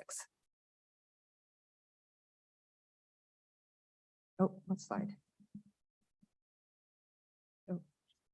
Do you remember? Oh, fleet, this one. That one? So picking up kind of in the middle under impacts to engineering, and related to the comment that Vice Mayor made, the third bullet under impacts to engineering is the inability to conduct state mandated safety assessments. So that's another important component. Currently, we're able to either hire a consultant if it's a reasonable cost, or go after grant funding to conduct these safety assessments. We would not be able to conduct those without the funds. The last subsection here, reductions in existing maintenance contracts.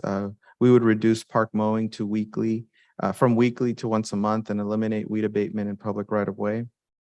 Cut park watering in half and reduce a quarter of tree trimming budget, which would impact claims that we often, that are possible due to fallen trees.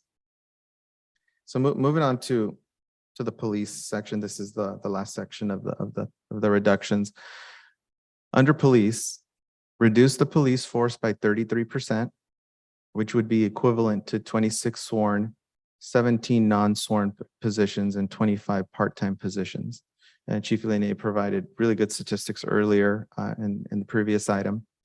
Addressing homelessness, we would eliminate both homeless liaison officers and the recently approved by council community outreach workers. No specialized units to complete homeless encampment cleanups or address other homelessness issues. No HLOs or community outreach workers to provide direct impacts and services to homeless residents. Homelessness related issues will increase. No response to non-emergency homeless calls. So that's very important. That priority to come out just to engage the homeless population would no longer, we would no longer provide a response for that. Impacts to coordinated efforts with neighboring cities, Caltrans and CHP. Again, our staff's been here for a long time. They know who to call. People come when we call. We work well with our neighbors. We can't ask our neighbors to help us if we don't exist in the capacity to help them in return. So that mutual aid is gone. Emergency response, increase to emergency response times. Victims would wait longer for police to arrive, even for emergency calls such as in-progress domestic violence, robbery, and assault. No resources to respond to most non-emergency crimes such as theft and non-violent disputes. Traffic enforcement, increase in traffic collisions, including fatalities. If you don't work speeding, if you don't work the streets as a motor, speeds will go up, and there's nothing we can do legally to reduce speeds or to maintain speeds on a roadway. That's just the way that the law is written in California. So the inability to have traffic enforcement inevitably is directly connected to fatalities and to severe accidents, and to other driving violations. Parking violations will go unaddressed and associated revenue will be lost. And that is a very healthy revenue source that I'm sure Aaron can add to if you would like to know. Yeah, I was just going to ask on some of these, some of those items you're mentioning would be a reduction in revenue. It seems like. Yes, so like under the traffic enforcement, again, not working traffic, that's a life safety decision there. We are saving lives by essentially citing people for speeding. Yeah. People don't like, no one likes to be written up for speeding. If you don't work the streets, the streets get more dangerous and there's more collisions and they're more severe types of collisions. As far as parking violations, there's the reactiveness of getting out into the community and addressing parking concerns when they arise. And then there is the street sweeping program, which is a revenue generating source that Aaron is pulling up some numbers on. 350,000 is what we're budgeted for the next, or for the current fiscal year.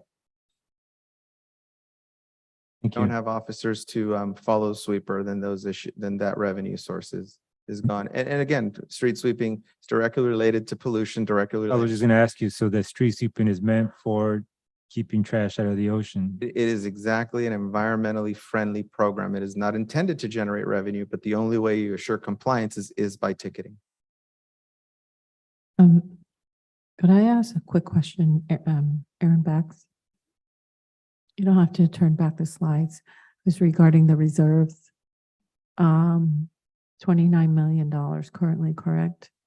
How long does it take us to save up to reserve, the reserve to 29 million? I believe it's like 2 to 3 million a year. We have contributed 2 to 3 million a year for the last few years. So as part of the budget, we provided 5 years of history. So if I go back to 2016-17, we had $20.8 million. As I had said, the 21-22, so the year that we just finished, we're estimated to have 38.2.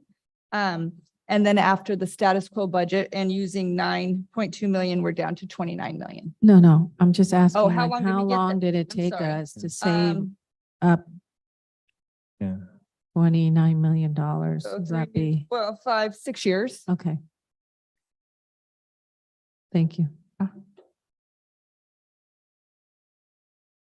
Crimes reports and investigations, elimination of the jail services and staffing contract. Patrol staff will spend less time patrolling the streets and responding to calls for service when tasked with booking and housing arrestees. Most crimes would not be investigated. No crime prevention efforts or investigation of cold cases, and a delayed turnaround for police reports, information, and other paperwork to the public. All community outreach, still under police, all community outreach programs would be eliminated. Eliminate detective from Drug Enforcement Administration Task Force. Again, directly related to revenues. Revenues received from seizures would be eliminated. Resources associated with this task force would also be eliminated. So we would be suffering on a mutual aid, from a mutual aid perspective. No public safety presence for special events and assignments, council meetings, TET parade, school events, National Night Out, Public Safety Day, public memorial services. Our police are imperative to essentially the function of all of these events. They would no longer be present. Under fire and ambulance, in speaking to Aaron, we would need to renegotiate or explore renegotiating the fire and ambulance contracts. This would result in service level reductions, increased response times for fire, paramedic, and ambulance services, potentially leading to the closing of fire stations in the city of Westminster. So at this point, I'd like to return the presentation to our city manager. So just really quickly, it's important for us to know what what the residents feel are priorities. And so we conducted some strategic outreach surveys of the residents likely to participate in the upcoming election. The most recent outreach was conducted March 25th through April 6th of this last year in English, Vietnamese, and Spanish. And the results showed a strong desire by Westminster voters to have an opportunity to consider continuing locally controlled funding. The statistics showed that as much as 77% of the respondents are willing to approve an extension of locally controlled funding at either the 1% or 1.25% rates. They also indicated they were interested in retaining the power to end the measure at any time. And so those survey results are in the staff report, but they're also on the website if anybody wanted to look at those at what those priorities are. But you know, priorities that were on the list included addressing homelessness, fighting gangs and drugs, preventing cuts to police patrol, protecting drinking water supplies and so forth. And there were, basically a lot of what we've already discussed.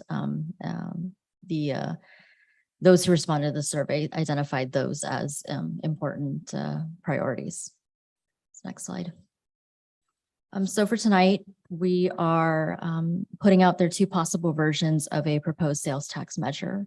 The first one is a resolution in the corresponding ordinance, which would renew the city's existing 1% voter approved transaction and use tax until the tax is ended by the voters. So again, that would be no sunset. The approval of this measure by the voters would keep the total sales tax in Westminster at the current rate of 8.75%.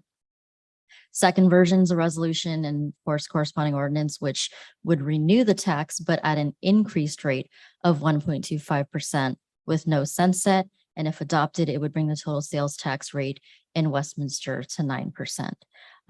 Do you want to know, because we did talk about 17 million versus 20 million or so, even if we renewed at a 1% rate, which is what we currently have, generating $17 million, the city still faces a minimum $3 million budget deficit annually. That is just attributed to, the rising costs of just doing business. And of course, the liabilities that we currently have. City manager, before you go on to this next slide, right there where it says, but an increased rate of 1.25, that wouldn't be an increase of 1.2, that'd be an increase of 0.25. It is the increase itself is 0.25, but the rate is an extra is 1.25. Yes, but the way it's written, it sounds like you're increasing it 1.25, but No, it's, yeah. we have an existing 1%. Yeah, we have an existing one. So you would say the way it's worded, you're not increasing it to an extra 1.25. You're So if I was talking really quickly, it's a rate of 1.25. That is the increased rate. It is not increasing 1.25. But we do have to note that once the sales tax is expired at the end of the year, it really is a 1.25% increase from the state's base rate. So yeah, that's right. All right, thank you. So basically, at this juncture, we will no longer be receiving locally generated revenues after December 31st of this year, which again, that's $20 million of deficit spending annually until the depletion of our reserve funds, which puts us at bankruptcy or out of reserves in November of 2024. Even if we place a measure on the November ballot, the city will already out the door lose approximately $4.2 million. And that's because we wouldn't be able to start collecting the tax until April 1st of next year. If a measure is not approved in November, the city will lose approximately $4.2 million per quarter, again, until we run out of money. And of course, external factors such as inflation and recession may also contribute to additional budget shortages. There could be other expenditures that we have that unexpected that you would also lose funds as well. So absent a substantially large revenue generating source, the loss of Measure SS at the end of this year will undoubtedly change the way services are provided with the city. The quality of life for the residents and business community will be negatively impacted. And this actually places the city in a worse position than prior to the approval of Measure SS. All of the components that we've laid out for the city, city council and the community point to the fact that we have been essentially, for lack of a better term, keeping the lights on for the last 6 years and even before that. And so, as this leadership is trying to move forward with some of those creative revenue generating ideas, those things do take time. And so, at this point, without a large revenue generating source, this is the state of our city. This is where we will be by November of 2024, completely out of money. With I that, have a question, City Manager. On the staff report, on page 5, you explain if this council chooses not to place this ballot measure in the November election and somehow has the idea that the next council is going to place this ballot measure on a special election sometime in March or April of 23. Here you're explaining that we will lose 3/4 and we will lose 12.6 million. Correct? Can you speak on that so everybody understands? sure. So if a measure is not placed on the November ballot, and let's say hypothetically, the next council coming in would be, the first meeting in December. And so you've got a certain period of time in order to call for an election. So let's say hypothetically, in December, you'd call for an election sometime in late March, early April, depending on when the election falls and when the votes are certified. Let's say if it's approved at that point, then you have that 110 days from a particular point in order to, to start collecting. So let's say if it's in March or April, then you've got to set out a quarter.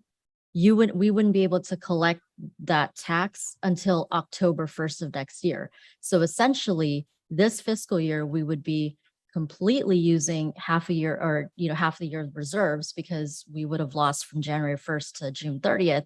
And then for the next fiscal year, we're already using, we're already using reserves absent the measure, but from July 1st to September 30th is a guarantee no tax collection because we have to sit out. So that's why in the narrative, we say we lose, over $4 million every quarter. So every quarter is a $4 million cost. I would say to keep in mind too, in considering an election, special election does cost more money. We did get an estimate from the Orange County Registrar of Voters that's not reflected on the staff report because we just got it. But you would be looking at potentially an upwards of about $430,000 for a standalone special election. Hey, I was just going to add to what you just said. So we have someone on our panel who has her hand up too.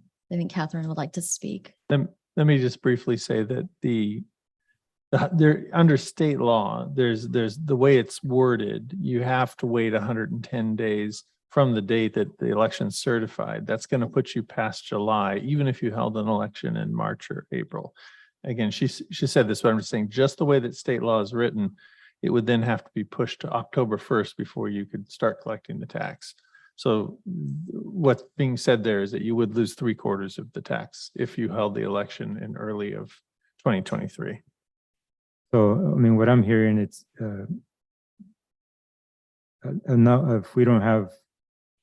if today council does not vote to have an election for places ballot measure in the November election, that today, that no vote will cost us, the city, $12,600,000, correct?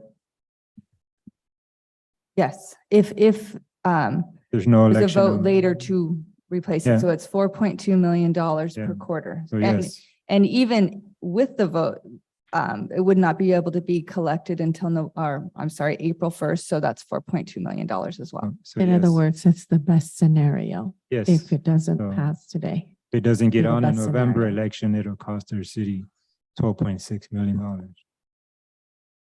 Catherine. Is there somebody who wants to speak? So on the line, we have our consultants who've been helping us, they helped us back in 2016 as well as this cycle. And so I have Catherine Liu who wants to add to. She's from the Lou Edwards group. Thank you, City Manager, Mayor, and Council. It is great to see you. I was going to say this evening, but it actually is the morning. So it is good to see you this morning. I thought it was important to enter the conversation at this time to again reinforce, and I trust that you have been informed of this already. you began to have a discussion about the prospect of a special election and what cash flow may be lost to the city by delaying the election. I think it is important for you to be aware, in my professional judgment, it would cost the city far more simply because the city's chances of renewing the measure at that point would be diminished greatly. So certainly there would be no way for the city council to presume, and as such, it would be my professional judgment that proceeding in a special election would likely not be a viable proposition. And I know this because of my other experience with clients who frankly have contacted me after successful elections and asked for Lou Edwards group assistance. And then I said, oh, well, to renew your measure, it feels to me as though it may have sunsetted already. And in those instances, it has been very hard to renew those measures. Do remember that once this measure expires, the city would be in a position of placing a new tax measure on the ballot. It would not be extending a measure that was scheduled to expire. So I just wanted to add that professional input and expertise into the conversation if the city council were previously not aware of it. Thank you.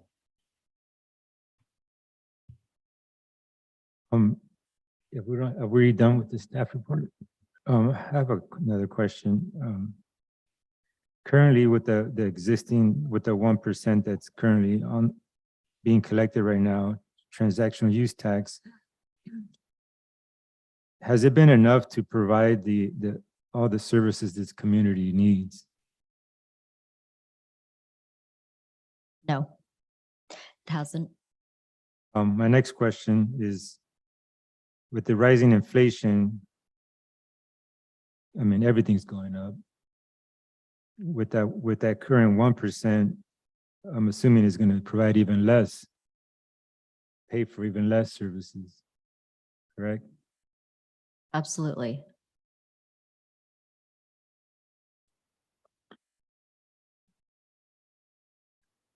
And currently, right now, what services do you see have been limited? I mean, I know that's a loaded question, but I mean, I just want to make sure we're all aware.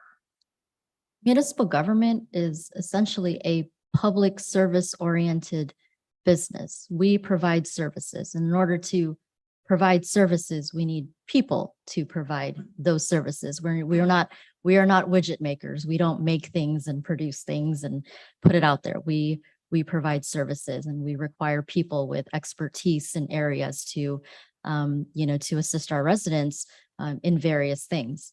At the end of the day, that is a very loaded question, but essentially simple at the same time. Without people, without quality people, we are unable to provide anything from public safety to planning services for people who want to develop their homes. We can't maintain our parks so that people can enjoy that portion of their quality of life. We can't have meetings like these.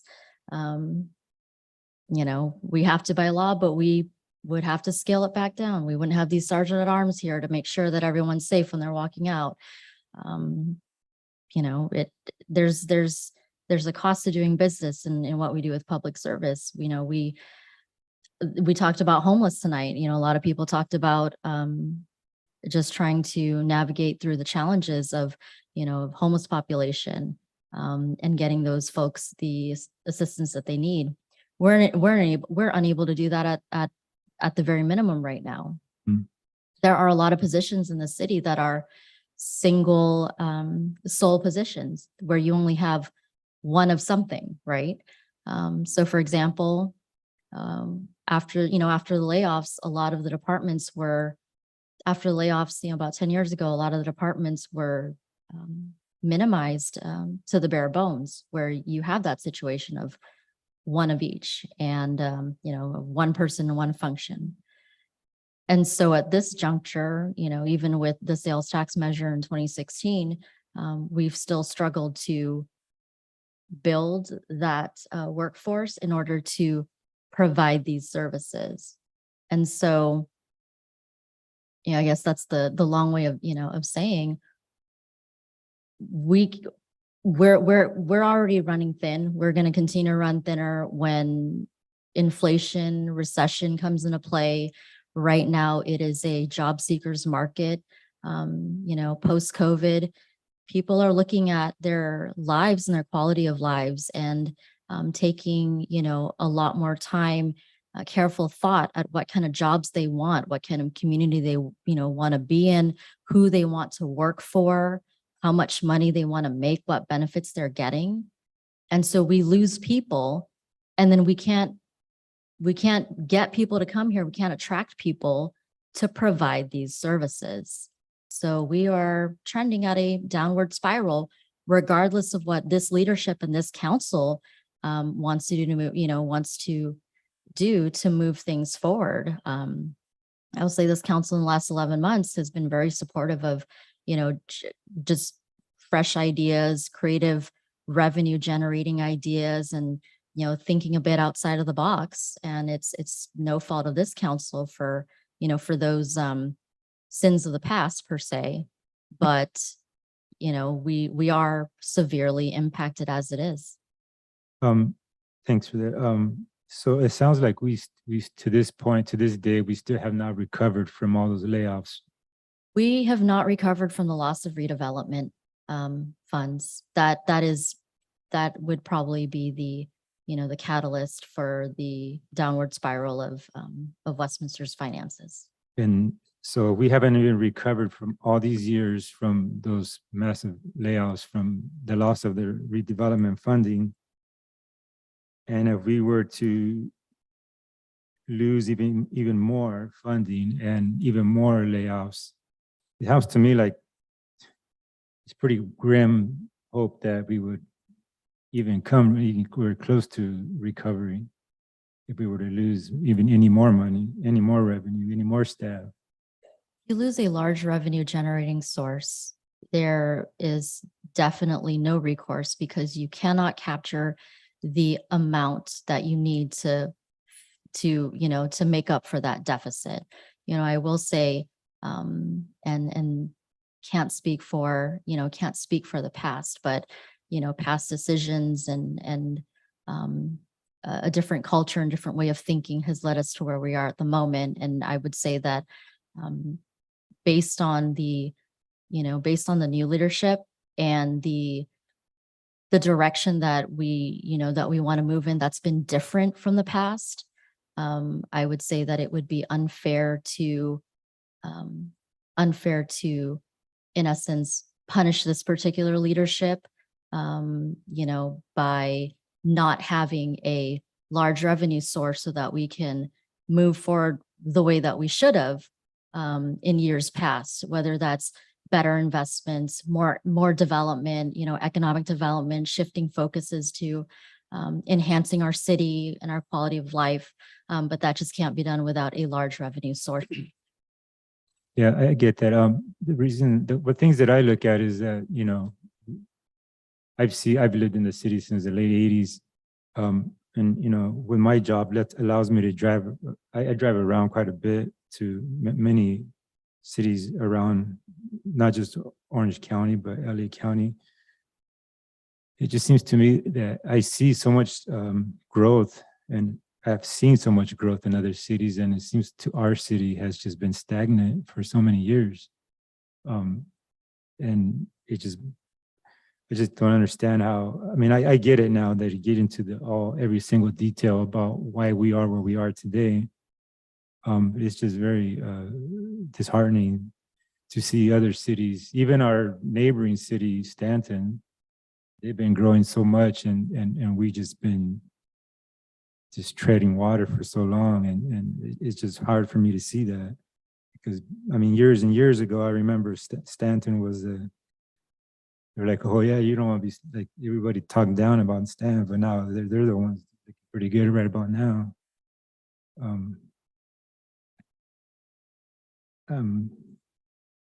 That's all the questions I have for right now. Thank you.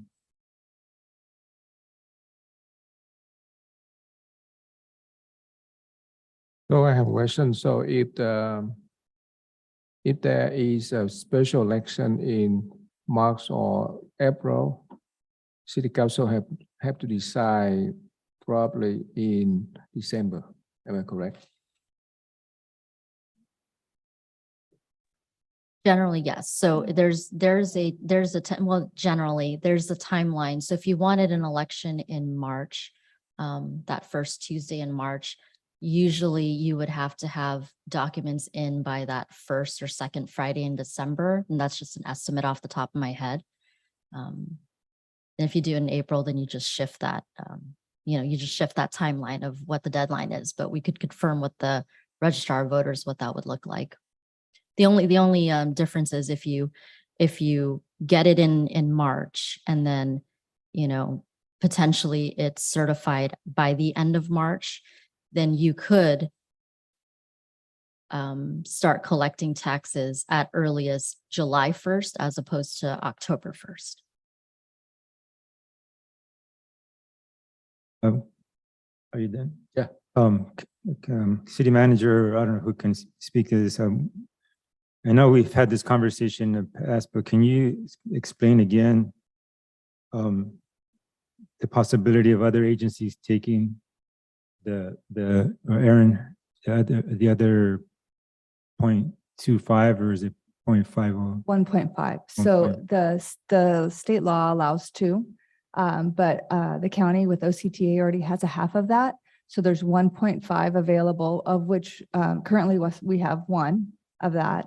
But if we didn't have it, another agency could get it. And once it's gone, it's gone. We can't get it if they have it. So like OCTA has it now with the 0.5%. If they took another 0.5%, then that would be off the table, would not be available to us. What's keeping them from doing that? It's just because they want.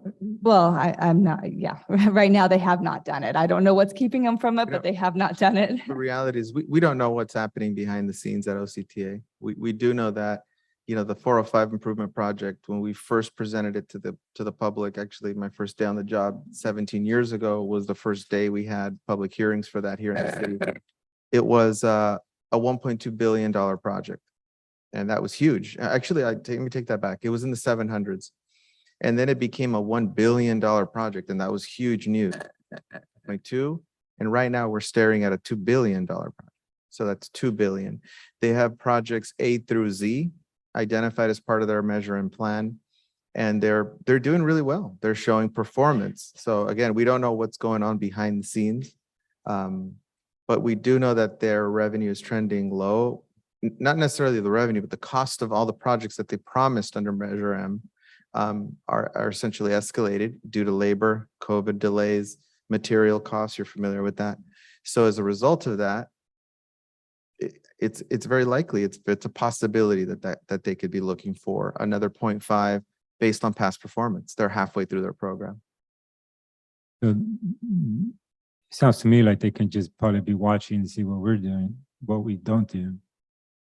And just to get a game plan on what they want to do. There's regional agencies. AQMD, for example, is another regional agency that manages to put things on the ballot, and then that becomes more of a Southern California thing. Everybody votes on that, and it somehow those seem to get by, right? And then the money at that point is going to the entire region. With OCTA, I guess it's still in the county, right? But the reality is there are other agencies outside Orange County that could collect our money and use it where they see fit. Thank you.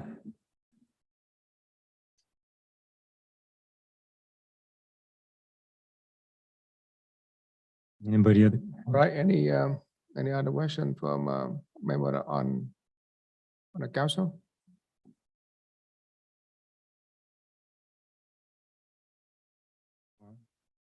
Yes, there, I have something else to say, if nobody else wants to, doesn't care to say anything. Go ahead, go ahead. I was just gonna say some closing remarks, but go ahead.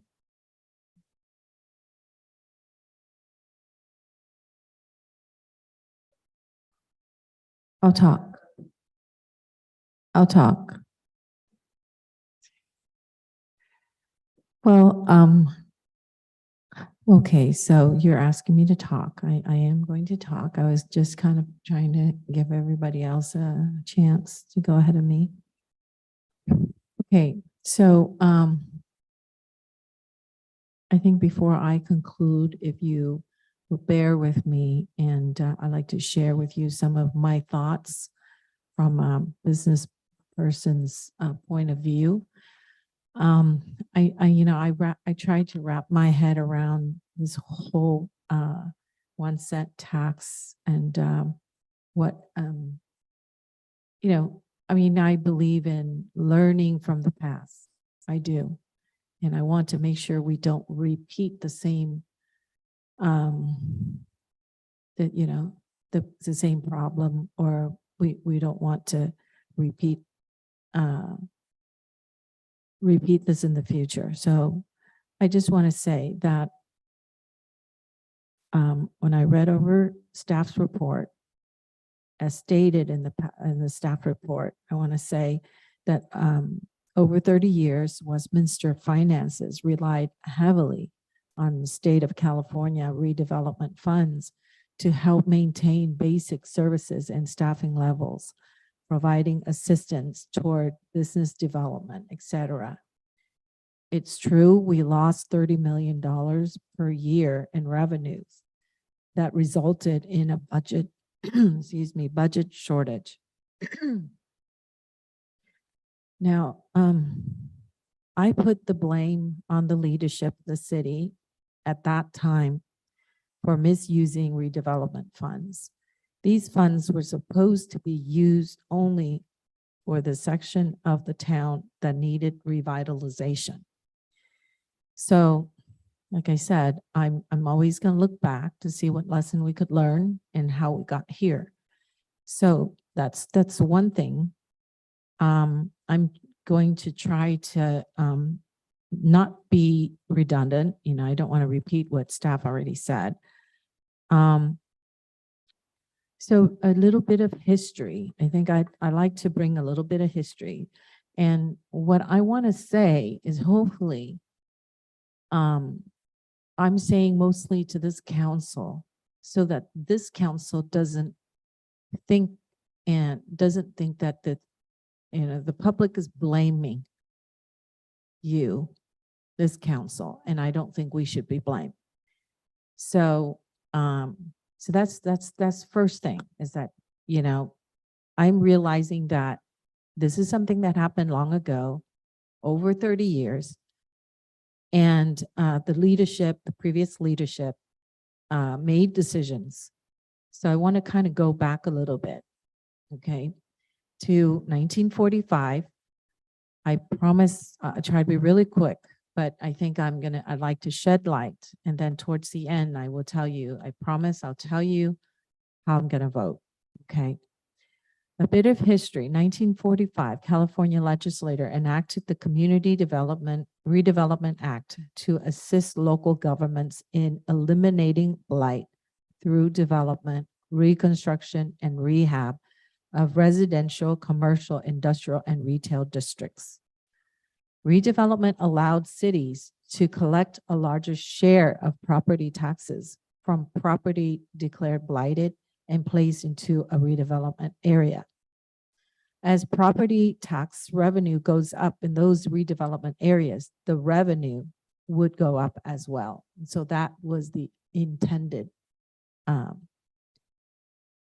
guess, the intention of the RDA funds.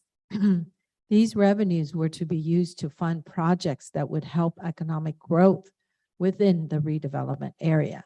Some could help pay for a portion of the salaries of the city employees who worked on redevelopment activities. In the year of, and I'd like to mention that in the year of 1982 to 1999, changes were made by the council, the previous council, to the project area that they wanted to claim as redevelopment area or a redevelopment zone. So in 1982, they started claiming 188 acres as the redevelopment area. And then it was amended in 1986. So that was the first amendment. They added another 30 acres. Then the second amendment, that was in 1987, just a year later. They added 465 acres more. And then a third amendment in 1989, 213 acres. And then they added another 1,188 acres in 1991, totaling 2,076 acres. So that was 1991. And nothing was added until the year of 2000. They added the entire city, 6,000 acres. So they called the entire city as a redevelopment zone. So they received a whopping $30 million. And that's how we got the $30 million a year for at least 11 years. Then the RDA came to a screeching halt when the state dissolved all RDA agencies. So I'll point out a few things that I thought was, but I'm going to move on to my points. So basically, the council at that time lacked ideas for revenue. Over time, council would rather use this account for other expenditures rather than come up with ideas for expenditure. Westminster City Council at the time subsidized a larger share of their employee salaries as time went on. It was just kind of like an easy thing to do, just tap that account, and increasingly relied on the RDA or redevelopment dollars to fund our day-to-day operations until 2011. As I stated, 2011, when state dissolved the RDA agencies and funding, it came to a screeching halt. So we got quite greedy. We called the entire city as redevelopment zone. And so we got 30 million. I think the council at the time realized that, hey, if the bigger the more acres I claim, the more money I'm going to get. But when you run, just like when you run your business, if you run it correctly, well, you wouldn't use this item for that expense. So you want to make sure you use the item, and I'm sure Aaron Bax, you could back me up on that, right? So if we budget something for if that's the line item we're going to use for that intended purpose, then we stay with that. But we ended up using that money for, paying just everything. And financing our employees, and these are employees that did not involve in redevelopment. We could get a reimbursed. We were supposed to just pay employees that were involved in the redevelopment of the city or the zone. In this case, it's the entire city. So some important points to be made that I want to emphasize is it was reported that at the time that Westminster did not pass a state audit because some of its positions were fully funded by money from the RDA. So that's why I'm saying, like, if we as a council, if we are not looking at this from a business standpoint, we will say things like, can we just use ARPA COVID funds to offset our deficit? And if the entire council say yes, and we have the majority, you see what I'm saying? Then we would be in trouble again. So no, we should not be using ARPA COVID funds for things like, we have to use it the way we should be, as the Fed stated, right? And then not only that, in 2012, we cut a check, and you tell me if I'm wrong, $60 million we gave back to the state. Why did we even have $60 million? So instead of investing that money in revitalizing as we were supposed to, and in the economic of our city, we cut a check, $60 million. It just sat in the bank and it didn't make any money. We didn't turn a profit. And so we had the opportunities to purchase the county buildings for a real cheap price. We did not. And in 2012, the mass layoff, like I said, $30 million was not rolling in anymore. So therefore, and we were using it in the wrong way. We paid for staff. So 80 staff that included police officers were laid off. Since then, we added some positions back and repurposed others, but we are currently operating very lean, that is without waste. First, I'd like to say that I am really against raising taxes, but I don't know if anybody wants to speak before I conclude. Before you want to, you can go ahead and I'll conclude later. No, thank you for those words. I mean, I think we have to face the facts as far as what the current 1% has been able to do for us. In those, we have been staying afloat, just operating at a bare minimum. But the fact of the matter is that the inflation is going up, that the possibility, inflation is going up and it's just contractual costs, all different things are going up. It's just the fact. And also the fact that there is the possibility of another agency coming in and taking that 0.5 that's out there if we do not do this and place this on a ballot measure. Those are the facts that we can't hide from that. So if we're looking at this I don't want to sit there and say get upset, but if you're looking at this as a business standpoint, if you're a business person and you're for businesses, a lot of people say I'm for business, for small business. How does it make sense to have your business lose this kind of money and expect your business to survive and have your business just lay off all your employees? It's not good business. And supposedly that's what some of us are for business. I'm for small business, but that's just me. If you're looking at it as a business point of view, business aspect, it's not good business to cost your company over $12 million loss for 3 quarters. It's not good business. You can't survive that. But that's not what's before us. We do not have the authority to raise taxes. That's for the voters to do. And I hope the council really understands that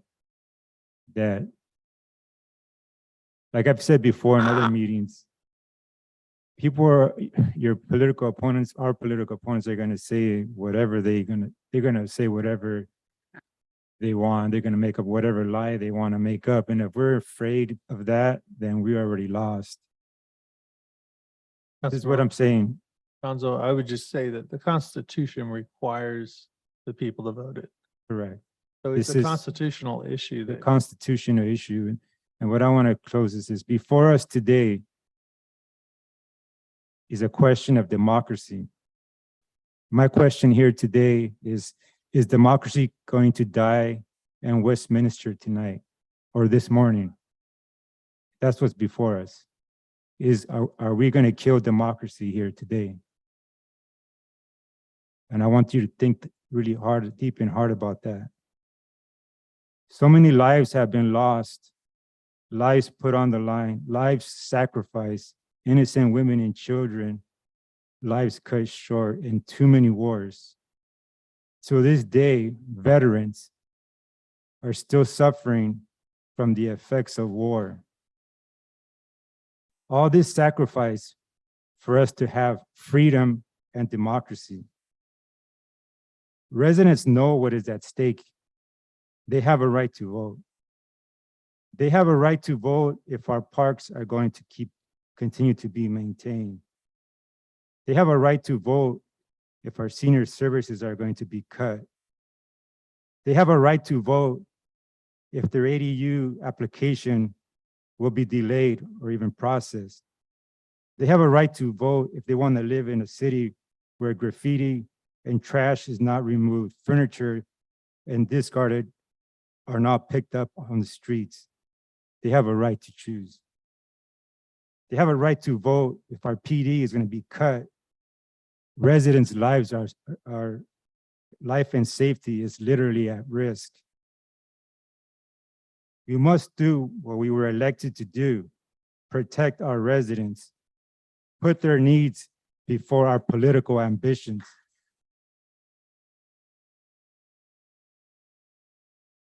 We must not play games. We must not play politics with the lives of our community. Move our city forward is a common term used by some of us here on this council.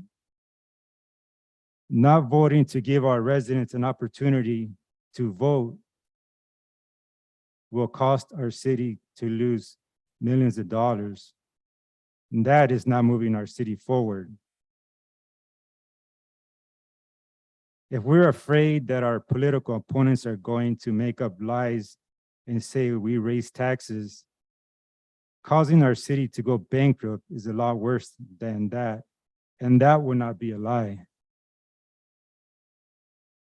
If we do not vote yes for democracy and place this measure on the November ballot, it will be a colossal failure on our part.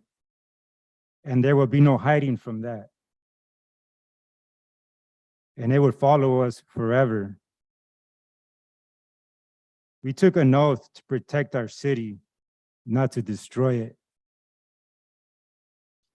So with that said, I make a motion to place a ballot measure on the November 8th ballot, asking Westminster voters whether they want to extend the current voter-approved transactional use tax until ended by voters, and considering what we spoke about, the cost of inflation and what is going to, and what how limited we have been.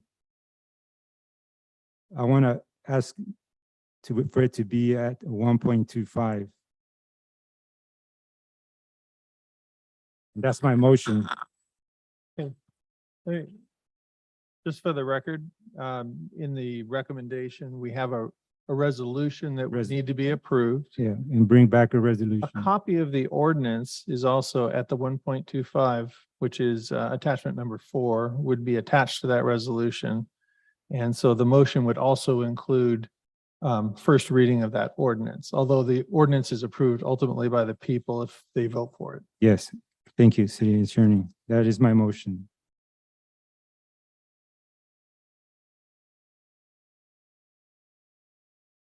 All right, we have the motion on the floor.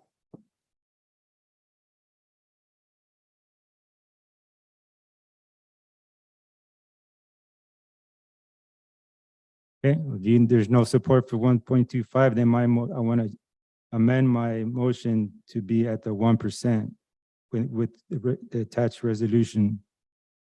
With the same, Same. in this case, it would be attachments number 1 and 2. Yes, that is my motion.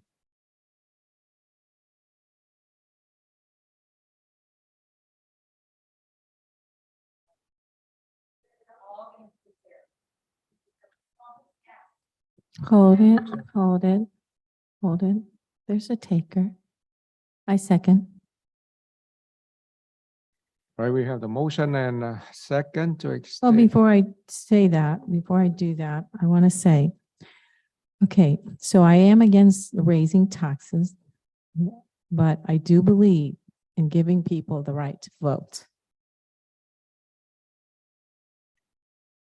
Before we vote, I just want to kind of, Not done yet. go ahead.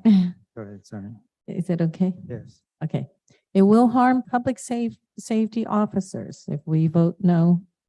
They are transferring jobs to, they are right now transferring jobs to another city that is more financially stable. And I don't blame them. They have to look after their families. Mind you, that real people work here and serve our community. If we vote no, we're telling them that we don't care for them nor their families. We're going to be decimated while you play politics. And I hope we're not playing politics. I hope not. They invested years in our community, so we need to think of them. Our financial crisis is not their fault, so they should not pay the price. And neither should the retirees that are counting on their pensions. It is, as I concluded, that it was the fault of previous leadership years before we came on board, all of this council, before all of us came on board. And it will take time to correct it. I put public safety first. I put my constituents first.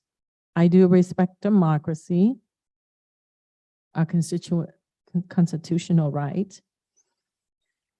So I vote yes to put it on the ballot. Thank you.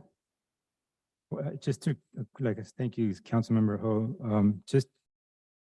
This is an important issue. This is this today, having this, giving our residents the right, the American right. That's why we're all here. I don't know if the council realizes we're all, every one of us on this council is either a refugee or an immigrant.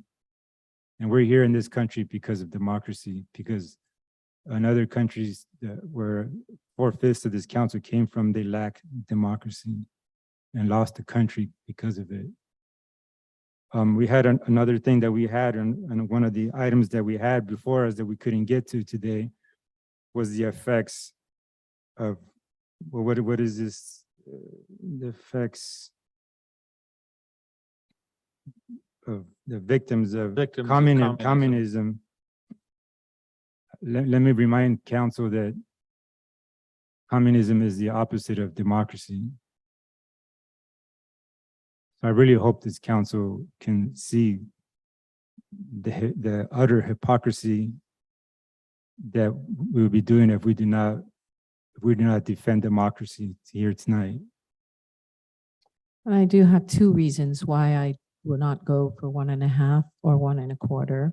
Number one is I think it would be, we're more likely to have the majority or supermajority voting for an extension, because this would not be an increase in our tax, but it's rather an extension of the SS measure. We're just extending it out and to give us more time to bring in more revenue.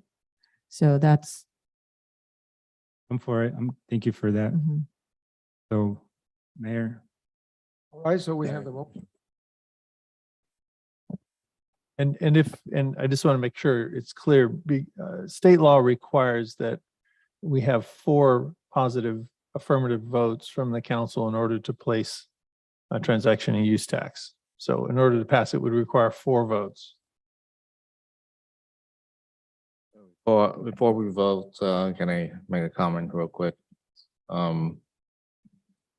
First off, I just want to thank you for all the residents, all the city employees, staff showing up in the audience and speak your minds. Thank you for being the arena. The credit belongs to those actually inside the arena.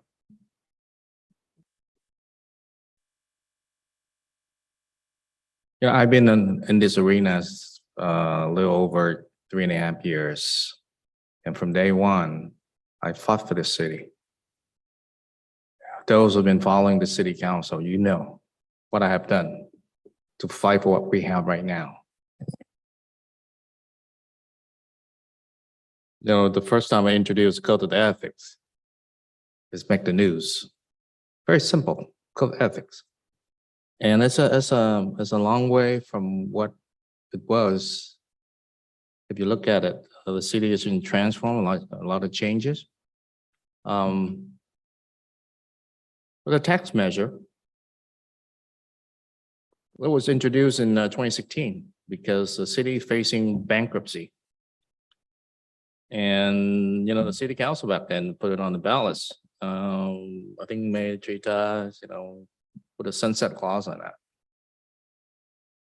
And we asked, the city asked the resident to support the tax measure, you know, just like one of the speakers mentioned earlier. Yeah, the resident didn't want to lose our police department, didn't want to see the layoff workers, city staff. And they were hoping that in 6 years, that the city would, the city council and the city would do something and transform the financials landscape of the city. But look at what happened in the past 6 years. Nothing had done. I mean, well, I've been fighting for changes for the past 4 years. You know, and you know, some of the comment earlier, the saying that I'm against the police department. Which is just so you know, I've been a police officer for 26 years. My sons were born and raised here as also a police officer.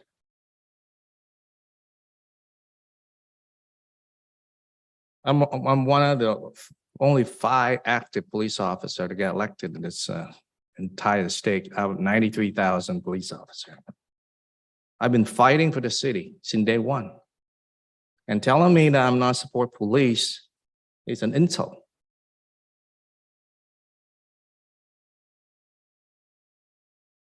Well, look at what the city had done for the past few years. We sold parkland. Nobody knows what's going on in the city. You know how that happened. And we tried to sell City Hall to the developers.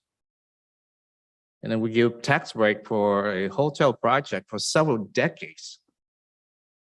And there's no effort bringing new revenue into the city at all. I mean, talking about taxation without representation. It's a dictatorship, right? It's my job in this council to fight for everyone. Fight for those who cannot fight for themselves. I'm holding this council to be responsible for the sales tax, but unable to generate revenue. It's just the tax is just like, you know, depends on the tax. It's just like depends on your rich parents. If your parents give you a check every month, do you have to go to work? No. Just put your hands out. Mom and dad put money in your hands, and that's it. So I'm the voice for those who cannot come here and speak. I've been walking the neighborhoods for the past 2 months, knocking on doors as a councilman. Many people told me that they do not approve the continuation of the sales tax. Why? Because they disapprove of what the council is doing.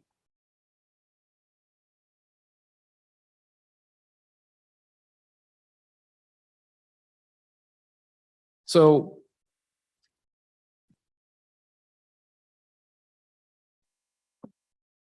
well, we asked the citizens to pass the sales tax 2016, you know, so we can maintain and improve the quality of life, right? But nothing has been done at all. Why? I have no stomach to ask the taxpayer to continue to give us more money so that we're gonna continue more infighting. Continue to, you know, it's rude to interrupt.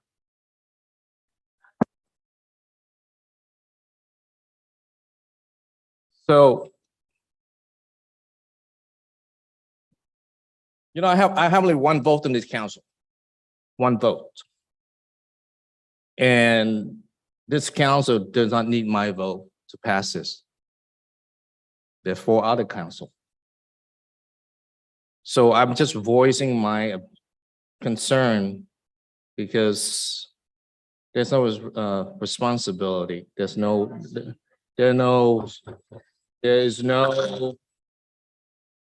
Please, there is no effort to change, to bring in new revenues. We just ban everything.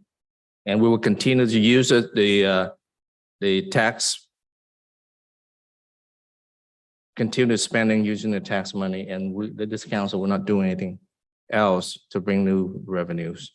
So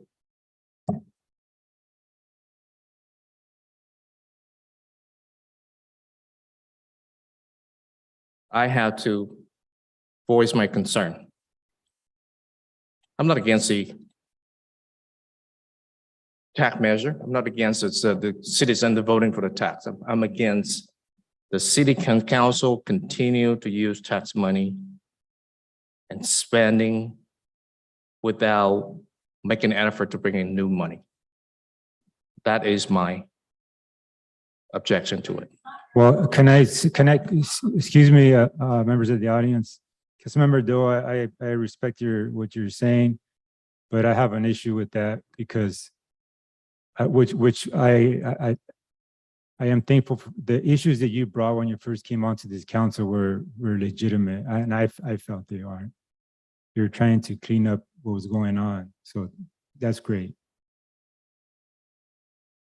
But what I see going on, you said that this council has failed to bring in revenue. Some of the items that can bring this revenue to the community, which is going on all around us. Council also plays politics with those decisions as well, because how is that decision going to affect how voters, if they're going to vote for me or not? So and how what revenue source is out there that this council can generate 17 million? What revenue can you think of that can generate that kind of revenue? That any decision any council would be able to bring to this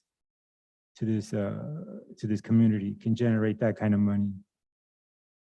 And the fact is that where we are, the facts as far as how much we get from property tax that was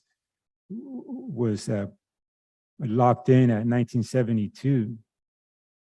1972, that those rates were locked in. How can we operate? There is no mathematically way that we can operate with that fact that those tax rates were locked in 1972. It's impossible.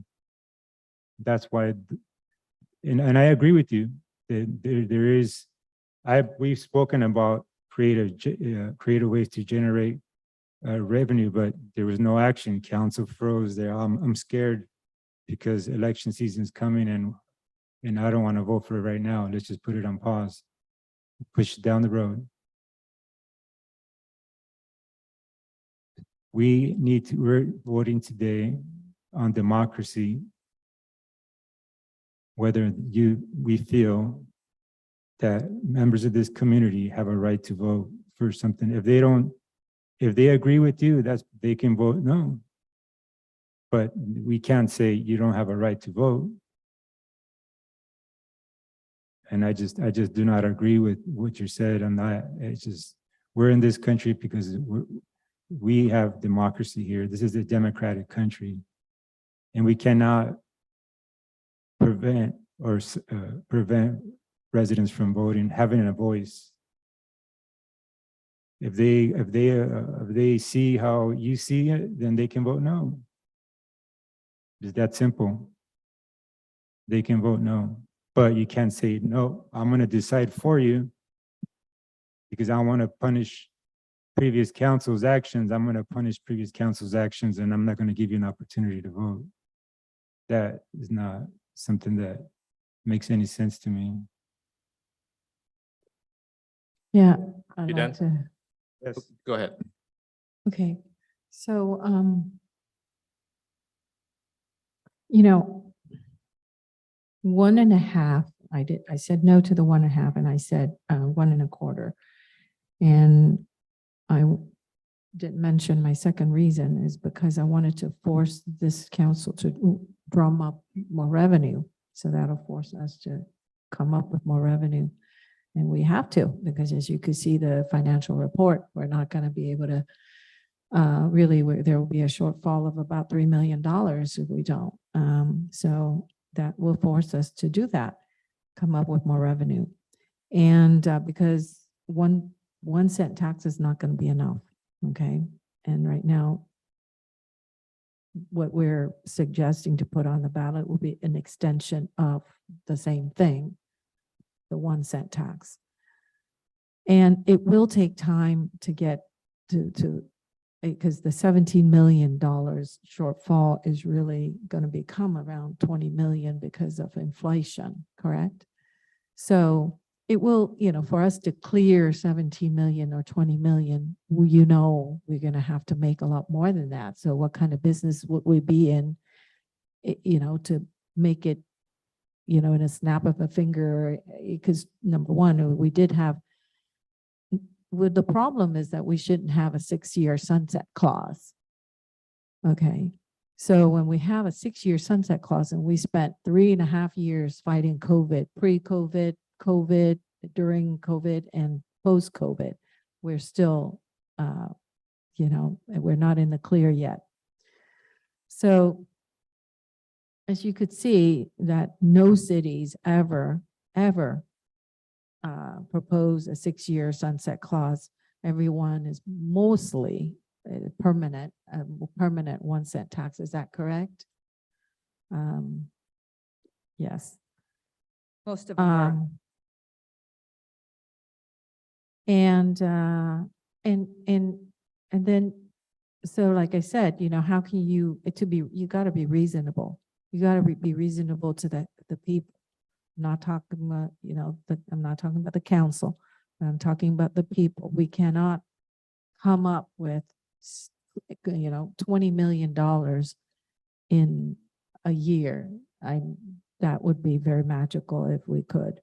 And so, you know, that would be totally unreasonable to expect that. So like I said, if we take our time and, I mean, in the future, if we increase revenue and we're successful, then we can always ask to lower our tax, right? So the California Constitution says that no tax can be adopted by City Council. It must be approved by voters. City Council only has the option of putting it on the ballot so the people could vote. So I don't know what is the hesitation. I don't know.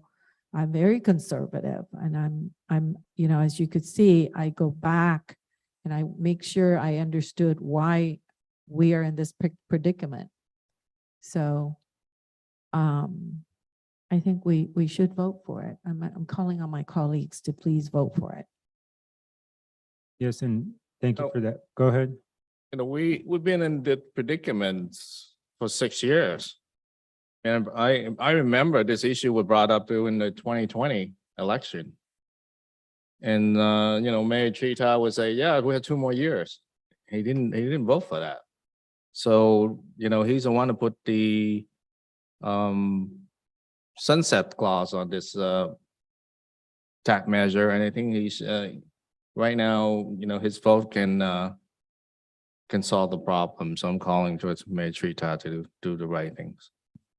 Councilmember Doe, I think that you don't have to ask me to do the right thing. I think that for the last few years, I'm not really happy, you know, that a lot of issues on this city council. And you actually, you know, create a lot of tension. And I mean, that's a fact. I mean, like, you vote for what you believe. And if you believe that, hey, you don't want to put a measure on the ballot, hey, that is your belief. 6 years ago. 6 years ago, when I came up with a census, because I believe that like the city council, we have 6 years to work together to come up with a really good solution. Unfortunately, that didn't happen. I am the only one vote on the council too. I mean, like something happened to the city. I think 5 of us, we are taking responsibility. We have 5 members on city council. It's not like, it's not a city council, it's all about me.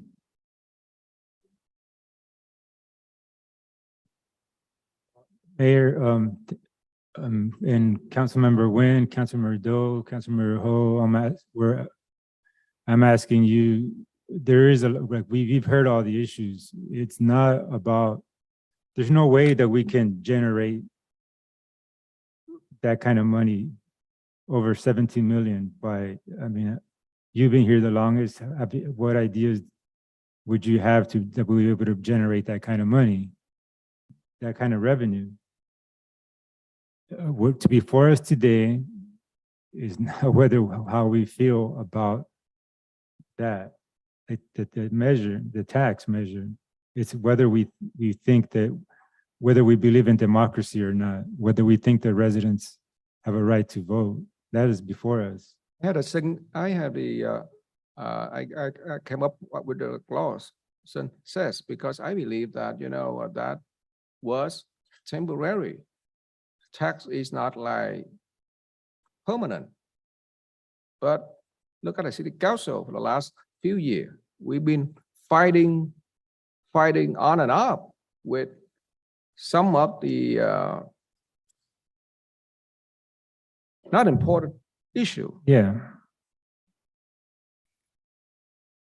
But we can't punish the people. Yeah, this is the issues that the issues that we've been, this council has divided, this council has been the issues of ethics, the issues of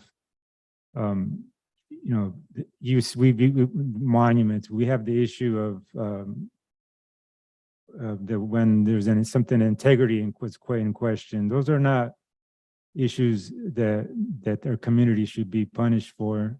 We're asking our community, we're voting on allowing our community to vote. That's what's before us. That's what is before us. And like I said earlier, this will be a colossal failure on our part to not vote for democracy. This is gonna, if we do not allow the residents to vote, that's gonna follow each and every one of us who votes no. It's going, if we all, the 4 of us here are running for election, and that's gonna follow us wherever we go. There's no hiding from that. It's gonna, I can guarantee you that the political opponents are just waiting to see what we do tonight, because those will not be lies that we prevented democracy. I'll stand with you if they come up and say that you raise taxes. I'll speak up and say, no, you didn't, because you don't have the authority to raise taxes. Only the voters do. I think that we all know that a community out there thinking about our action tonight. I think that, and I think that we do understand our community. So I think that each of us, we do have a reason for our voting. So hey, that is the democracy on this city council. Yes. 6 years ago, I repeat many times, came up with a sunset, because at the time I think I make a statement clearly 6 years ago that was only for temporary. I still remember. Yeah. You know, So for on the our six- city to be in good financial health, for those of you who depend or thinking about the $29 million in reserve, I asked earlier how long it took for us to build up that reserve, and the answer was 6 years. So for us to be in good financial health, we should not be using that reserve. And I know some of you might be thinking and eyeing on that, on using that reserve down to nothing before you take action, or maybe that you're thinking that maybe after your election, then you'll do something about it, but that's not right. We have to act now. I know the answer to this. Is it good business is that what the reserves is for? To use them up? Because we don't want to, I mean, to me, it's not good business to be using up reserves. That's not what they're for.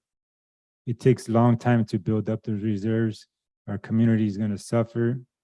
There's no way that our community that we can generate that kind of revenue at 1972 tax rate, property tax rate is impossible.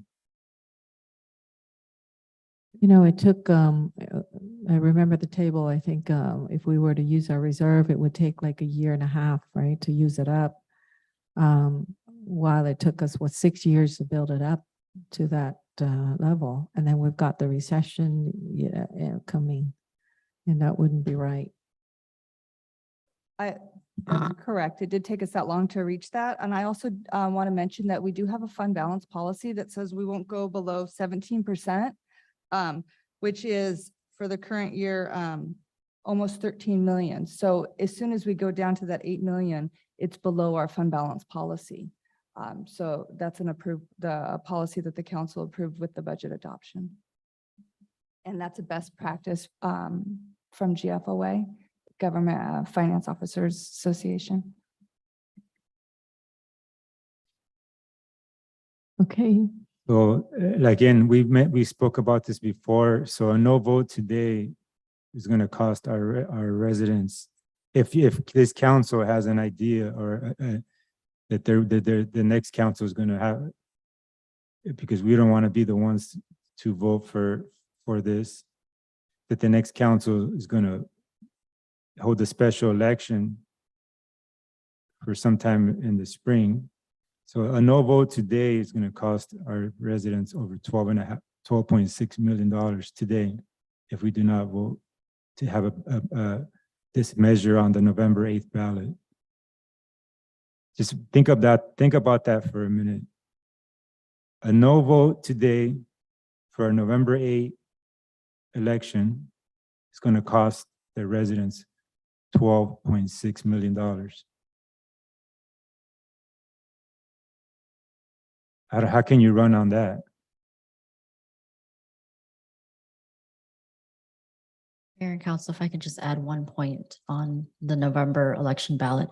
If the council chooses not to place it on this November ballot, it does change the narrative for the ballot question. You can no longer state that it is an extension, because once the tax has expired, you would ultimately be placing to your voters that it is a new tax. Even at 1%, it is a new tax. So I wanted to make that clear.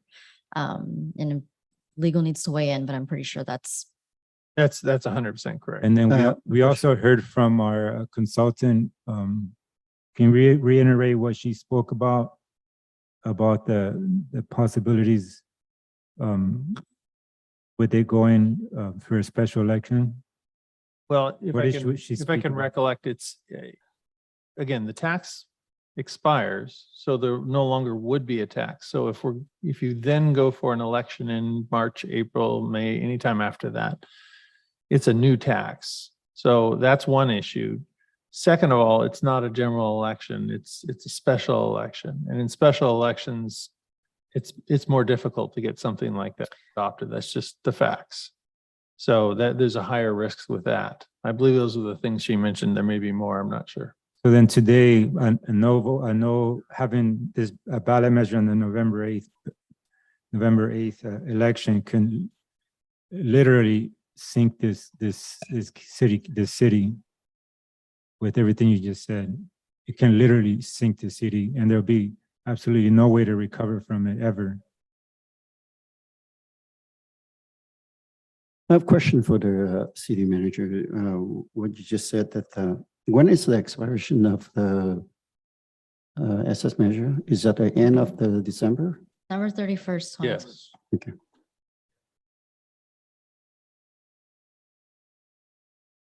Also, just So anytime that you go before the end of December, it shouldn't be the tax increase. For what you I'm just said. sorry. I didn't catch that. if you were to vote on it, if the people were to vote on it to extend it, then before it expires, then it's an extension of the existing tax. That's why it's framed the way it is right now. Once it expires, you no longer have a tax, and it wouldn't be a true statement to say that we're extending. Understand, thank you. Imagine we can't even get the council to agree on extending the tax. Next year, we're going to have a harder time getting the council, the new council, to agree on increasing the tax. So, What you just said. yes, Allowing for democracy, allowing the residents to have a choice, to have a vote. We do not have the authority to raise taxes. Okay, so City Council, so what you plan to do? Well, there is a motion and a second on the floor. We have the motion and second on the floor.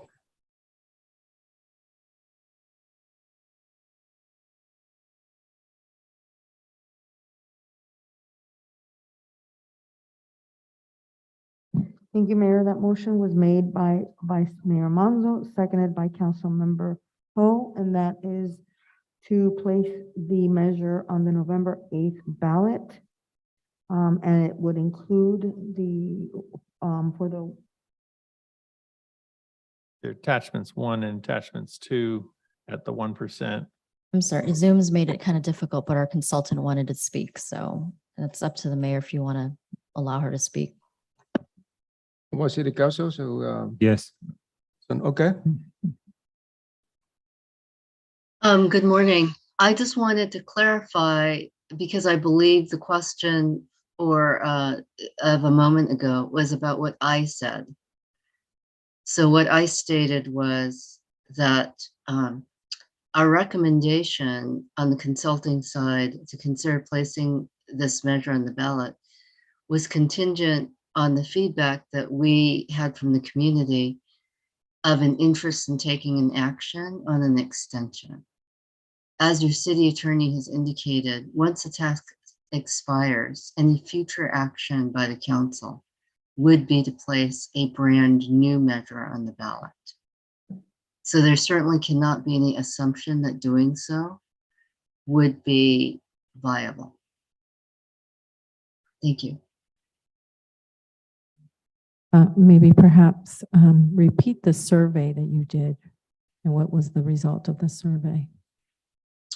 Yes, unfortunately, Mr. Sonnenschein had to depart because he had to get ready for a business trip.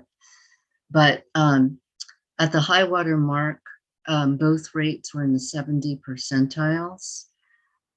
Actually, one of them crossed over to the 80 percentile. Let me just refer to my notes. Yes, that's the increase reached 81% for a simple majority requirement to measure, and the renewal reached 78% at the high water mark for a simple majority requirement measure. Can you Catherine, can you repeat what you had spoken about earlier as far as the possibility of voters approving the new tax measure in a special election? Yes, as you have asked me a direct question, I'll give you a direct answer. It has been our advice to the city that in no manner can we assure you that the tax would be viable because the tax will have expired. And what I said about, 30 minutes ago or however long it was, I said in those instances where cities allow the taxes to lapse, it is far harder to reenact a brand new tax. So I think it's important for the council to factor this dynamic in, because the tenor of the conversation seems to suggest that there is a presumption that one could simply wait and put it on the ballot in the future and it would be successful. And what I would like to say forcefully is that that presumption is incorrect, because all of the reaction so far has been to renew what already exists.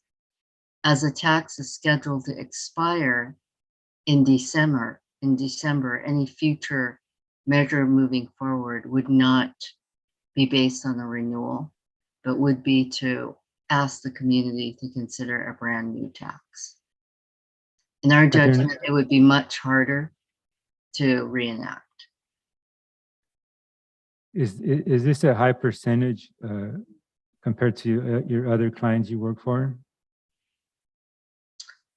The viability numbers, and I might add that the measure carries at 70% in every council district, and the strongest base of support is among Vietnamese voters at 76%. I will tell you that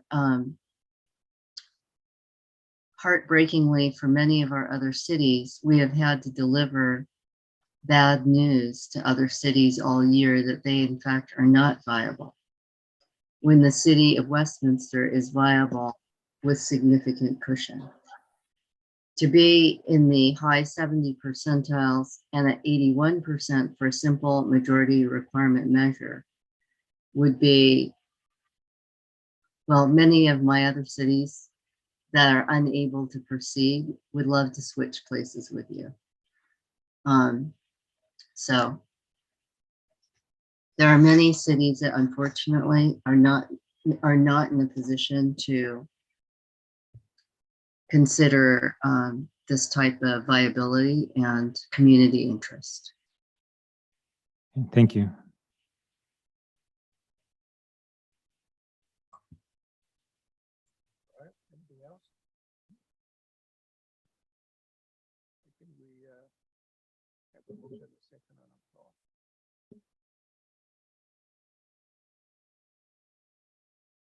The motion was made by Vice Mayor Manzo, seconded by Councilmember Ho, and that was to place the ballot measure on the November 8, 2022 election with a 1% rate.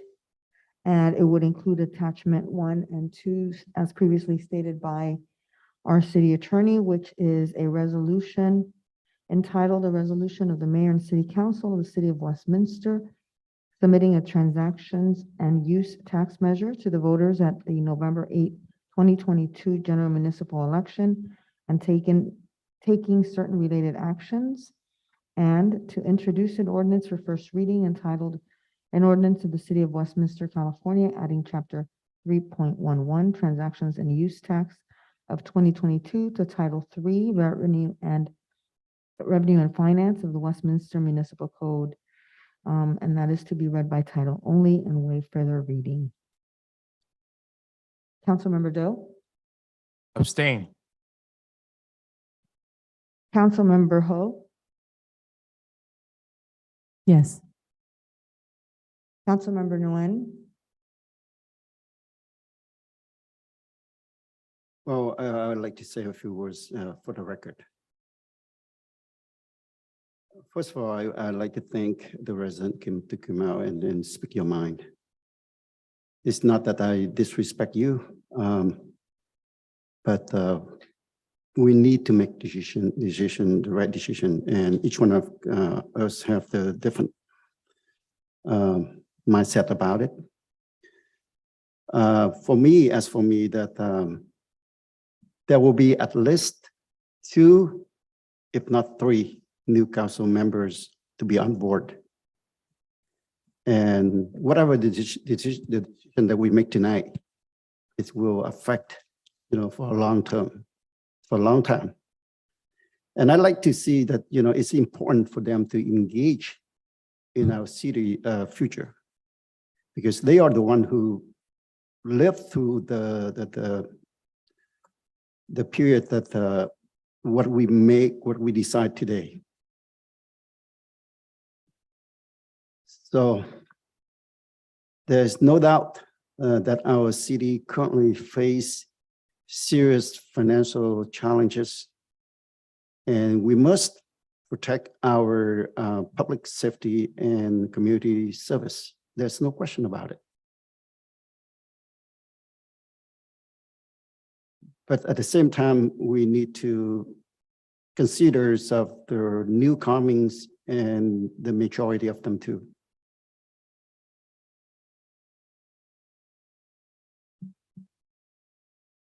Councilmember Nguyen, may I interrupt you for a second? Well, this vote is not for them. This vote is for the residents. This vote is not for us. This vote is for the residents. So that doesn't have nothing to do with the new council. The new council is the one who represent people and to make the decision. That's why we are the important people right now. The voters make the decision. The voters vote, not the council. Doesn't matter who's up here. I think that Councilman Nguyen, he want to make his point, please.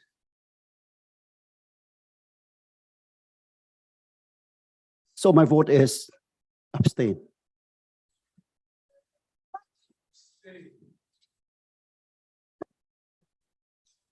However, I'd like to have another, after the vote, I'd like to make a motion.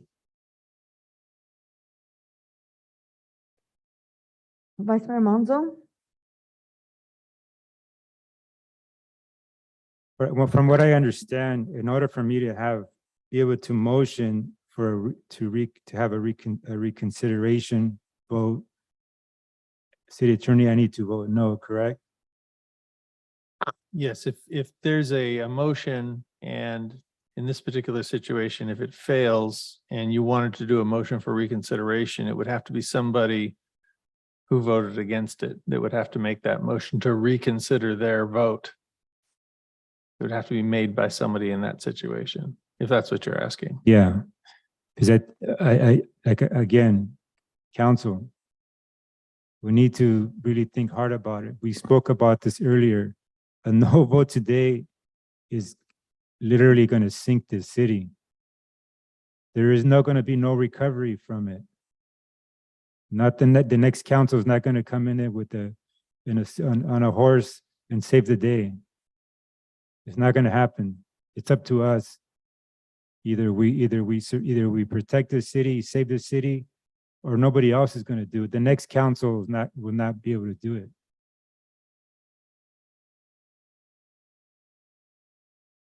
So if we have two abstentions, I want to have the ability to motion to reconsider, and I will call for a special election for on the 12th. Can we do that? Will we have enough time? You have to vote first, right? We have to vote. Yes. Yeah, we are. Not a special election. I think you're saying A special, excuse me, a special meeting. Yes, I know. My question before I voted was to the city attorney, as far as in order for me to be able to motion for reconsideration, I would have to vote no. Correct? That's correct. That's why I'm asking, because if I want to have the ability to vote to make another motion to reconsider for this council to bring and have a special meeting, or this council needs to go home and sleep on it and think about it really hard what's before us. I want to have the ability for us to have a special meeting. And when can we have a special meeting? So the deadline is 5 p.m. on Friday, so you have to have a meeting earlier on Friday so that per the resolutions to drive it down to the clerk of the board. So You know, last time we went through this past, we had a meeting like at noon or Basically that like the special meeting, we don't have to make any motion at this time. I think that our staff want to ask of us whether or not we want to have a special meeting before the if- deadline. so if we're gonna have a meeting on Friday, there's a 24-hour noticing period. So for a special meeting, so I would need to know by like tomorrow morning if we're gonna have a meeting or not, and I need a quorum.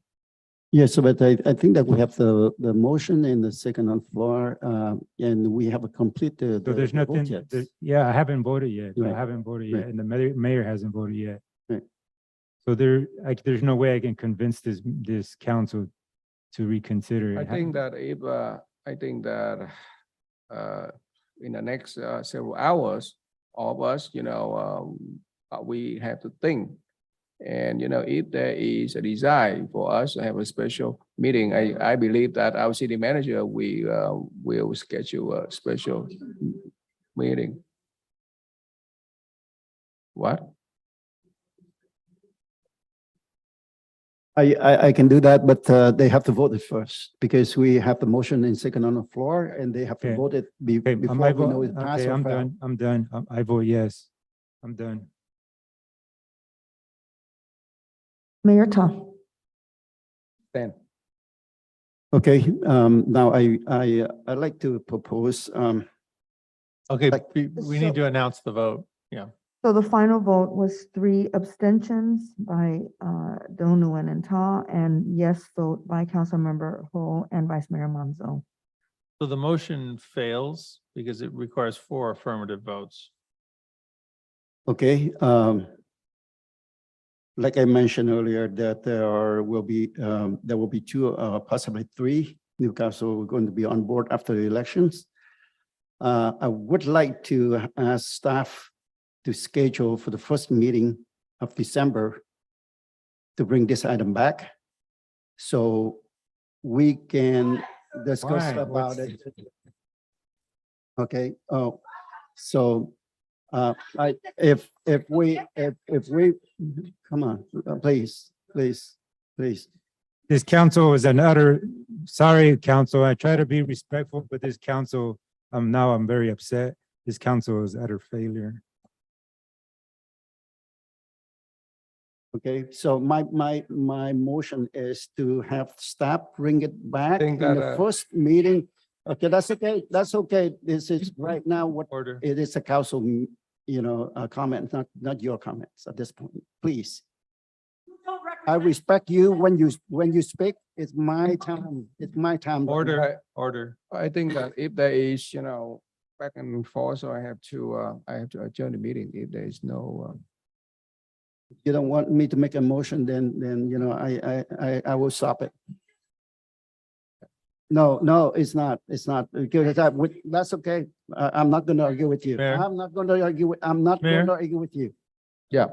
We have to call it to order that they need to be quiet to allow the. council- Yes, please be quiet. Continue.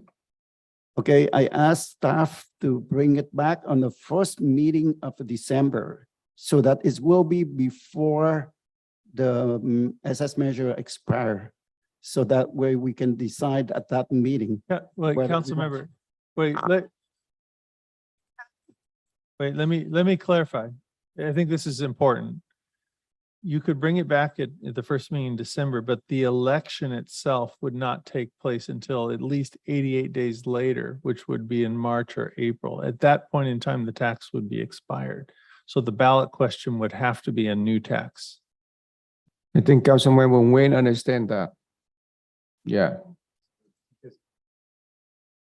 You just lost the city 12 million. I hope you have a good plan to make Well, that up. Well, may I ask you to bring back the 5 years budget projection, please?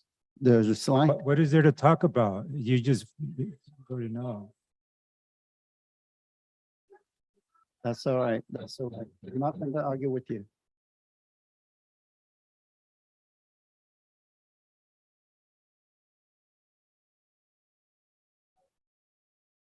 If we had any kind of how would I say this? Any ideas or illusions or that we're going to create a little Saigon into a tourist attraction and bring all this, that is all gone. That will never happen. So thank you for that. So if we look at the projection for 2023 and 24, if we bring it back, now let me confirm it again, that if we decide to bring it back on December, according to what you said, that it will take 88 days to come to take effective for the special election. And if that's the case, then the tax measure is expired. Yes. Is that what you're saying? Are Yeah. you sure about that? Sure about that? It's not when we make decision. No, so the council only has the ability to put a measure on the ballot. They don't have the ability to approve a tax. So if you were to meet in early December, it would be a decision to put a measure on the ballot. And it has to be at least 88 days until the actual election occurs. So it would be at least 88 days from whenever that December meeting occurred, Okay. which would be so- March or April. So let me ask you, you said 88 days. Today is what? Today is August 10. And so December 11, November 8th is our election day. Is that 88 days? Well, we have to have an election date too. So I'd have to actually look to see what day would qualify for that. I'm not sure we could call a special election like for December, So- if that's what you mean. Can somebody tell me that, if we decided tonight and or this morning, then is it 88 days on November on November 8th? No. Okay, thank you. Thank you. So it's not 88 days even we decided tonight. Sorry, This is if I Mark could address Mandel. that. He's the attorney that specializes in these Okay. kinds of tax measures, so he could. Sure. The answer to your question is that 88 days from Friday is the last day that is 88 days before the November election. So that's why tonight's resolution would need to be adopted by Friday.